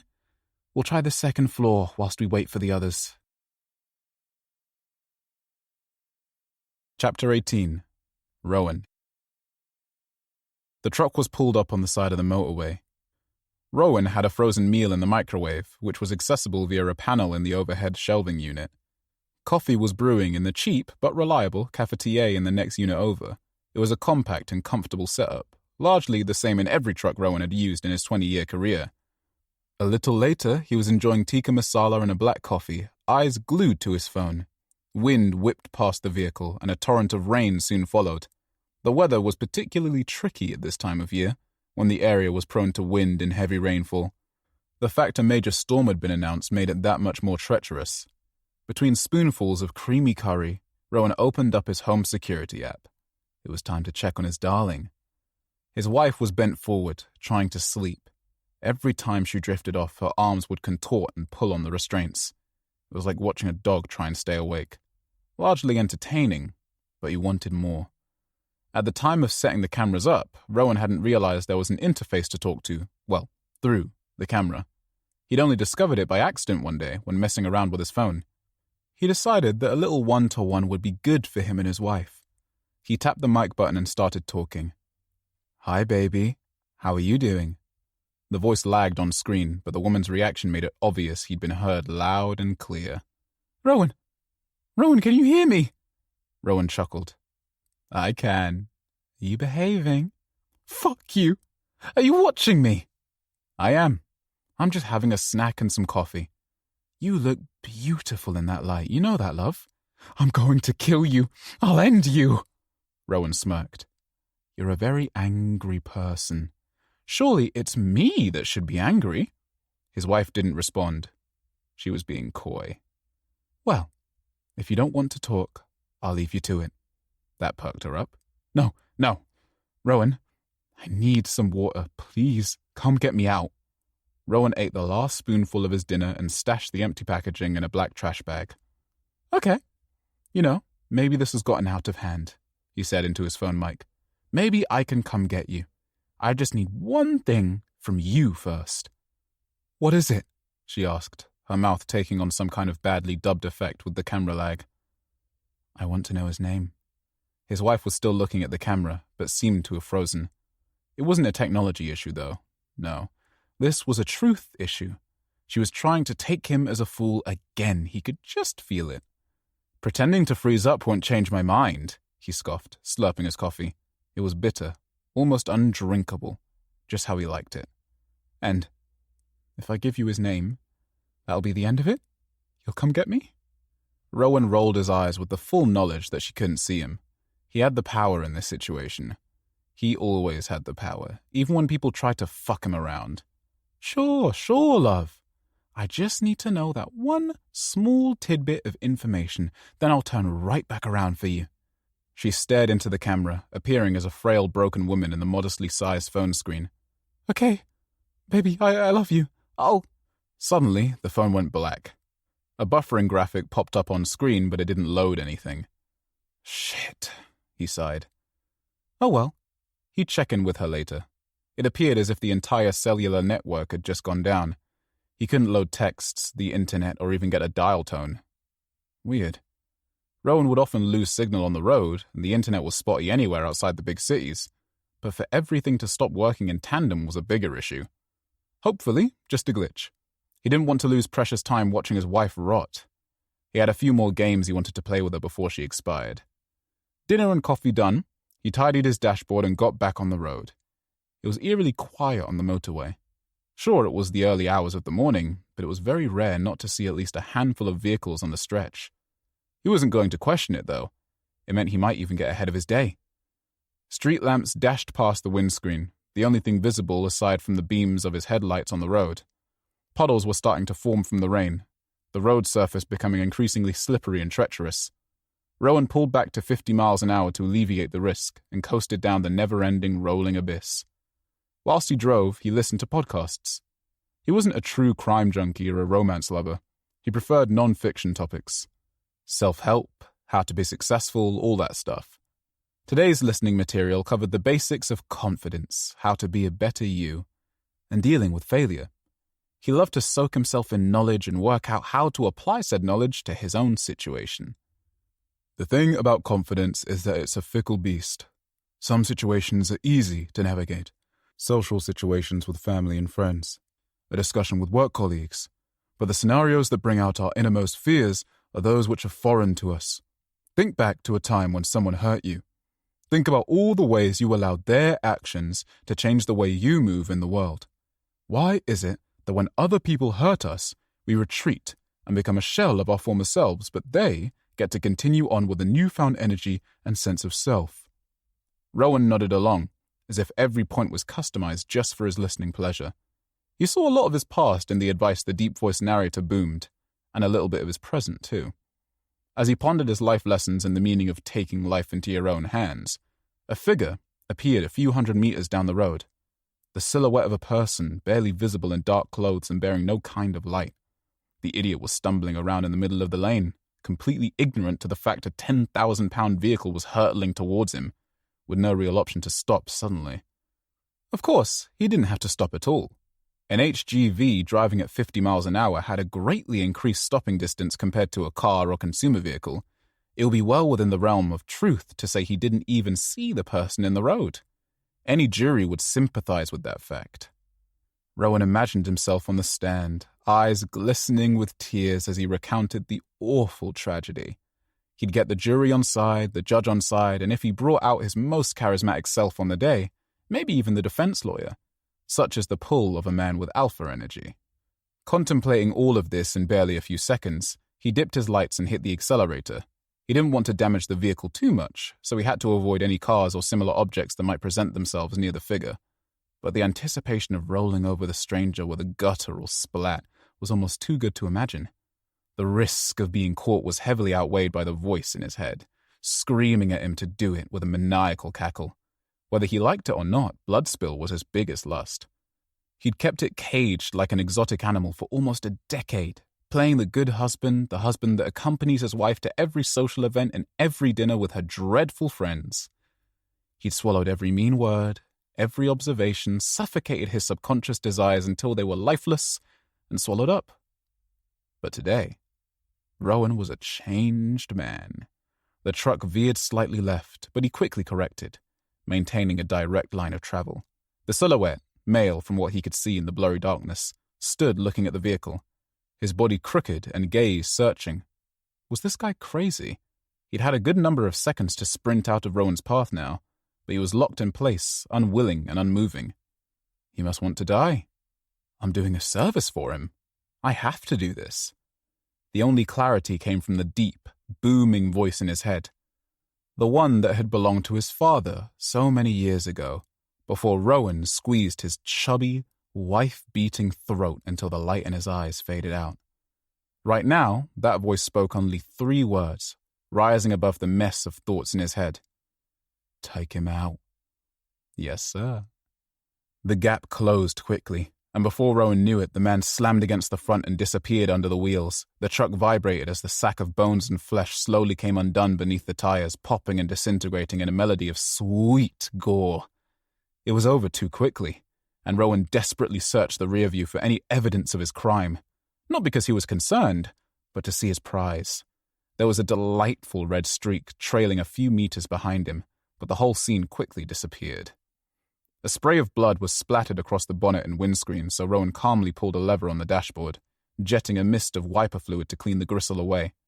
His face was pulled into a wide smile, pure euphoria surging in his core. He wanted to scream, celebrate, and bottle up this feeling into a rare elixir. He knew from experience that the only way to keep this feeling alive and burning was to kill again.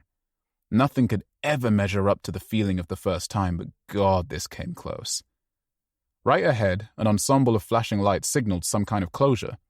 He was low on petrol and absolutely had to make his first stop in Egglemore to refuel.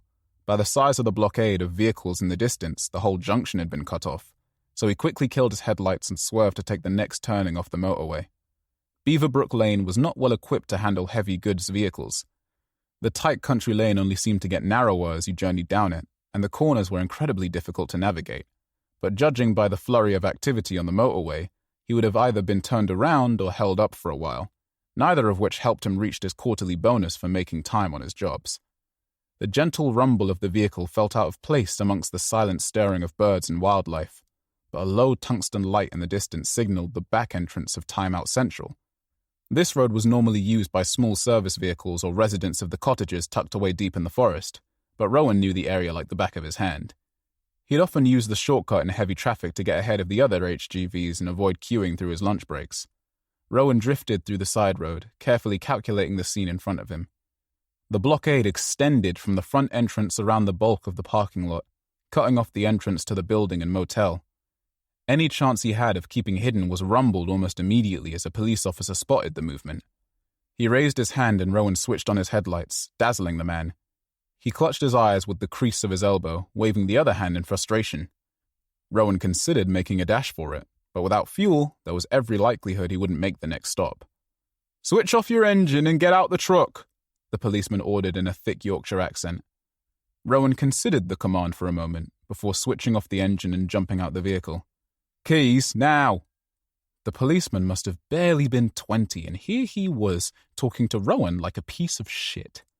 In the background, a group of officers were holding down the exits whilst a smaller team of medical staff were buzzing about in hazmat suits, cleaning the area with some kind of pressurized gas. "What's going on?" Rowan asked, before the officer snatched his keys from him. "You need to get inside." The officer looked at one of his colleagues and made some kind of gesture, calling them over. "I can't stop here. I'm on a job. I'm just looking to refuel, then I'll be on my way." "Not towards Egglemore you won't, and now you're here, I'm afraid we can't let you go back beyond the checkpoint." "Can't let me," Rowan snarled, as if they had a choice.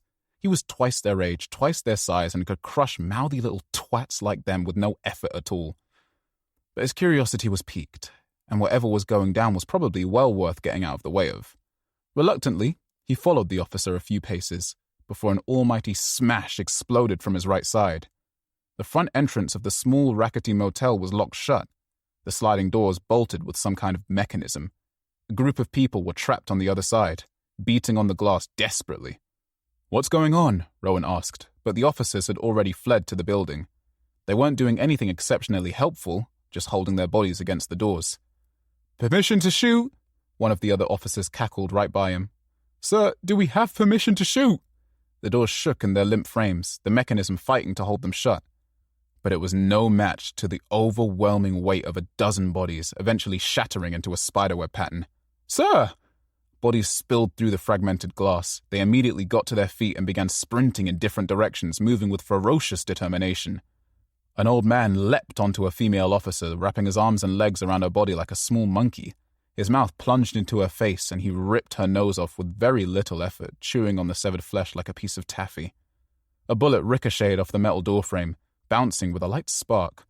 One of the armed officers paced forwards, squeezing his trigger in a calculated yet strangely frantic fashion. None of the bullets were making contact.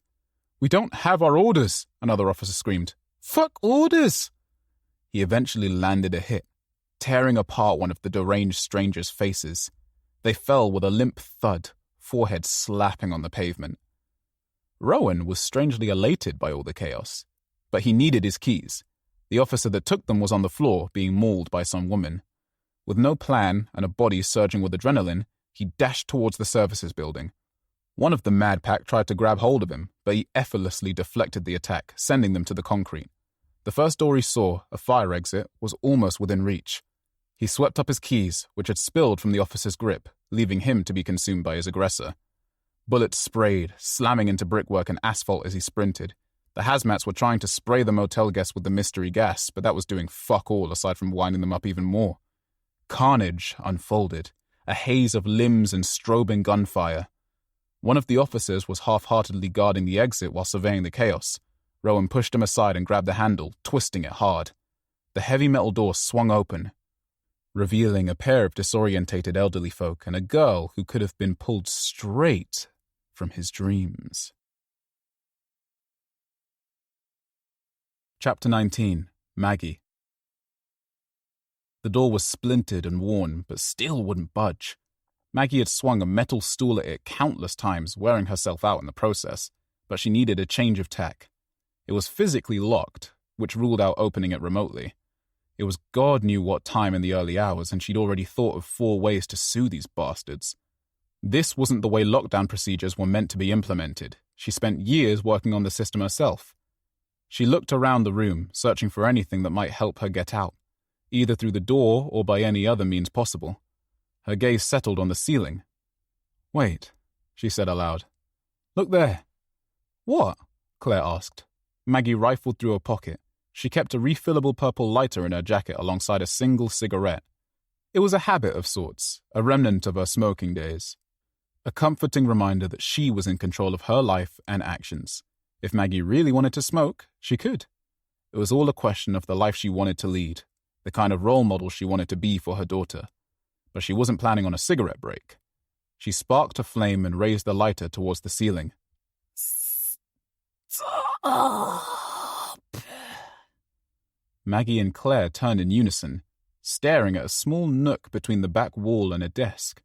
2 narrow beams jutted out from behind the chair. On closer inspection, they weren't beams at all. They were legs. Stockings pulled up with one shoe still clinging to a heel. Maggie let the lighter go out. With a thunderous crack, a disheveled woman snapped up, overextending so her chest was almost on the floor in front of her. She had a name badge dangling from her shirt, faded ink suggesting she'd done quite the stint in this office. Her hair spilled over her face in messy strands, but her sickly eyes were staring right into Maggie's. The woman sprawled across the floor, limbs out of place. A guttural howl bawled from her throat, distorted and wet. Despite the danger, Maggie's focus was drawn to the woman's eyes. Fearful and lost, contradicting her primal expression. "Hey, in here!" Maggie screamed to the crowd out in the hallway. Before she could turn back, the office worker was on her feet, squatting in some kind of defensive stance. Her shoulders drove forwards, legs fast behind, arms outstretched. The woman scuttled towards Claire with a predatory snarl. "Claire!" Maggie snatched a fire extinguisher from the wall and directed the nozzle at the crazed bitch. A plume of white smoke erupted from the canister, drowning her in a chalky dust. The woman crashed to the floor, flailing, grasping at anything within reach. "Get back!" A crooked hand wrapped around Claire's ankle, slender fingers gripping impossibly tight. Without a second thought, Maggie drove the fire extinguisher down into the woman's arm, shattering the bone. The heavy metal reverberated against the linoleum floor, crushing right through the sinew. The white powder from the extinguisher settled in the air, eventually triggering the fire alarm. Sirens blared. Light echoed through the room in deep red waves, illuminating the rain-splattered windows. Maggie's heart swelled in her chest, primal instincts rising to the surface. Finally, a rattle of keys against the door. "We need to evacuate," an unknown voice ordered. Maggie scooped Claire up, throwing her into the arms of a man who unlocked the door. Not willing to take any more risks, she swept back towards the office worker and booted her in the jaw. "Claire, get here!" Maggie ordered, snatching her back from the random man. Arm tucked tightly around her daughter's shoulders, she fell back behind the crowd this time, hoping to buy some time to think. The exits were locked down. Darkness loomed beyond the maze of stark hallways, and it was impossible to predict what was going on outside the premises. The hallway to the left passed in a blur, but Maggie froze the snapshot in her mind. A body splayed open, ropes of intestines untangled on the floor. An impossible spray of blood. "Focus!" Panic surged through the crowd, splitting them into pockets of frantic energy. People stopped to twist door handles, pull alarms, anything that felt minutely useful in the rush to freedom. Breathless and overwrought, Maggie joined in, hopelessly rattling through anything she could think to try. Bodies were forcing their way around a static silhouette. Another faceless stranger, completely unmoving, stuck, facing the rush of the crowd. Didn't they know the exit was the other way? Faces and torsos suffocating Maggie's view, lurching forward at a painfully slow pace. Worse still, the stranger in the middle of the crowd had an eerily similar expression to the woman in the office. The same milky eyes and snarling lips edged closer, just meters away. A teenage nightmare. Youthful beauty tainted by diseased rage. The kind of girl you see at the bar, still dressed in something from a night out. Pure disgust seethed from her pores. Maggie felt a chill in her core. Something changed in the air, and suddenly the girl's gaze fell upon an elderly gentleman in an ugly patterned nightgown, dragging an IV on its stand. She tore his throat out, feral jaws closing on lacerated flesh.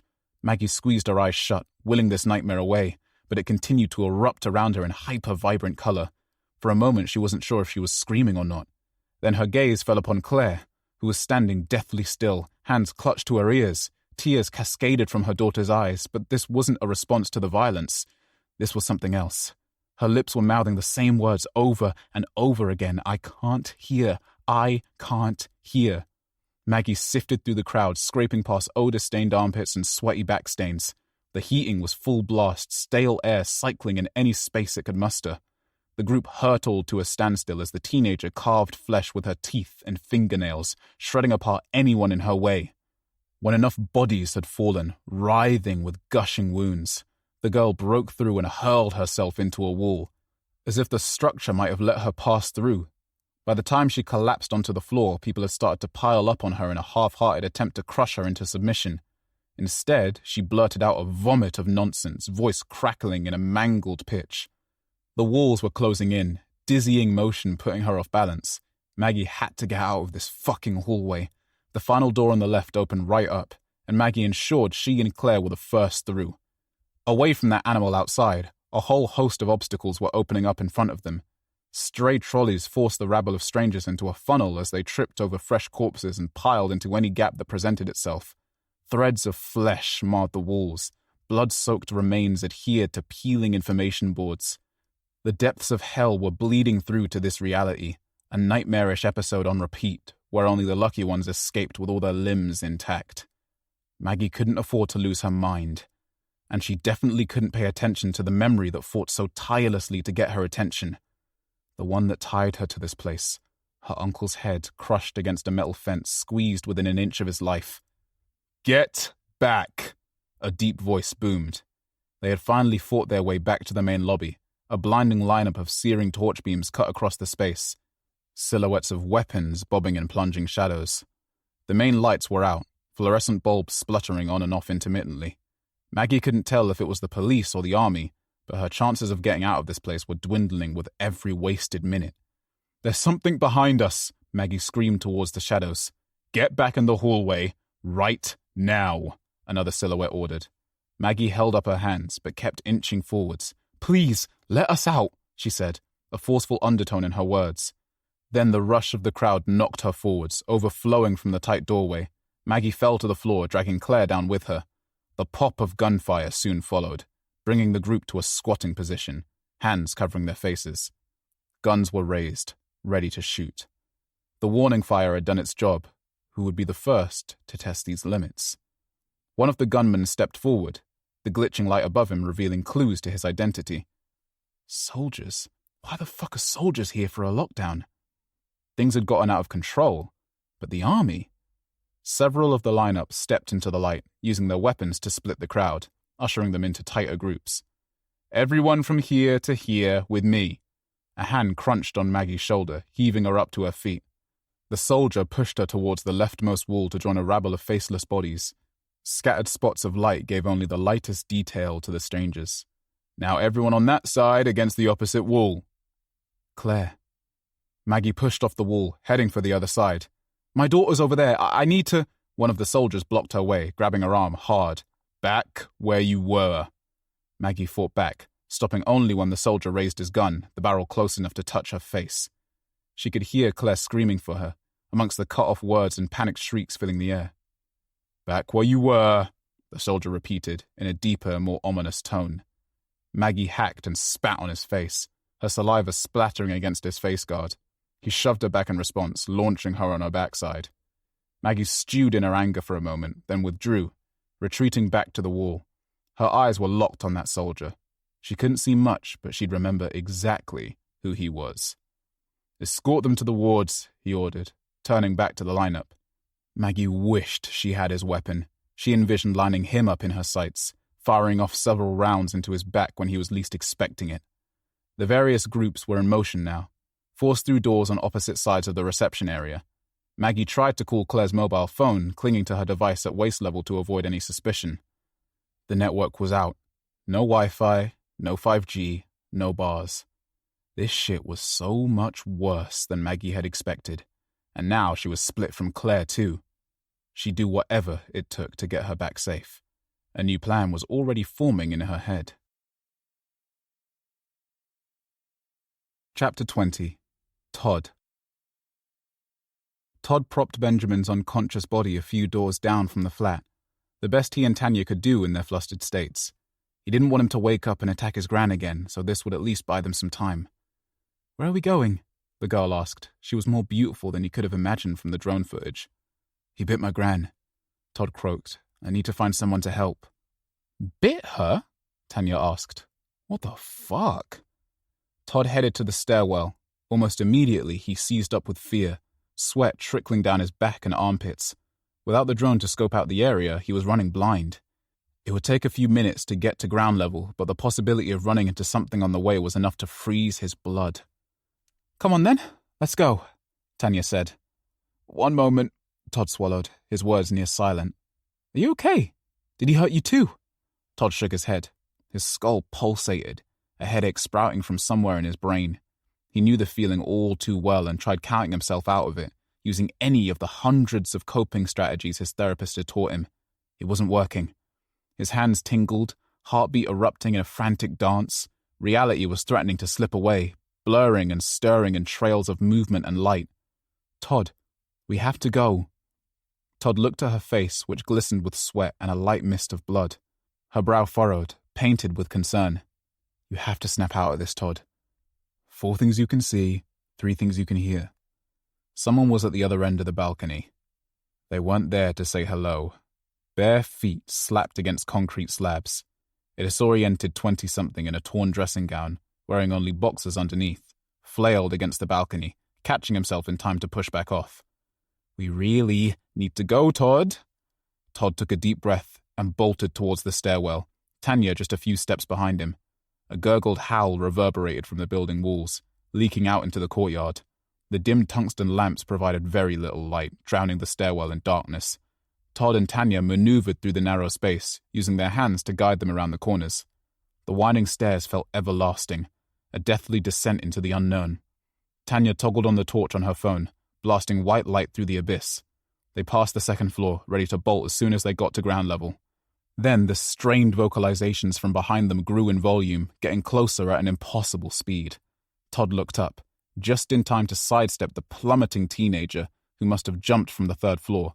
His body crumpled into the concrete stairs, folding in on itself like a flesh accordion. A spew of putrid remains deflected off the floor, splattering over Todd's back. The smell was unimaginable, a foul stew of body odor and expired meat. Todd gagged, but kept on moving, sprinting towards the world outside. "Help us, please!" he screamed, roaming headfirst into a carnage of chaos. The fireman from earlier was being scooped up from the top of the truck, his remains sloppy and slick. There were at least 3 other bodies on the floor. A paramedic spotted them, hesitantly jogging over with a concerned look on her face. "You need to get back inside." "My gran, someone bit her." The look of concern grew more pronounced. "Bit her? Where is she now?" "In my flat. And there are others on the stairwell." "Listen to me carefully," the woman stressed. "How long ago was she bitten? Is she showing any signs?" "Of what?" Todd asked. "Of this." She gestured towards a woman strapped into a stretcher just over by the planters. She was writhing, mangled and vomit-stained. She had the same weird eyes as the others he'd seen. No. Todd looked to the floor, putting everything together in his head. Benjamin had caught something and probably given it to his gran. Would she fall into this rage as well? "You and your friend need to grab your essentials and get out of this city." "I can't leave her. She needs a doctor." "There's nothing anyone can do. Trust me." "I won't abandon her," Todd said unwaveringly. "She's my family." The paramedic shrugged hopelessly.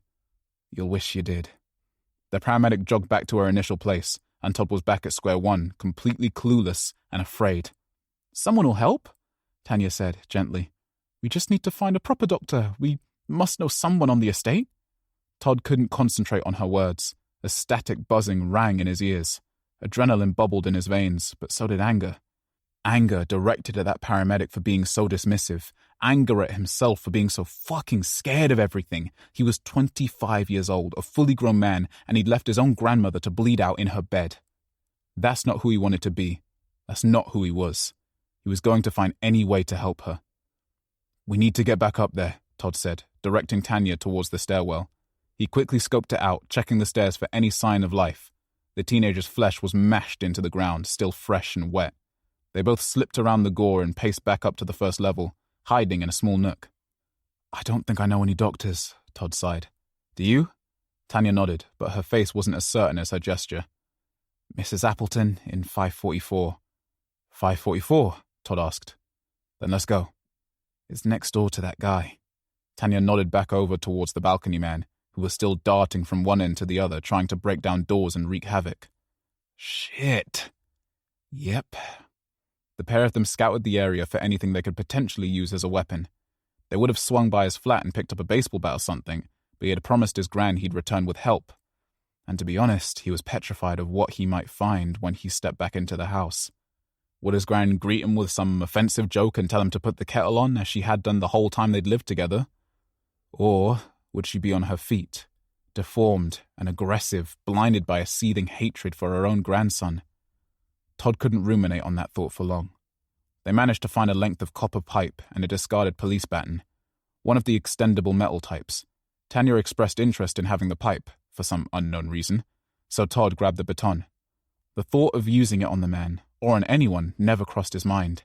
It was better to be prepared and use it to warn him, rather than get caught short with nothing to protect themselves with. Todd clambered up the final stairwell leading onto the 5th floor and readied himself to turn the corner. Looking just past the wall, Todd saw the businessman staring into one of the apartment windows. He gripped the baton tightly, wary of his limitations. He'd never been in a fight, let alone struck someone with a weapon. There was every chance he'd freeze up faced with a real confrontation. Inching forwards, Todd noticed several doors hanging ajar. His gut squirmed with foreboding before his mind even noticed anything was amiss. The front of flats 544 and 546 was strewn with blood, both torn open and ripped apart inside.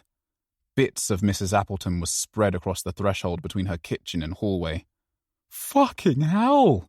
Todd screamed, accidentally rousing the businessman. The man lurched towards the pair, his tattered suit blowing in the freezing wind. He slammed his gaunt frame into Todd and wrapped his hands around his neck in tight coils. Todd felt the pressure, intense and direct, his Adam's apple compressing under the force. As glittering static started to appear in his vision, a disquieting peace overcoming his body. A transcendent calm, even face to face with this violent monster. Smash! Tanya drove the copper pipe down into the man's head and his grip loosened immediately. Another swipe followed, shattering his skull and sending him down in a crumple. "She's dead," Todd cried. "Mrs. Appleton, we'll find someone.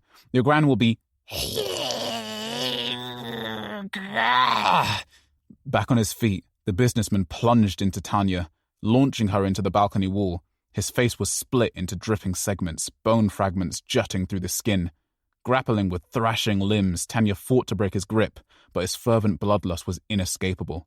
With sharp force, the businessman snatched her face to the side, pinching her flesh. Sickly delight lit up his face as he gorged on her cheek, chowing down on glossy, fresh meat, slurping it up like ramen. Todd swung the baton directly into the side of his head. The metal collided with a wet slap, shattering whatever bone was there. But it wasn't enough. With a hysterical cackle, the man grabbed Tanya and pulled her back a few feet. With his eyes fixed on the dark abyss below the balcony, he forced them both over the guardrail, handing over the reins to gravity. Tanya bellowed, her face scrunched in fear of what she knew was coming. Her blonde hair flapped in the breeze for a moment as her outline was swallowed by shadows, before crashing into a mangled heap. Todd stopped, breathless and defeated. He was still holding the baton mid-air, in the position he'd made contact with the man. Blood trickled from the end, splashing in small drips in the concrete hallway. Okay. Fuck! Todd started running, trying to outpace the wave of anxiety threatening to wash up and discard him in the ocean of death below. Before he knew it, he was outside his flat. His gran was stalking in the kitchen, staring at the kettle as though it might grow arms and make the tea itself. Todd's heart ached, his chest constricting and threatening to cut off his entire blood supply. There was nothing behind her eyes. He'd only caught a glance, but the bubbly Cockney charm had dissipated. A shell of a woman masquerading as his gran. In that moment, she looked oddly at ease, in her own bubble with none of the baggage of the life she knew an hour ago. He stared for as long as he could, burning her image into his mind. Get your shit and go. Go. Todd couldn't confront the woman in the kitchen. He couldn't see those eyes up close. His bedroom window faced right out onto the balcony, and it was still propped open from when he'd recalled the drone. With clumsy vigor, he pulled the mechanism as wide as it would go and propped his leg over the frame. His foot crashed into a neat stack of books on the windowsill, knocking them to the floor. Todd paused for a moment, trying to slow his breathing. His focus was on the door dividing his room and the kitchen. He couldn't let her see him. He couldn't see those eyes. Balance restored, he was inside, desperately searching for a bag, silently lamenting his choice of style over practicality. He finally uncovered a grey duffel bag, and the specialty backpack his drone and controls were packed into. He shook the miscellaneous items from inside the pockets and set his sights on essentials. Clothes, money, passport? What the fuck do I take? Todd could hear something. An undulating mutter, nonsense manifesting in patterns. It was coming from the kitchen. Fuck. He grabbed handfuls of stuff, desperately hoping his subconscious was directing him in some way. There was a bit of change on the side. His credit card and passport were in a sleeve. That all went in the duffel bag, followed by a tangle of clothes and half-used toiletries. The handle on his door rattled. He quickly grabbed his phone, scooped up the drone and controls, and edged towards the window. Quickly wrapping a raincoat around him, Todd looked back at his bedroom for a final time. The door handle rattled again. Then it made a full rotation. Give me 10 seconds to get out. Please, God, don't make me look at her. The door crept open, revealing his gran in stark silhouette. The kitchen fluorescence backlighting her slender frame. The distant hum of the refrigerator vibrated through the apartment, audible only in terrifying silences like this one. Todd swallowed. Gripping the window frame with his right hand, his body was still faced towards his gran, open and unthreatening. He didn't want to make a wrong move. Edging ever closer to the outdoors, he held his breath, his throat raw with emotion and unspoken words.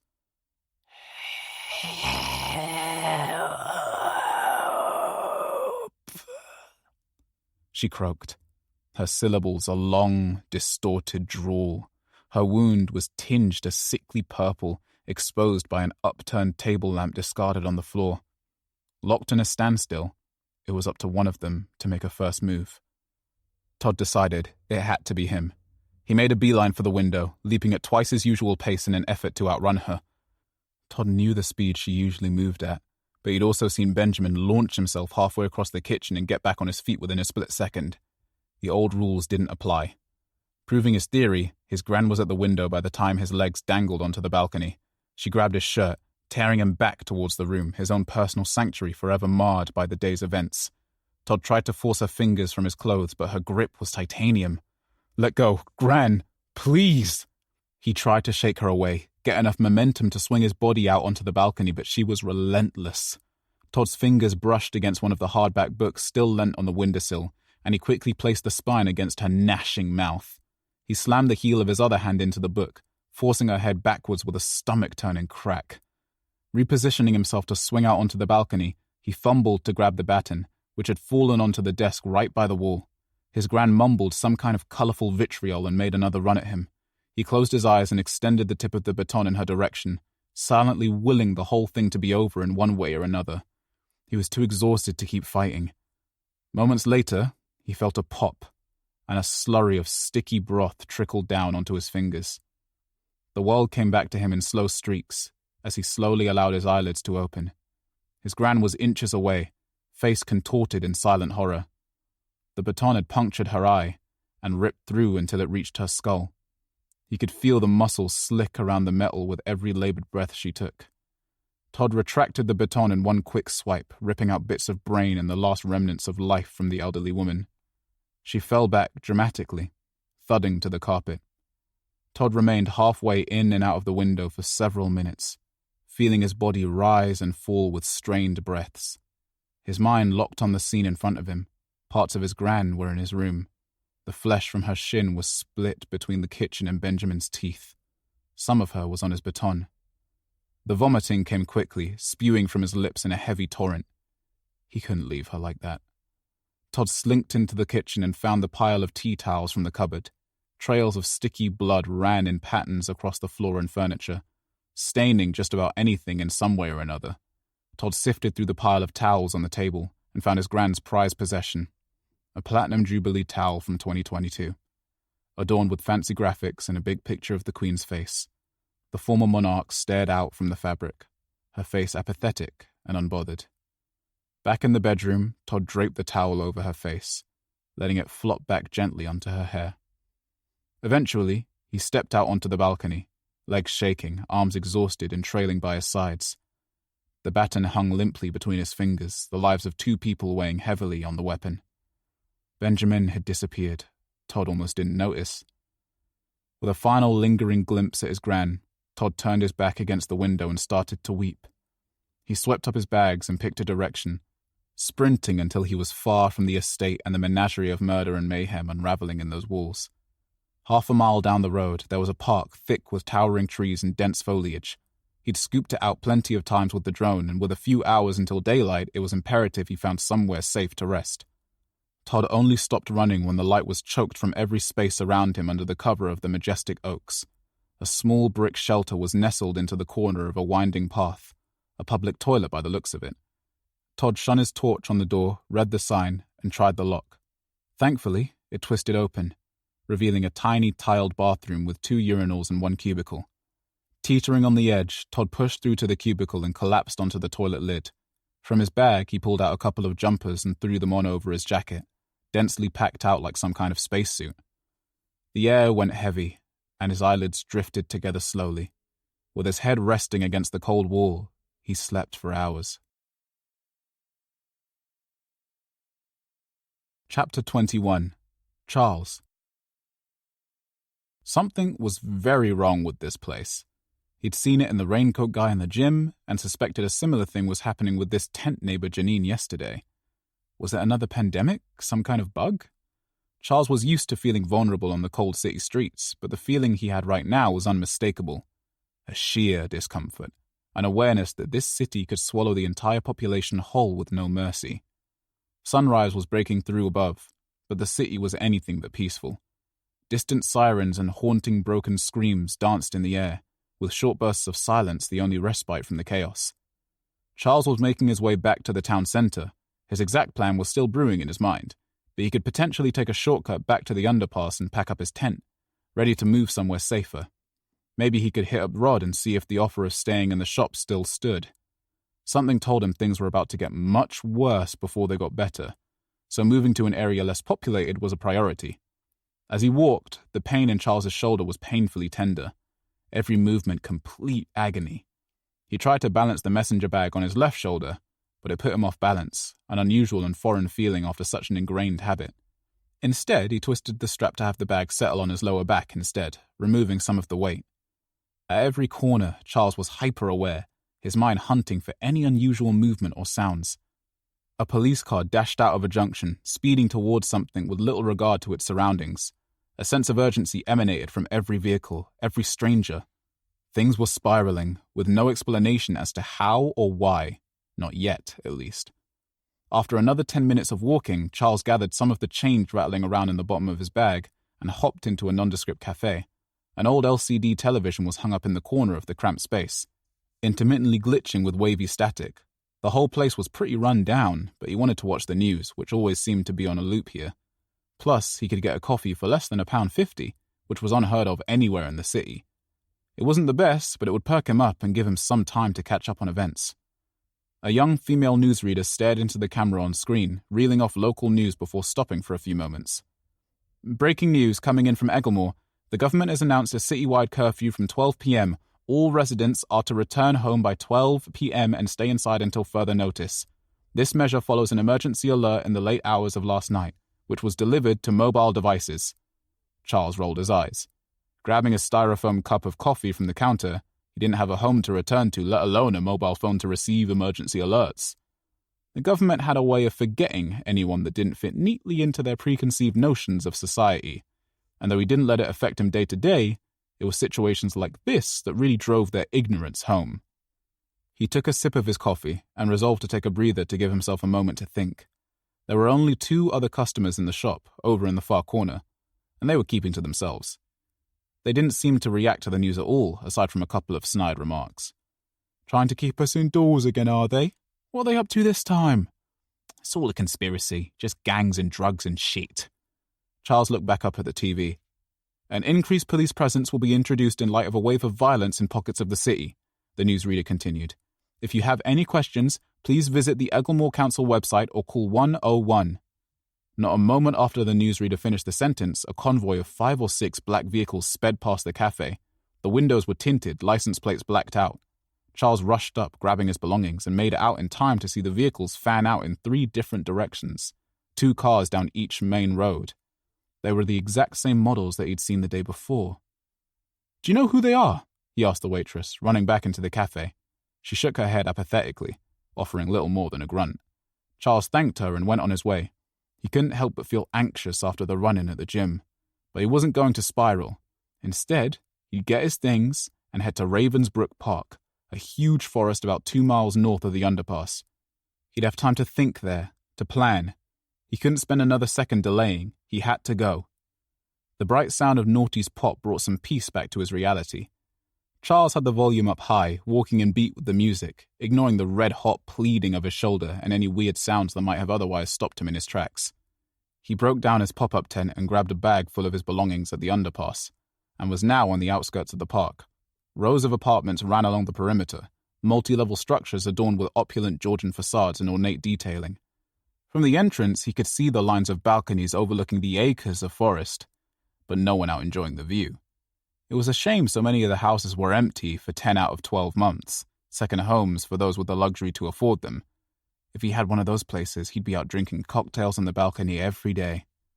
Stranger things have happened. A droplet of water dripped onto Charles's head, sinking deep in his scalp. Seconds later, the heavens opened, and he found himself hiding under a massive oak tree, clumsily positioning himself to get as much cover as possible. He had a foldable Mac raincoat in his bag, but getting it wet now would mean no protection for later. And with the weather as unpredictable as it had been lately, he needed to be wary of his resources. A heavy wind swept up out of nowhere, causing the branches to sway and tangle overhead. The skies were angry, stained a deep blue. The chill cut through every layer Charles was wearing, making his skin prickle with goosebumps.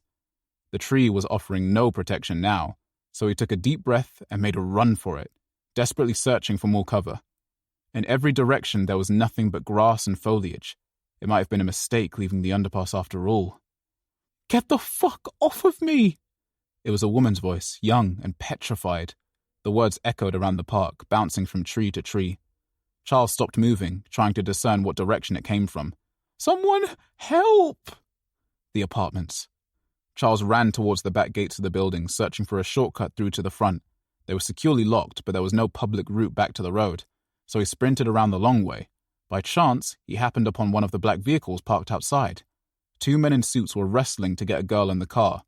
Dirty pastel pink hair, heavy makeup, torn jeans. Not the kind of person Charles would expect to live in one of these houses, but he knew better than to make judgments based on looks alone. He'd been very fortunate that people had given him the same treatment when they first met him. "Hey!" he shouted, running over to the car. "Leave her alone!" The girl spotted Charles, and it seemed to give her a second wind to keep fighting them off. Planting her feet in the tarmac, she swung her arm and elbowed one of the suits, before kneeing the other in the nuts. One of them tried to punch her back, but slipped on the wet pavement, smashing the back of his head into the car. Charles jumped in front of the woman, protecting her with his body. He raised his hands, trying to de-escalate the situation. "Leave her," one of the men called out. "We need to get the next one." They jumped into the car and quickly sped off, disappearing over the horizon. The girl backtracked towards her house and gestured for Charles to follow. He jogged over to join her inside. "What was that all about?" he asked, as she quickly slammed the door behind him. "Shit!" she spat, distracted by something. She scurried off into the main living area, and Charles followed, stumbling to remove his shoes. The apartment was like nothing he'd seen before. A vast space, broken into zones by tasteful wallpaper and soft furnishings. Every inch had been considered, with plenty of chairs, table space, and a handful of expensive-looking art pieces. Looking beneath the surface, the place did seem dustier than it should have been, and there were clothes scattered across one of the sofas. A weird swirl of smoke hung in the air near the living area, accompanied by the strong stench of weed. The girl brushed some ash from a small side table and picked up a half-smoked joint. She lifted the tip to her lips and inhaled. She fell back onto one of the sofas and squeezed her eyes shut. "Could have burned the apartment down if they'd taken me," she said in between tokes. "Didn't even have a chance to put it out before they got here." Charles placed his tent and bags by a shoe rack, wincing in pain. "You want some?" she asked, clocking his discomfort. "You look like you could do with it." Charles shook his head politely. "Thank you, though." She shrugged and took an even bigger puff herself, holding her breath before exhaling hard. "Who were those guys?" he asked, heading towards the sofas. The girl invited him to take a seat on the adjacent one to her. "Lackeys, I presume?" "I'm not following." The girl took another puff and extinguished the stub in the ashtray. "All I know is I got a message at some stupid hour about leaving the city," she started. "No warning, no time to wash some clothes." Charles relaxed back on the sofa, making the most of the cloud's soft cushions and springy texture. "Who sent the message?" The girl shrugged again. "The company, I guess." She noticed Charles's eyes starting to glaze over, so offered a little more in the way of an explanation. "My mum works at this big science company. They're getting all the families to an emergency shelter." Charles squinted. "A shelter?" "Yep," she said matter-of-factly. "I'm not going, though. I meant to be meeting someone." "And this is to do with the curfew, right?" The girl sighed. "I really don't know the ins and outs. I just got back from uni 2 days ago. Can we have some wine instead of going over this?" Without waiting for an answer, she jumped up and over to the fridge, grabbing a half-full bottle of rosé. She shoved a glass into Charles's hand and filled it to the top. "Oh, thank you, The girl glugged half of her drink, then slammed it down onto the table. "Just one more question," Charles said. "What's your name?" The girl smiled, caught off guard. "I'm Olive." Charles took a small sip of the wine. It was crisp, fruity, and dangerously drinkable. He hadn't touched alcohol in months, so he knew he'd have to take it slow, especially given the situation. "I'm Charles. Nice to meet you." Olive smiled, her dark red lips curling at the edges. "So, Charles, tell me about you. How old are you? Where do you live?" Charles cleared his throat, grabbing his glass. A little more wouldn't hurt. "Well, I'm 42. I live under a bridge. Well, currently no fixed abode. I like music and those jerk chicken wings you get at the station." "Under the bridge? Are you homeless?" "I am, yes. I was hoping to set up my tent in the forest, but the weather had different ideas." Olive shook her head. "I was going to say a troll, actually. You know, living under a bridge and all." "Oh," Charles mustered. "I'm not a troll." "I know, silly, but you can't be out there. You'll stay here in the guest room until this blows over." "I can't accept." She shook her head again, an over-the-top gesture potentially influenced by the Californian white Zinfandel. "They've all fucked off to the shelter anyway, so there's plenty of space. I have wine, snacks, weed, video games." "What's the shower like?" Olive grinned. 5 jets, every angle you can imagine. Charles mirrored her smile. "I guess I'll stay to give that a go." Chapter 22. Alice. Alice sat opposite a towering man with slick brown hair and a lanky yet defined frame. His clothes were dusty and marred, a casual t-shirt and jeans combo suggesting he didn't work here. But she also hadn't seen him around the whole day yesterday. So where had he appeared from in the early hours? The night had passed without any more violence, breaking into a groggy, coffee-fueled morning full of frustration and apathy.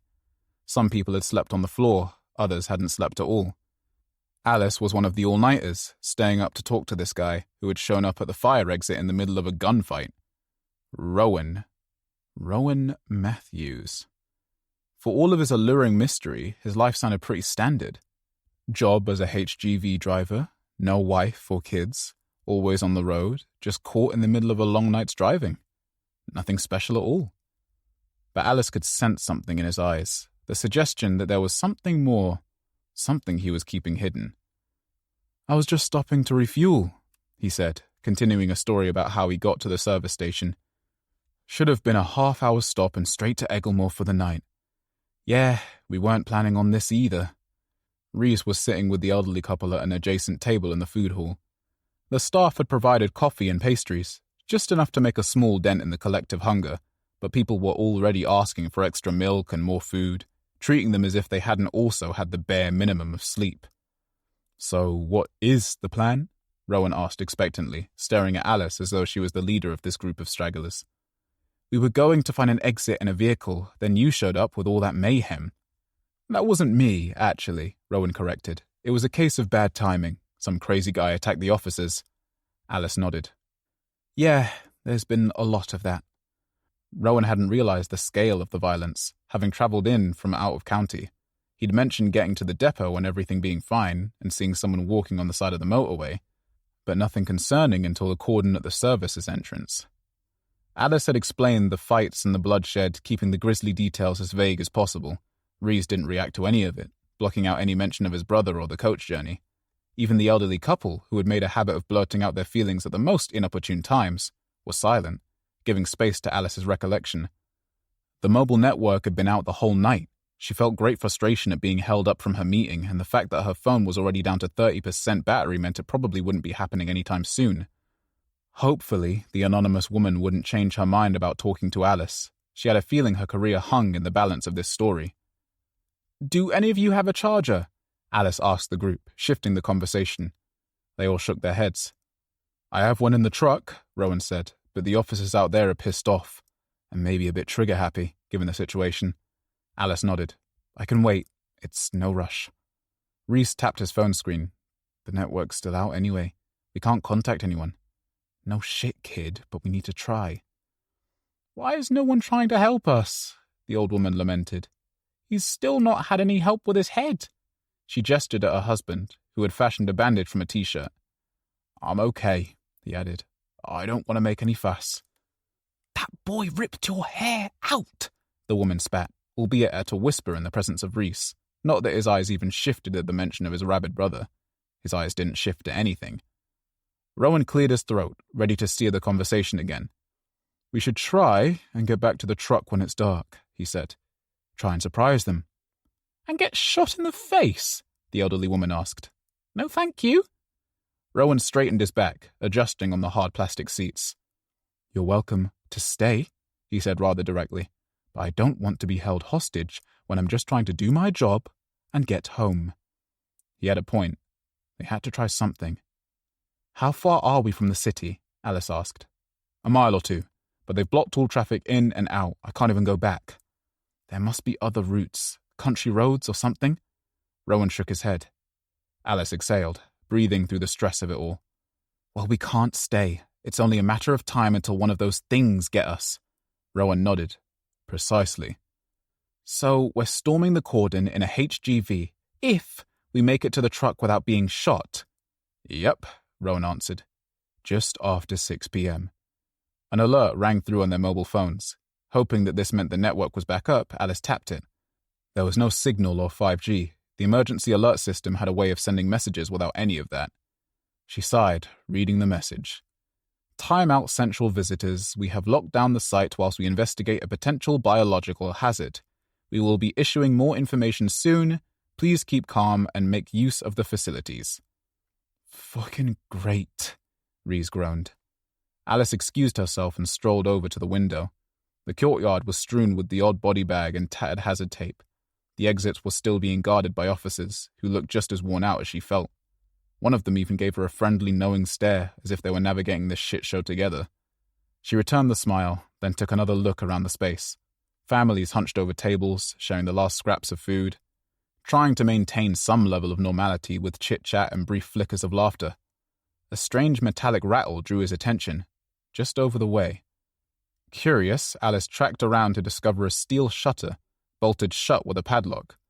It was clattering in violent bursts, as if someone was trying to break in from the other side. Just above the mechanism, another garish sign marked the entrance to the Timeout Motel. Wait. Alice jogged back over to the window and saw a narrow corridor connecting the two buildings, only wide enough for a person or two, a covered route from the complex to the motel reception. They're joined together. The entire motel was shuttered, so there weren't nearly as many officers watching those exterior doors. If they could find a way through, They might just stand a chance at catching the police off guard, enough time to get to the vehicle. Alice didn't trust this Rowan guy particularly, but he did have a truck, which would get her closer to the city if not all the way in. That's all she needed to focus on right now. I might have a plan, she announced to her little group back in the food hall. She sat down, gesturing at them to lean in. The old woman rolled her eyes before finally listening. There's a shutter connecting us to the motel. If we can make it through there, we might get out. Rowan shook his head, instantly dismissing the idea. It's full of those people. That's what caused the fight last night. We have to try. Maybe we could move them and... Move them? Rowan challenged. They took out half a team of police officers, and you think we can just shuffle them out of the way? Alice squinted at him, rising to the confrontation. You have a better idea, then? In your plan? Should we just walk out the front door? Sure they won't expect that. Sorry, I don't mean it like that. It's just that motel was heaving when the first one of them escaped, then it got crazy. I just about survived getting through that fire exit. They've been putting all the bodies in there, Reese muttered, joining the conversation. I think Jake is in there. Paramedics, too. What? Alice asked, turning to him. I've been walking around. I saw them doing it yesterday. So everyone in there was dead? Reese shook his head. A few of them were just injured, but now they're all... like that. The elderly woman scowled. So it's spreading. To all of us. And we're here huddled in like fucking fools. Alice shook her head assertively. No, not through the air, otherwise it would have happened already. Reese, was Jake hurt before the coach? Reese had managed to ignore any passing comments or discussions about Jake, but this question was so direct it would be impossible not to answer. I already said nothing was wrong with him at all, He trailed off, ending his part in the conversation. His eyes tracked the walls in front of him, refusing to engage. Alice cussed under her breath, absolutely sick of it all. What if we let them out instead? Rowan offered. The elderly woman near enough broke her neck the speed with which she recoiled. Those people? Let them in here. It would be carnage, Alice said. We could get hurt. We could get hurt anyway, Rowan fired back. We'd put everyone in the far corner, make a barricade from the tables, then one person on the shutter, one on a fire exit. Alice's stomach stirred, already nervous of what her part would be in this plan. First person opens the shutter and returns to the group. Second person shouts and makes a scene to draw them over. They open the fire exit and quickly lock themselves in that janitor closet. So we'd be trapped, Alice scoffed. We'd wait for them to funnel out, start causing a scene outside, get all the officers on the defensive, then we run through to the motel and out the back door to the truck. That's impossible, the elderly man argued, piping up for the first time. It might not be, Alice countered, slowly coming around to the idea. We'd have to get everyone on board. Leave that to me, Rowan said, beaming with some kind of misplaced confidence.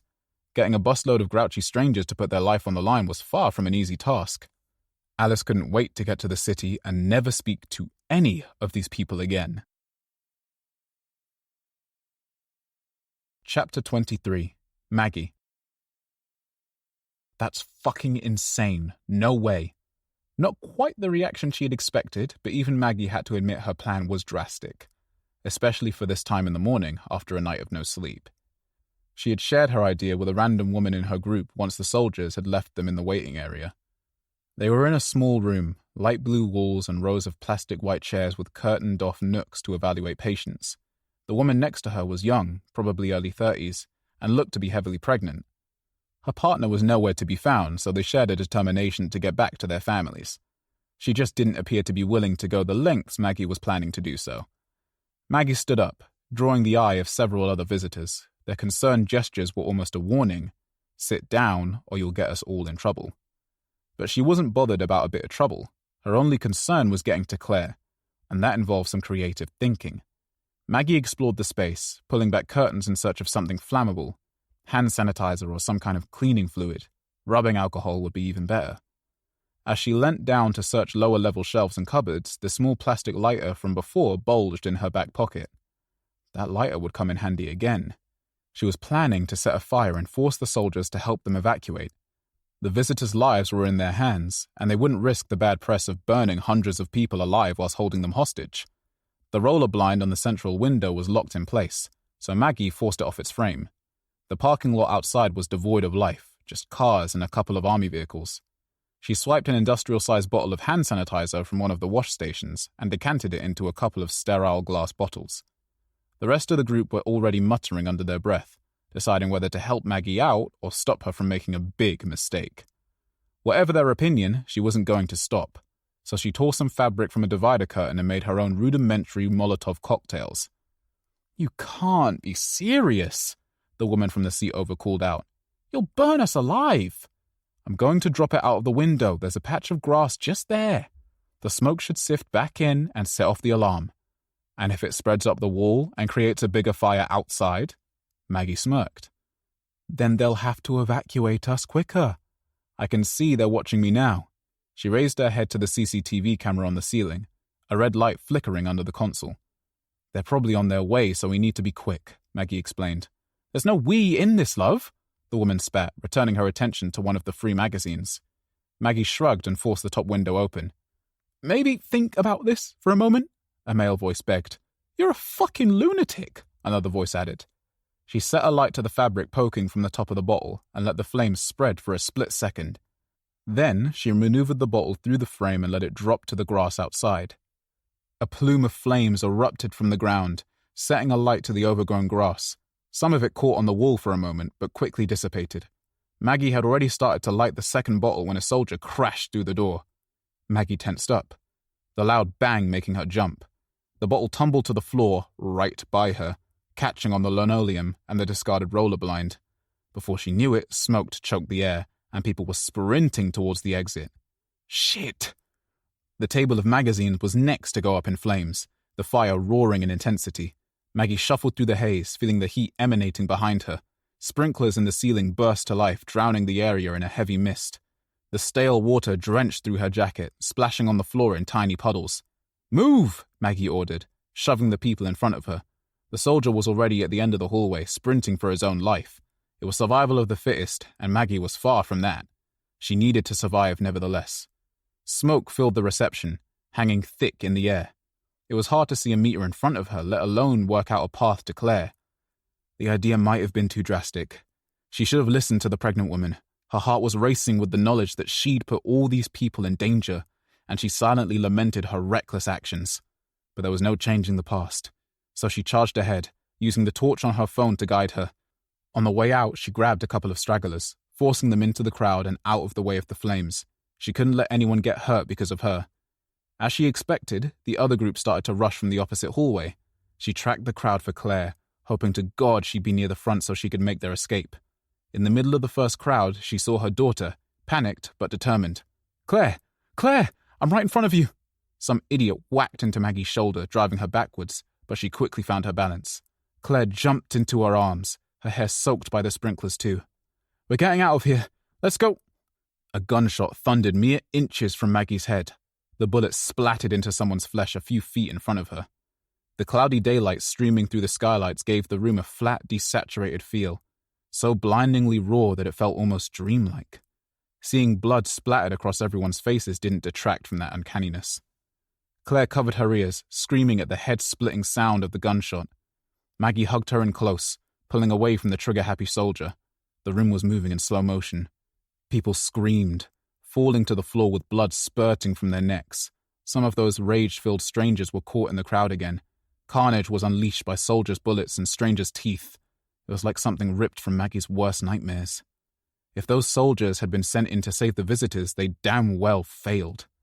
How many of the victims on the floor deserved a gunshot to the head? They certainly weren't all diseased. There were bound to be those caught in a crossfire, which is why armed response forces didn't act like this. These soldiers were poorly trained, or out for blood, or maybe a mix of both. Which is why she desperately needed to remove herself and Claire from the situation, a situation that she wasn't blameless in creating, not by a long shot. A few people were already working on the doors, forcing the mechanisms and loosening hinges. No cellular service meant no access to her security app, no way for her to help on that front. Instead, she grabbed a gun from the floor, wielding it via the barrel and swinging it towards anyone acting even slightly aggressive. Maggie was prepared to fight with everything she had. Even Claire was doing her bit, letting out her teenage fury in backhands and slaps, though her focus was on anyone getting in her way, not just the infected. It was a weird term that had come to Maggie. The infected. There was no doubt in her mind that these people were diseased somehow, whether biologically or mentally. Something was making them act this way, and though she didn't have the knowledge to comprehend just what that might be, it was an affliction of rage, a breakdown of their personalities. With a glorious squeak, the first set of doors were open, quickly followed by the rotating ones at the entrance. The soldiers had given up trying to control the situation, standing down from their positions and joining the crowd. A couple of them tried to stand strong and be brave, but were soon mowed down and gouged apart. Cold air rushed across Maggie's face as soon as she was outside, sending a chill right through her body. The wet jacket wasn't helping, but she'd escaped. They had escaped. "Where did I park?" Maggie asked. Claire laughed, a mix of nervous energy and exhaustion. They headed towards the back of the lot, scanning the spaces for the blue Ford Focus. Vehicles were already reversing, taking out each other's headlights and wing mirrors with the delirium of freedom. Maggie grabbed her keys and finally stumbled upon the car, almost entirely by accident. "Get in," she directed, rushing to open the door for Claire. She jumped right into the driver's seat and Claire was in hers a few seconds later. The engine stuttered to life. Maggie checked the mirrors for anyone in her way. And then she froze and sat for a moment. Her head was heavy, a sense of overwhelming guilt building in her chest. They'd escaped, but at what cost? How many lives had she put in danger? Was that really the best way out of that situation? She couldn't think about it, not now. She and Claire were safe. That's all that mattered. Maggie reversed sharply, scratching the back of the adjacent car. She snatched the gear stick forwards and compressed the accelerator, careening towards the queue forming near the exit. Chapter 24. Rowan. He really needed this to work. Being locked in with these people was bad enough, but he also felt a pang of urgency to watch his wife, and that meant finding someone with signal. The idea of her laying in her own filth, slowly losing grip on reality, babbling in dehydrated gurgles, was too tantalizing to resist. He needed that release. He needed to see her suffer. Rowan had opted for the second role in his plan, opening the fire exit when the crazed people were let into the complex. Reese was in charge of letting them through the shutter, but that was a disaster waiting to happen. His head was in the clouds, something about his brother. Rowan didn't really care, but he needed him to pull his weight. Alice was on the mezzanine level, a narrow space that housed a few tables and chairs, offering picturesque views of the capitalist nightmare below. She nodded at him, ready to get this plan in action. Two men had helped get the padlock off the shutter, with brute force and creative use of the few tools they'd managed to gather from the building. They transferred responsibility of the barely closed mechanism to Reese and backed away, retreating to be with their families. It was time to go.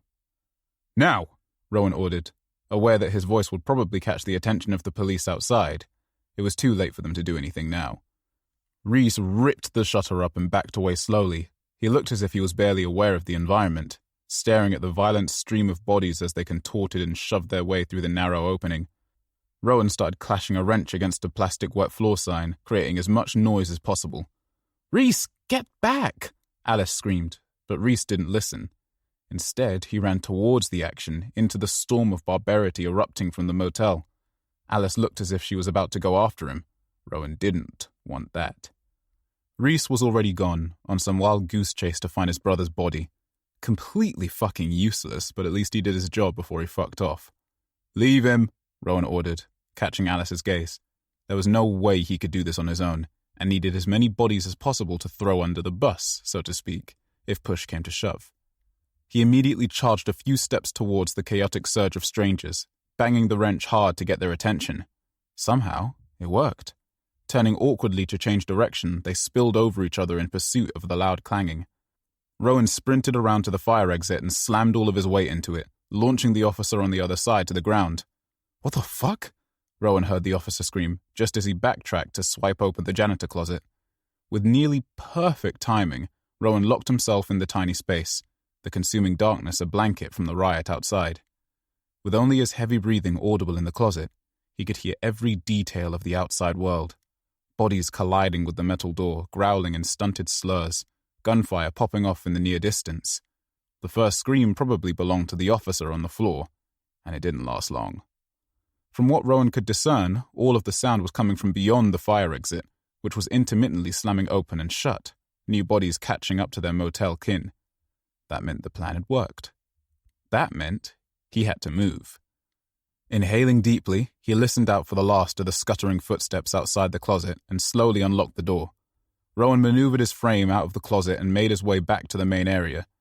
The civilians were all squashed behind a pillar of tables, waiting in uneasy anticipation. Alice was back on the ground level, happy to see him. "It's now or never, come on." Rowan and Alice took the lead, waving over the rest of the group. In a surprisingly calm manner, they all followed in a single-file line, frantic but neatly organized. Rowan didn't have any more than a vague idea of how the rest of this would pan out, but the important thing was getting to his truck, and if this Alice girl wanted to come with him, he wouldn't put up a fight. She was feisty, stunning, and confident. The holy trinity of womanhood in his opinion, and characteristics his wife had shared in the first few years of their marriage.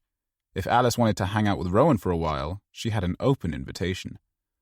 Through the windows, Rowan could see the motel guests overpowering the officers, depleting their numbers with breathtaking ease.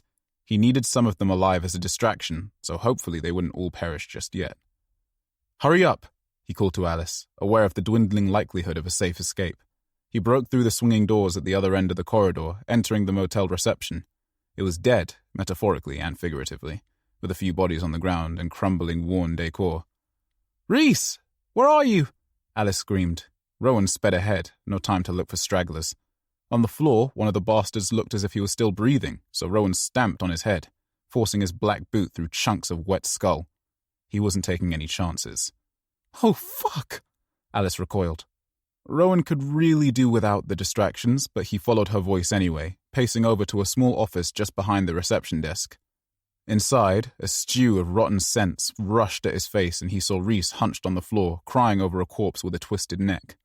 What was slightly more concerning, there was another kid sinking his teeth into Reese's ankle, his own body splayed on the floor, no movement from the torso down. An upturned wheelchair suggested the guy had pulled himself over and simply started to chomp down. A series of bite marks peppered Reese's legs and back, but he was still alive. Ignorant to it all, he cried over his dead brother and the unlucky fate they both shared in this place. Reese was hardly reacting to his flesh being torn into pieces, probably in shock or something. Rowan grabbed Alice's shoulder and guided her away from the scene, trying to be as quiet as possible. If Reese was already turning into one of those things, he didn't want to be there when shit hit the fan.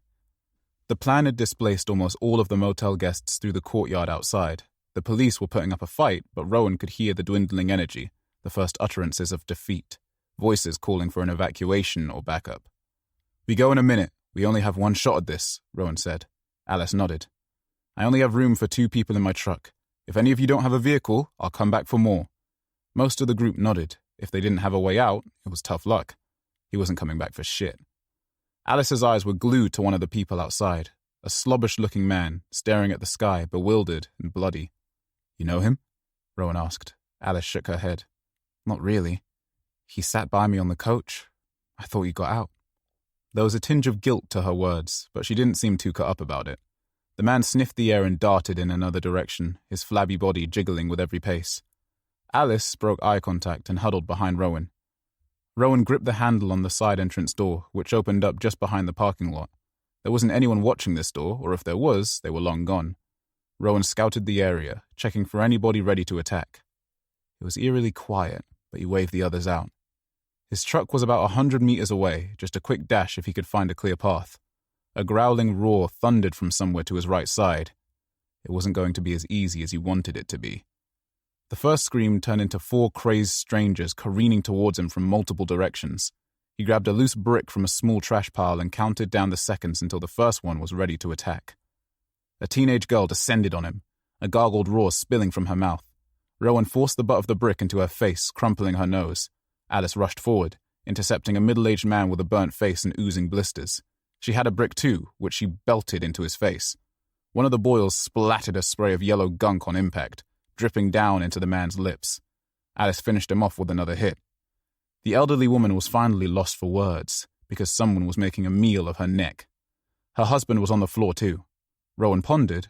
Curiously, the disease didn't seem to be spreading as he had expected it to. People theorized it was spreading through bodily fluid, but he hadn't actually seen any of the victims turn yet. and many of the corpses with serious injuries weren't getting back up at all. Alice launched her brick at a third assailant, choking his momentum and sending him crashing to the asphalt. It was a lucky shot, but it did the job. Now she was without a weapon, rookie error. The final attacker careened into her back, wrestling her to the ground. Face down and crushed by the considerable weight on top of her, Alice was completely helpless. Seeing her like that, in need of assistance, flailing on the ground, was kind of hot in Rowan's mind. He could sweep in like Prince Charming, show her what a brave, charismatic gentleman he could be. And he did just that, ripping the person off by his hair, feeling the roots snap beneath his grasp. Rowan discarded him to the floor and stamped on the back of his neck until he stopped fighting. "Come on," Rowan beamed, holding his hand out to Alice. She took it, just like the little damsel in distress she was. They jogged to the truck, avoiding any other confrontations. The keys rattled against the door as Rowan twisted the lock, quickly ushering Alice into the passenger seat. He crept around the back of the vehicle, checking everything was still connected and correctly secured. He recoiled. An officer lay propped up against the back doors, most of his face missing. An exposed eyeball bulged from one of his sockets, the other gouged out, leaving a pulpy crevice. Most of the flesh in his face was shredded in tatters, revealing slick, raw muscle. Somehow, this officer was still alive. He was stuck in place, reaching for his rifle, desperately ready to end it all. "Do you want that?" Rowan asked. The officer bent his neck around, staring at Rowan with that one contorted eyeball. "Kill me," the officer choked, unable to speak properly. It was only then that Rowan realized he was missing his top lip, too. The chaos had dwindled down to just a few people and crazies, the fallen scattered across the tarmac. The silence had returned, and whatever was left of the motel group had returned inside. Rowan could hear cars screeching to escape, the rest of the visitors making a mad dash towards the blockade. What they would find there would be anyone's guess, but by hanging back for a moment or two, Rowan could use any distraction to sail right through. Rowan returned his focus to the disfigured officer. "Please," the officer croaked, gesturing for his weapon. People these days had no fight. They were weak-willed, ready to give up at every corner, just like his wife. That bitch was a walking failure, blaming her troubles on anything external to waive her guilt. Rowan was the one making all the money, doing all the chores, trying to be intimate. It was never enough. So much so that when he'd rumbled her affair, she broke down crying. It was all about her feelings, her wants, her needs. Selfish waste of space. His wife and the man in front of him were one and the same. Rowan grabbed the rifle from the floor and considered it for a moment. "Kill me," the faceless man mumbled, gasping in agony. "That's it. You get into a fight and just give up." The police officer didn't quite have the face needed to make an expression, but something definitely shifted. Please. Begging. Now we're on to begging. "Rowan, hurry up!" That was Alice, raring to go. "One moment, I'm checking on the wheels." Rowan stared back at the man. "You're the ones who are meant to protect us." He gobbed a snotty ball of saliva into the officer's chest. "Get up and do your job," Rowan spat, leaving the man behind, pleading for sweet release. He chucked the rifle into the middle seat and climbed up ready to drive. "What was that about?" Alice asked. Rowan shook his head. "Nothing. Let's go." The vehicle stuttered into action, and Rowan started to weave his way through bodies and broken car parts. The car park was narrow by design, and trying to control a vehicle of the truck's size was a thankless task. Even so, he managed to maneuver through the obstacles and get to the slip road. "I can't see anything through the blood," Alice moaned, referencing the splatter on the windscreen. Rowan switched the wipers on, releasing some fluid to scrub away the stain. Alice probably assumed it got messy in the violence. She didn't need to know about the stranded stranger he had used as target practice on the motorway. That was one of his little secrets. Right up ahead, a miscellany of lights and sirens was stretched across all 4 lanes with a smaller blockade to cut off the slip road. The cars that had left before them were parked up just before the block, unable to move forward or turn back. Rowan wasn't going back inside that building. The gap between the vehicles ahead of him was barely wide enough to get a motorbike through, let alone a HGV. But with enough of a run-up to catch some speed and a burning desire for freedom, it was as tempting a plan as any. "I think I have enough to get us to the outskirts," Rowan said, glaring at the fuel gauge on the dashboard. "Anything is better than here," Alice answered. "What are you thinking?" "You know the saying, if you can't go around it?" Are you sure? That doesn't sound too... Alice started, but was not given a chance to finish. Rowan compressed the accelerator. The truck churned, sparking to life. There was just enough distance between where they were and the barrier to reach 30 miles an hour, taking the slight downwards gradient into consideration. The engine rumbled, tree branches dragged across the top of the cab. In the trailer, stacks of pallets clattered together. Various foodstuffs packed and ready for the supermarket. Half of it was frozen, likely spoiled now. The scene in front of them of panicked drivers fleeing their cars rushed towards the windscreen. The front of the truck smashed into the first car, launching it to the side with a crumpled door. The others fired off like dominoes. At escalating speed, Rowan broke through the cordon, running right over the poor bastard who was managing it too. There were too many crunchy things under the wheels, so he didn't get to enjoy the pop of that one. "Fuck!" Alice screamed, but Rowan just kept accelerating. Fresh off the slip road and on course to the motorway, there was just one more obstacle. A larger barrier and soldiers with guns. Shit, Rowan exhaled. But he welcomed the onslaught of bullets. In a spray of frantic gunfire, the bonnet lit up like a firework display, sparking with hot metal. Speed was on Rowan's side, so before any of the bullets hit their target, the truck was already ripping through the hastily built fencing. The soldiers had the forethought to jump out of the way at least. He could tell they survived by the sound of more bullets rattling off behind them. The horizon was clear. No traffic or obstacles to hold them up now. It was a 10-minute journey to Egglemore. Then they could put this all behind them. Though, as he always liked to remind himself, a lot can happen in 10 minutes. Chapter 25. Todd. It was fucking freezing. Damp. Itchy. Todd had woken up in the toilet cubicle a few hours ago and had only just managed to make it out the door. His body was exhausted, but more than that, his mind was overwhelmed. In the forest, things were still normal. Wildlife, trees and birdsong, a thriving circus of nature.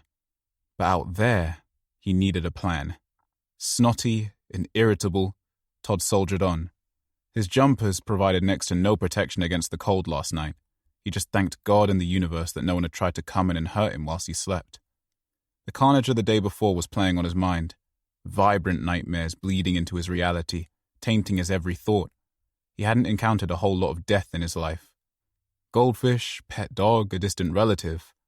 Yesterday was like living in a war zone, where the casualties were up close and personal, and included seeing your own family ravaged apart by a friendly neighbor. A static pinch ran through his hamstring and lower back, agonizingly sharp and uncomfortable. The aftershock of yesterday's events were catching up with him. Todd slunk to the grass, leaning back against one of the oaks. If he'd had a few supplies and some proper shelter, he reckoned he could probably get used to this life for a bit. Unfortunately, he had zero survival skills, and if it wasn't for the serendipitous appearance of the toilet block, he'd have probably slept out on the forest floor and died of hypothermia. So he wouldn't get ahead of himself. For the last few years, he'd barely ventured outside of 1 square mile of radius of his apartment. His only real friend lived out of town, and everything he needed, shops, restaurants, a very occasional cinema trip, were very close by. Faced with a complete shift from his way of life, Todd just wanted to cry and give up. But he wouldn't do that. Uncertain if it even had any battery left, Todd pulled the drone, goggles, and controller from his backpack. The meter signaled he had enough power for a couple of hours in the sky. Trying to launch it from his current position would be a disaster waiting to happen, especially with the tightly packed branches above. With a deep sigh, he grabbed his bags and took a breath, heading to the edge of the park to find some clear skies. At least it wasn't raining now. He was still full of cold, achingly exhausted, but a little rested. After walking for 10 minutes, he was on the edge of the main perimeter and set the drone on a small electricity box. Moments later, it was hovering in the air, and Todd had the goggles wrapped around his head. With the controls, he took it up high and started exploring the streets. A fire burned inside one of the big supermarkets, smoke pluming from the entryway. Half a mile down the same road, a big group were fighting, striking a stranger with a miscellany of weapons. Whether he was one of those crazed people or it was just an opportunistic fight in the face of increasing lawlessness, it didn't fill Todd with much hope. He tried to map out the area in his head. 2 miles further in this direction would lead him to the docks. The ferry to Oasis Harbour usually ran like clockwork, 4 evenly spaced time slots every day. He'd never taken the trip before, but the idea of jumping right into a scenario with tons of frustrated people trying to escape the city filled him with absolute dread. He toggled the lever to spin the drone 90 degrees to the right and set upon a new path. A few bodies littered the floor, alongside strewn belongings and broken glass. Plenty of people seemed to be getting on with their day, despite the curfew. It was kind of crazy, the way that this thing seemed so widespread, yet people were still ignorantly walking around, socializing and hanging out. A totaled police car blocked the entrance of one street, surrounded by a group of 4 or 5 of the deranged strangers. They were clawing at the windows, trying to get inside, smashing their faces off the glass. The contrast between one street and the next was considerable, pockets of violence playing out in plain sight. Todd clicked a button on his controls, carefully watching the live view through the goggles. The drone descended smoothly, stopping when it was about 6 feet in the air. He wanted a view of the ground to see if there was anything he might be missing.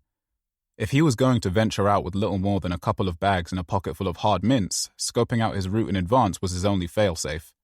Things coasted along nicely for a moment, before the tinny alarm started to ring through a small speaker on the headset.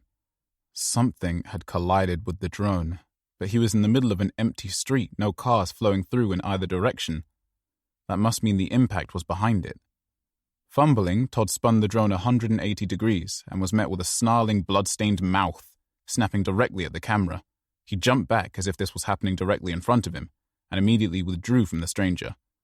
With a simple flick, he directed the aircraft to ascend, climbing away from the threats at street level. If only Todd had a way to fly through the air above the streets, he might have just felt a little more at ease. The drone continued to rise, and when it seemed like things were back on course and moving forward, one of the propellers clipped the edge of a tree and careened onto a small ledge a few floors up. "Fuck!" Todd screamed, eyes blanketed by the visual of a grey sky above the camera. The headset flickered with a message at the bottom of the visible screen. Vehicle out of range. Shit, shit, shit! A wild screech erupted in front of him, but the drone wasn't showing anything but the sky. No one could be out on the edge. It was barely a meter wide. Which meant... Todd ripped off the headset just in time to see a well-dressed businesswoman sprinting towards him, barely a stone's throw away. Her head was half scalped, a mound of hair and ripped flesh dangling by her ear. She bobbed with every movement, owing to her having only one high heel still attached, a torn-up foot intermittently taking her weight. There wasn't enough time to move, so Todd went limp, allowing her to tackle him to the ground. Keeping loose ensured he didn't injure himself when he fell and bought him an extra second to think.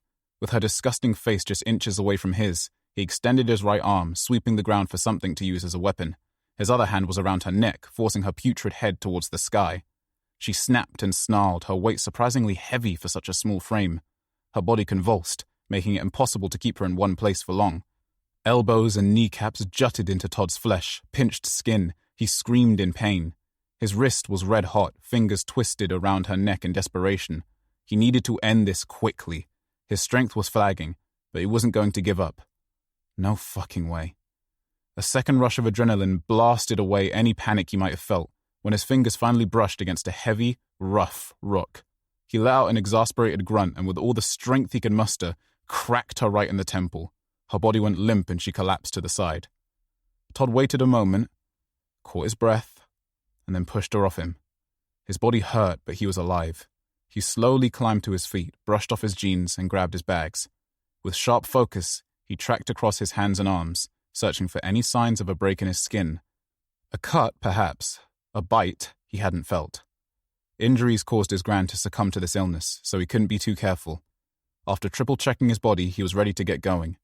He needed his drone to survive this shit show, which meant he had to track down the ledge it was resting on. Shit, he mumbled, dragging his feet as he set upon the journey. Things had been uneventful. Aside from the sweaty palms and a heart rate that felt alarmingly close to cardiac arrest, the walk was manageable.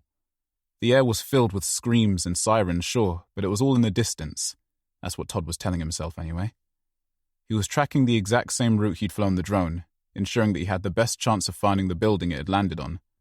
Todd was hoping that a closer proximity would allow him to regain control of the aircraft, but it still wouldn't connect. It was possible the receiver had been damaged in the collision. The walk was taking longer than he expected, and the further he ventured into the city, the more uncertain he was about the way back. Not that he could really turn around right now anyway. The buildings were all starting to look the same. He was starting to regret not flying lower the whole way, so he'd at least have some kind of visual cues to go off. "Can you help me?" A young girl, no more than 13 or 14, was holding her wrist. A chunk of skin ripped right out of it. Blood was pouring from the laceration, pooling on the ground beneath her. Todd stopped, unsure of what to say or do. He didn't have any medical supplies with him aside from a few ibuprofens, and if that was a bite, which it certainly looked like it was, he had a good idea of how this situation was going to end. "I'm sorry, I don't have anything with me." The girl looked right past Todd and started squealing. "That's him! That's the guy who attacked me!" Todd turned to face the prospect of another fight. A shredded athlete kitted out in expensive gym gear, huge chest, biceps bigger than Todd's legs. It had to be a fucking joke. Heavy footsteps revealed the girl wasn't staying around for support. She just left her problems with Todd. Great. Todd turned, sprinting in the other direction, adrenaline spent and pure unadulterated fear taking its place. His bedroom fitness regime was no match for the hulk of a man behind him, who was quickly gaining ground. "Fuck off!" Todd screamed desperately, trying to reason with whatever human lived within this freak. Safe to say, he wasn't listening, and Todd was running out of options. Miraculously, he recognized the street in front of him from the drone footage. It was here he had dropped to street level, which meant the aircraft was hanging on one of the surrounding ledges. With blurry vision from the vibration of his feet hitting the pavement, Todd scanned the area frantically. For the second time in as many minutes, the universe had thrown him a rope. There was only one building with a ledge, some kind of office block. Only a dozen paces in front of the madman, Todd launched himself at the door, praying it would open. A scared-looking woman jumped to her feet, almost falling from a glass reception desk. "There's a curfew. You shouldn't be in here." Todd slammed the door behind him, securing it with a twist lock. "There's people everywhere. What's going on?" Todd asked. The woman tutted, looking him up and down, silently questioning why he had bags with him. "Are you sure you're in the right place?" The beastly athlete sprinted past the building, growling as he chased another random victim. The sound roared through the window panes, echoing. No one ever listens to these emergency announcements. No wonder it's chaos out there. Todd cleared his throat, trying not to throw up from the sporadic burst of exercise he'd just had to endure. "Well, why are you here?" he spat, struggling to maintain his usual polite manner. "I am the only person in this building. Someone needs to be here to keep the office safe." Todd couldn't be bothered to argue. "Well, trust me, I wish I was stuck at home instead of here, but I'm not staying. I just need my drone." "Drone?" she asked. "I was flying it and it fell onto your ledge." "So you've been out there playing with a drone whilst you're meant to be at home?" Todd stood upright, wary of her accusatory tone. "As I said, I wish I was home, but it's not safe there. I was using my drone to find somewhere to go. I won't be a moment." Todd continued forwards, heading down a corridor to find the staircase.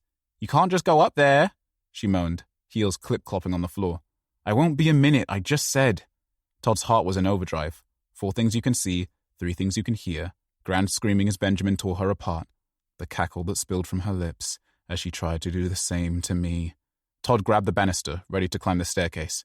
A hand grabbed his arm sharply. "I'll report you to the police." Todd scowled, seething. "I saw my gran turn last night into one of those things. I had no problem defending myself against her. I'd take you out in a heartbeat." Despite his stony exterior, Todd was in pure panic mode. His brain was blank, some primal instinct taking the place of his conscious mind. He'd never threatened anyone once in his life. He questioned whether she might burst out laughing at his feeble attempt at looking brave. But she didn't laugh.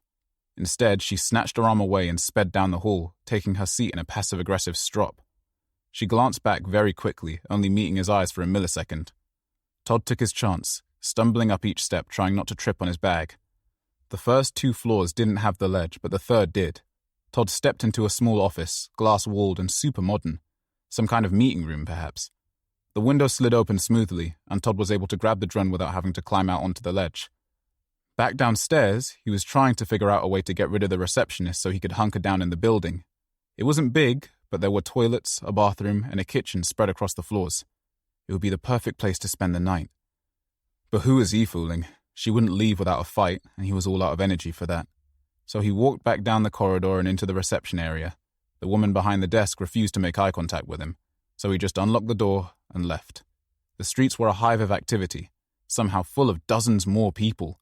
Before Todd could make sense of the situation, an ambulance darted right towards the crowd from the other direction, swerving into the frontage of a shop opposite.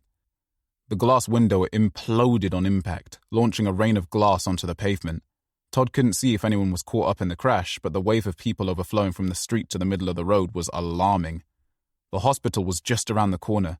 He hadn't noticed the alarms before, but could they have been running from there? Todd was familiar with Egglemore Hospital, having joined his gran at appointments every now and then. It was a super hospital, the only one in the country. And if all of these people were having to evacuate, how were they going to deal with all the new injuries? And what had caused it to get this bad? People were yelling nonsense at him on their way past, swerving to avoid him at the last moment. As if caught in a tornado, they were hurtling forth with no control of their bodies, just pure survival instinct. Todd swallowed hard, his mouth dry, desperate for some water. He had only grabbed a half-full bottle from the flat when he packed his bag. He hadn't succeeded in making it last. He'd find a shop soon, but right now, he needed to get back inside. He turned, smacking his hand against the door to the building he'd just left. The woman had locked him out, raising her eyebrows in disapproval. "Let me back in, please!" Todd had lost whatever assertive exterior he'd had moments before. He pleaded to be let inside like a dog in the cold. The woman didn't move from her desk, breaking eye contact to read something on her phone. "Shit! Fuck you!" Todd jogged to the corner of the street, working his way against the crowd. The fact he was in the middle of the road didn't register until the car struck him, launching him from his feet into a crumple a few feet in front of the bonnet. The vehicle wasn't going particularly fast before it hit him, but he'd still caught a decent amount of airtime before being reunited with the asphalt. Through blurry eyes, he saw an old Ford Focus with both front doors open. A large woman with shoulder-length ginger hair. He couldn't discern any of her facial features before losing consciousness. The last thing he remembered was being frantically hauled into the car. He thought he may have hit his head, but it didn't hurt at all. Didn't even make much of a sound. The darkness was comforting. He wanted to stay a while. Chapter 26. Rowan. "Wait, Rowan." Rowan looked at Alice across the cab, confused, before staring back at the road. The splintered windscreen was providing less and less visibility. He needed to get to the supermarket to make this delivery and sort out a plan. "I have signal. Can we stop so I don't lose it?" Alice was practically out the door before Rowan even had a chance to pull over. He'd parked up in an industrial estate, which was concerningly devoid of any life. Alice slammed the door behind her and paced over to a wall, turning to lean against it. She was typing frantically on her phone. Rowan pulled out his own device, connecting it to the onboard charger. As soon as the signal bars appeared on the screen, he swiped to the home security app. The picture was glitchy and intermittent, but finally settled. His wife was ghost pale, slumped into a contorted position, urine pooling around her feet. The silly bitch was still trying to scream, her words whispering out in barely audible croaks. The sound of knocking roared through the tinny speakers, coming from something out of range of the security camera. Rowan quickly checked that Alice was still absorbed in her texting outside the truck, and returned to focus on the app. Unable to help himself, he toggled on the speaker, and smiled as his lips pursed to speak. "Are you behaving, kitten?" His wife slowly arched to face the camera, and just began to scream, the vigor returning to her vocal cords. She bawled until she ran out of breath, quickly inhaled and repeated the same thing several times. Her eyes were unwavering and unblinking. Rowan's skin was tingling with beautiful sensations. It was pure fear in his wife's eyes, a bubbling pit of despair rising to consume her. The knowledge that this was the end, and it would be completely agonizing until the final breath, was pure arousal to Rowan. Ultimately, Rowan was extremely thankful for the cellular signal reconnecting. The gift of this shared moment. His wife's end and his new beginning, out of the shackles of that torturous life with something he would treasure always. The dream of a wife, 2 kids, and a great career was nothing more than a mirage, a stupid illusion created to pretend ordinary people could have a fairy tale fantasy. Real life was lies, deceit, violence, and putting yourself first, taking what you could along the way. That was his mantra from now on. No more putting anyone before himself, no more selling himself short. If he wanted something, he would damn well get it. The rattling on his phone grew louder.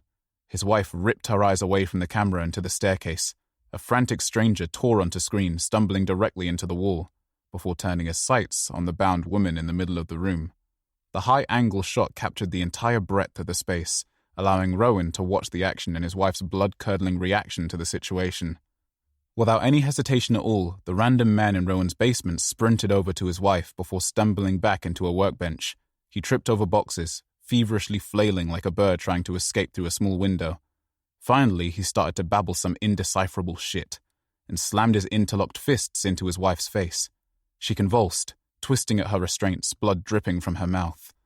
Crouching into a contorted squat, the man was inches away from his wife's face. He was scratching his cheek, nails tearing against the skin, an insufferable itch burrowed deep inside his flesh. He continued to gargle nonsense, watching the blood drip from his wife with fascination. Then he interlocked his hands again, swung them back, and cracked them into her forehead. This time her cranium split with a juicy squelch. The blunt trauma coupled with the pillar behind her head seemed to have forced the pressure up through her skull, revealing her mangled interior. Rowan couldn't see much of the detail, but the pure, sloppy joy radiating through the speaker was almost orgasmic. Never had revenge been served in such a deliciously visceral way. Alice opened the door. Rowan locked his phone screen just in time.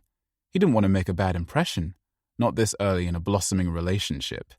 He was newly single, after all, a widow with a sob story ready prepared and enough charisma to break through to any woman he desired.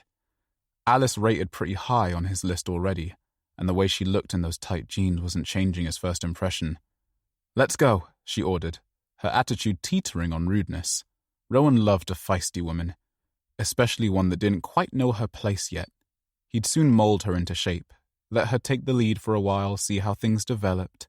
He had a hotel room lined up for his overnight shift, a day of rest between deliveries. Though he was technically running at least 12 hours late, the order would still have to be delivered before he got off the clock. But when he did, Alice would probably need somewhere to stay. He only had one room, and she didn't seem to have anything lined up aside from a meeting. It would be the perfect occasion to really get to know each other in a more up-close and personal way. They could share a room, share a bed, maybe much more than that. He could hardly wait to get his hands on her. Any initial optimism for the rest of the afternoon was quickly quashed. On the way into the center of Egglemore, they'd already seen 2 upturned vehicles, police vans called in from neighboring counties, and soldiers sweeping the streets. Alice was restless in the passenger seat, shouting at her phone sporadically, lamenting the glitchy signal and lack of response from whoever she was texting. Rowan wanted to know whom she was speaking to. He was curious, and her complete attachment to her phone told him that whatever she was talking about, it was important. He'd let her tell him in her own time.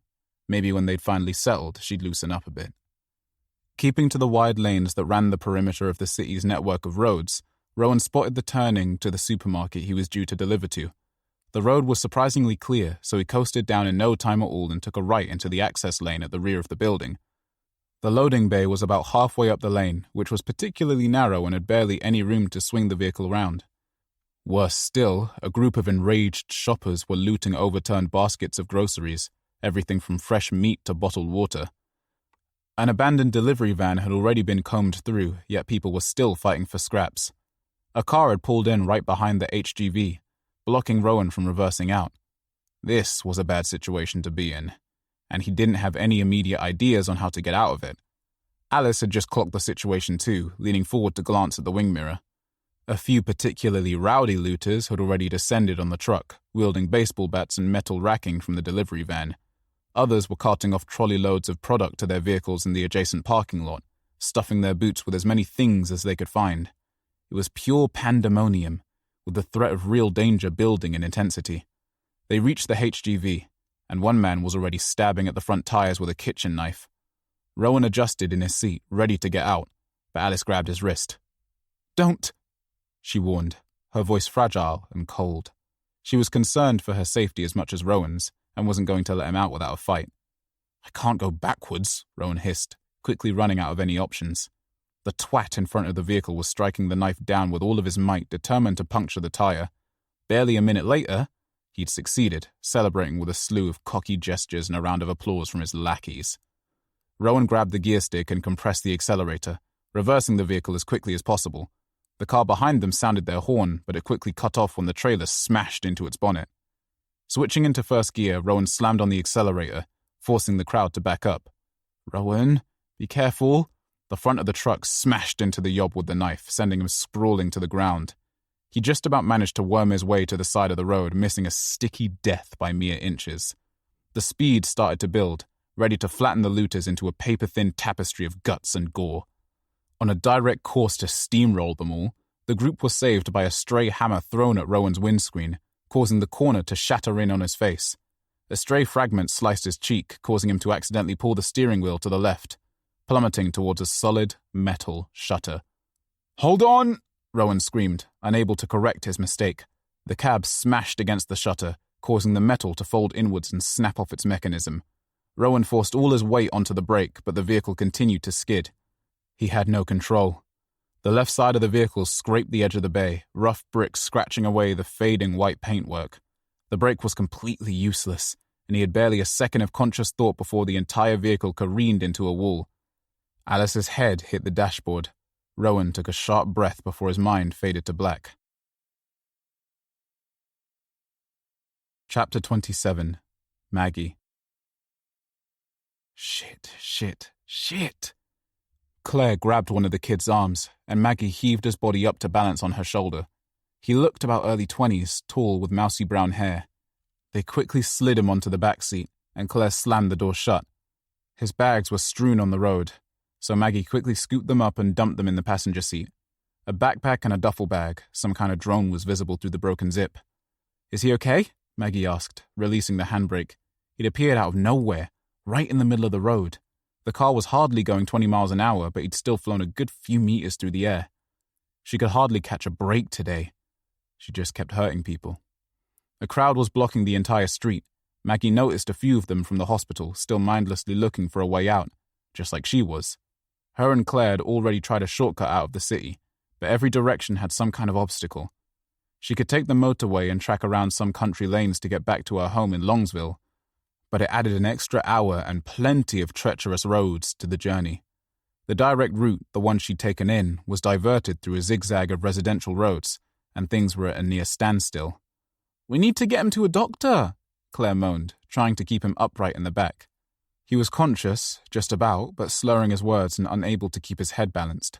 "Well, we can't go back there," Maggie replied, sounding more panicked than she would have liked. She needed to keep calm. They were getting out of here. Just a couple of miles and they were set. Maggie beeped the horn, but the sound went largely unnoticed by the stream of people in front of her. Out of ideas, she revved the engine loud, and the entire vehicle lurched forwards. "Sorry," Maggie said under her breath, apologizing to the sputtering car in its deteriorating vintage. Thankfully, the crowd seemed to part, merging back to the footpath. In the chaos, there was at least some order. The streets swept past as Maggie hit the accelerator, cutting up a roundabout and darting into a small lane. The coast was clear from here on out. Or it seemed to be that way until another mile down the road, where a cordon of some kind had been erected. As she coasted closer to the scene, however, she noticed that the fencing was completely obliterated. 2 people were lifeless on the floor, and another one was stalking the grassy mound to the side of the road. His mannerisms were random, forced. Blood stained his mouth and chest, uniform torn into a shredded net. Maggie picked up speed again, and roared through the gap in the blockade, taking little notice of the speed limit or the flash of multiple speed cameras on the way. They'd be safe at home soon. Then they could find a doctor for this kid and lock down the property to keep all of this far away from them. She couldn't rest until they were there. Chapter 28. Charles. Charles was glowing from his second hot shower in as many days. Draped in some clothes that belonged to Olive's ex-boyfriend and were easily 2 sizes too large, he had been tempted into another glass of Zinfandel and had already downed half. Inside the apartment, things seemed cozy, secure. He'd never dream of getting used to being there. There was a difference between a lucky day and a miracle, but whilst he had the chance, Charles was determined to make the most of it. Olive returned to the living room from her own shower, a dressing gown wrapped loosely around her body. She glugged the remnants of a 3rd or 4th glass of wine and prepared another right after. "So, what's the plan now?" Olive asked playfully. "Well, I'd love a good sleep. I haven't had a bed in a while." The words came out sadder than he'd expected. Though the streets were as far from comfortable as you can imagine, he'd never felt particularly overwhelmed by a situation. It was a fact of life, just like breathing and having to empty your bladder. The scales of fate teetered in both directions. Sometimes you win, sometimes you lose. The guest room is all set up. I'm going to do some stuff for a while, but Please feel free to lay down whenever you want to. Charles nodded warmly. And then? Charles asked. What's our plan? Olive straightened, resting on the side of the sofa opposite. Hesitantly, she cupped her hands together, looking as if she wanted to ask something but too afraid to let it out. Instead, she turned on the TV and suggested taking a look at the local news. Egglemore is in its second day of a citywide lockdown. Curfews are running 24 hours a day with only a few exceptions. The woman on TV was the same one presenting the segment the day before, when he'd watched it at the cafe. Charles didn't get too much of a chance to watch TV, so he wasn't familiar with her work, but he presumed that she was always on at this time. Contactless food delivery is running on a reduced schedule due to stock issues. All convenience stores have been ordered to close or run on a severely reduced schedule. Latest reports say that Egglemore Hospital has declared an emergency. All emergency services are being rerouted to facilities outside of the city. They finished watching the segment and switched off the TV. Charles finished his wine and slapped his hands on his knees, politely signaling his intention to get to bed. I have a question to ask you. Well, more of a favor, Olive said. Okay, Charles agreed. Go ahead. She stood up, walking over to rest on the edge of the sofa Charles was occupying. I need you to promise not to freak out. Charles nodded, concerned at what was coming. I have something really important I need to do, and I need your help to do it. Charles didn't love the sound of this, but he continued to listen nevertheless. Firstly, I need your help getting to my holiday home. I'm meeting someone there, and it's imperative I don't miss it. How can I help with that? Charles asked. I'll explain, she said, but there's something more pressing, too. Olive stood up, her eyes scanning the floor, avoiding his eye contact. Eventually, she swallowed hard, grabbing the shoulder of her dressing gown. Secondly, I need your help with this. She pulled down the fabric around her right shoulder, revealing a gaping bite wound already tinged with pockets of infection. Charles recoiled a bit, breath snatched from his lungs. Your bit? Olive did a slow, sarcastic clap. The good news is, I won't become one of them. Charles sank back into the sofa, suddenly aware of the space he'd gotten himself trapped in. He knew he shouldn't have had that wine. What makes you so sure? Charles asked hesitantly. You're not going to let me go to sleep, she said matter-of-factly. They stared at each other for a short moment. What do you mean? You said you were staying up a bit. I'm staying up all night. I've got no choice. Charles chuckled, mostly because he had no other idea how to react. Was this all a prank? You want me to keep you awake? Why? He asked, a slight annoyance in his tone.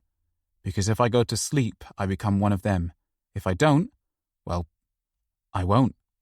Charles shook his head, completely clueless as to what she was trying to convey. I'm sorry, I don't know what you're talking about. Olive walked right up to him and crouched to look him in the eyes.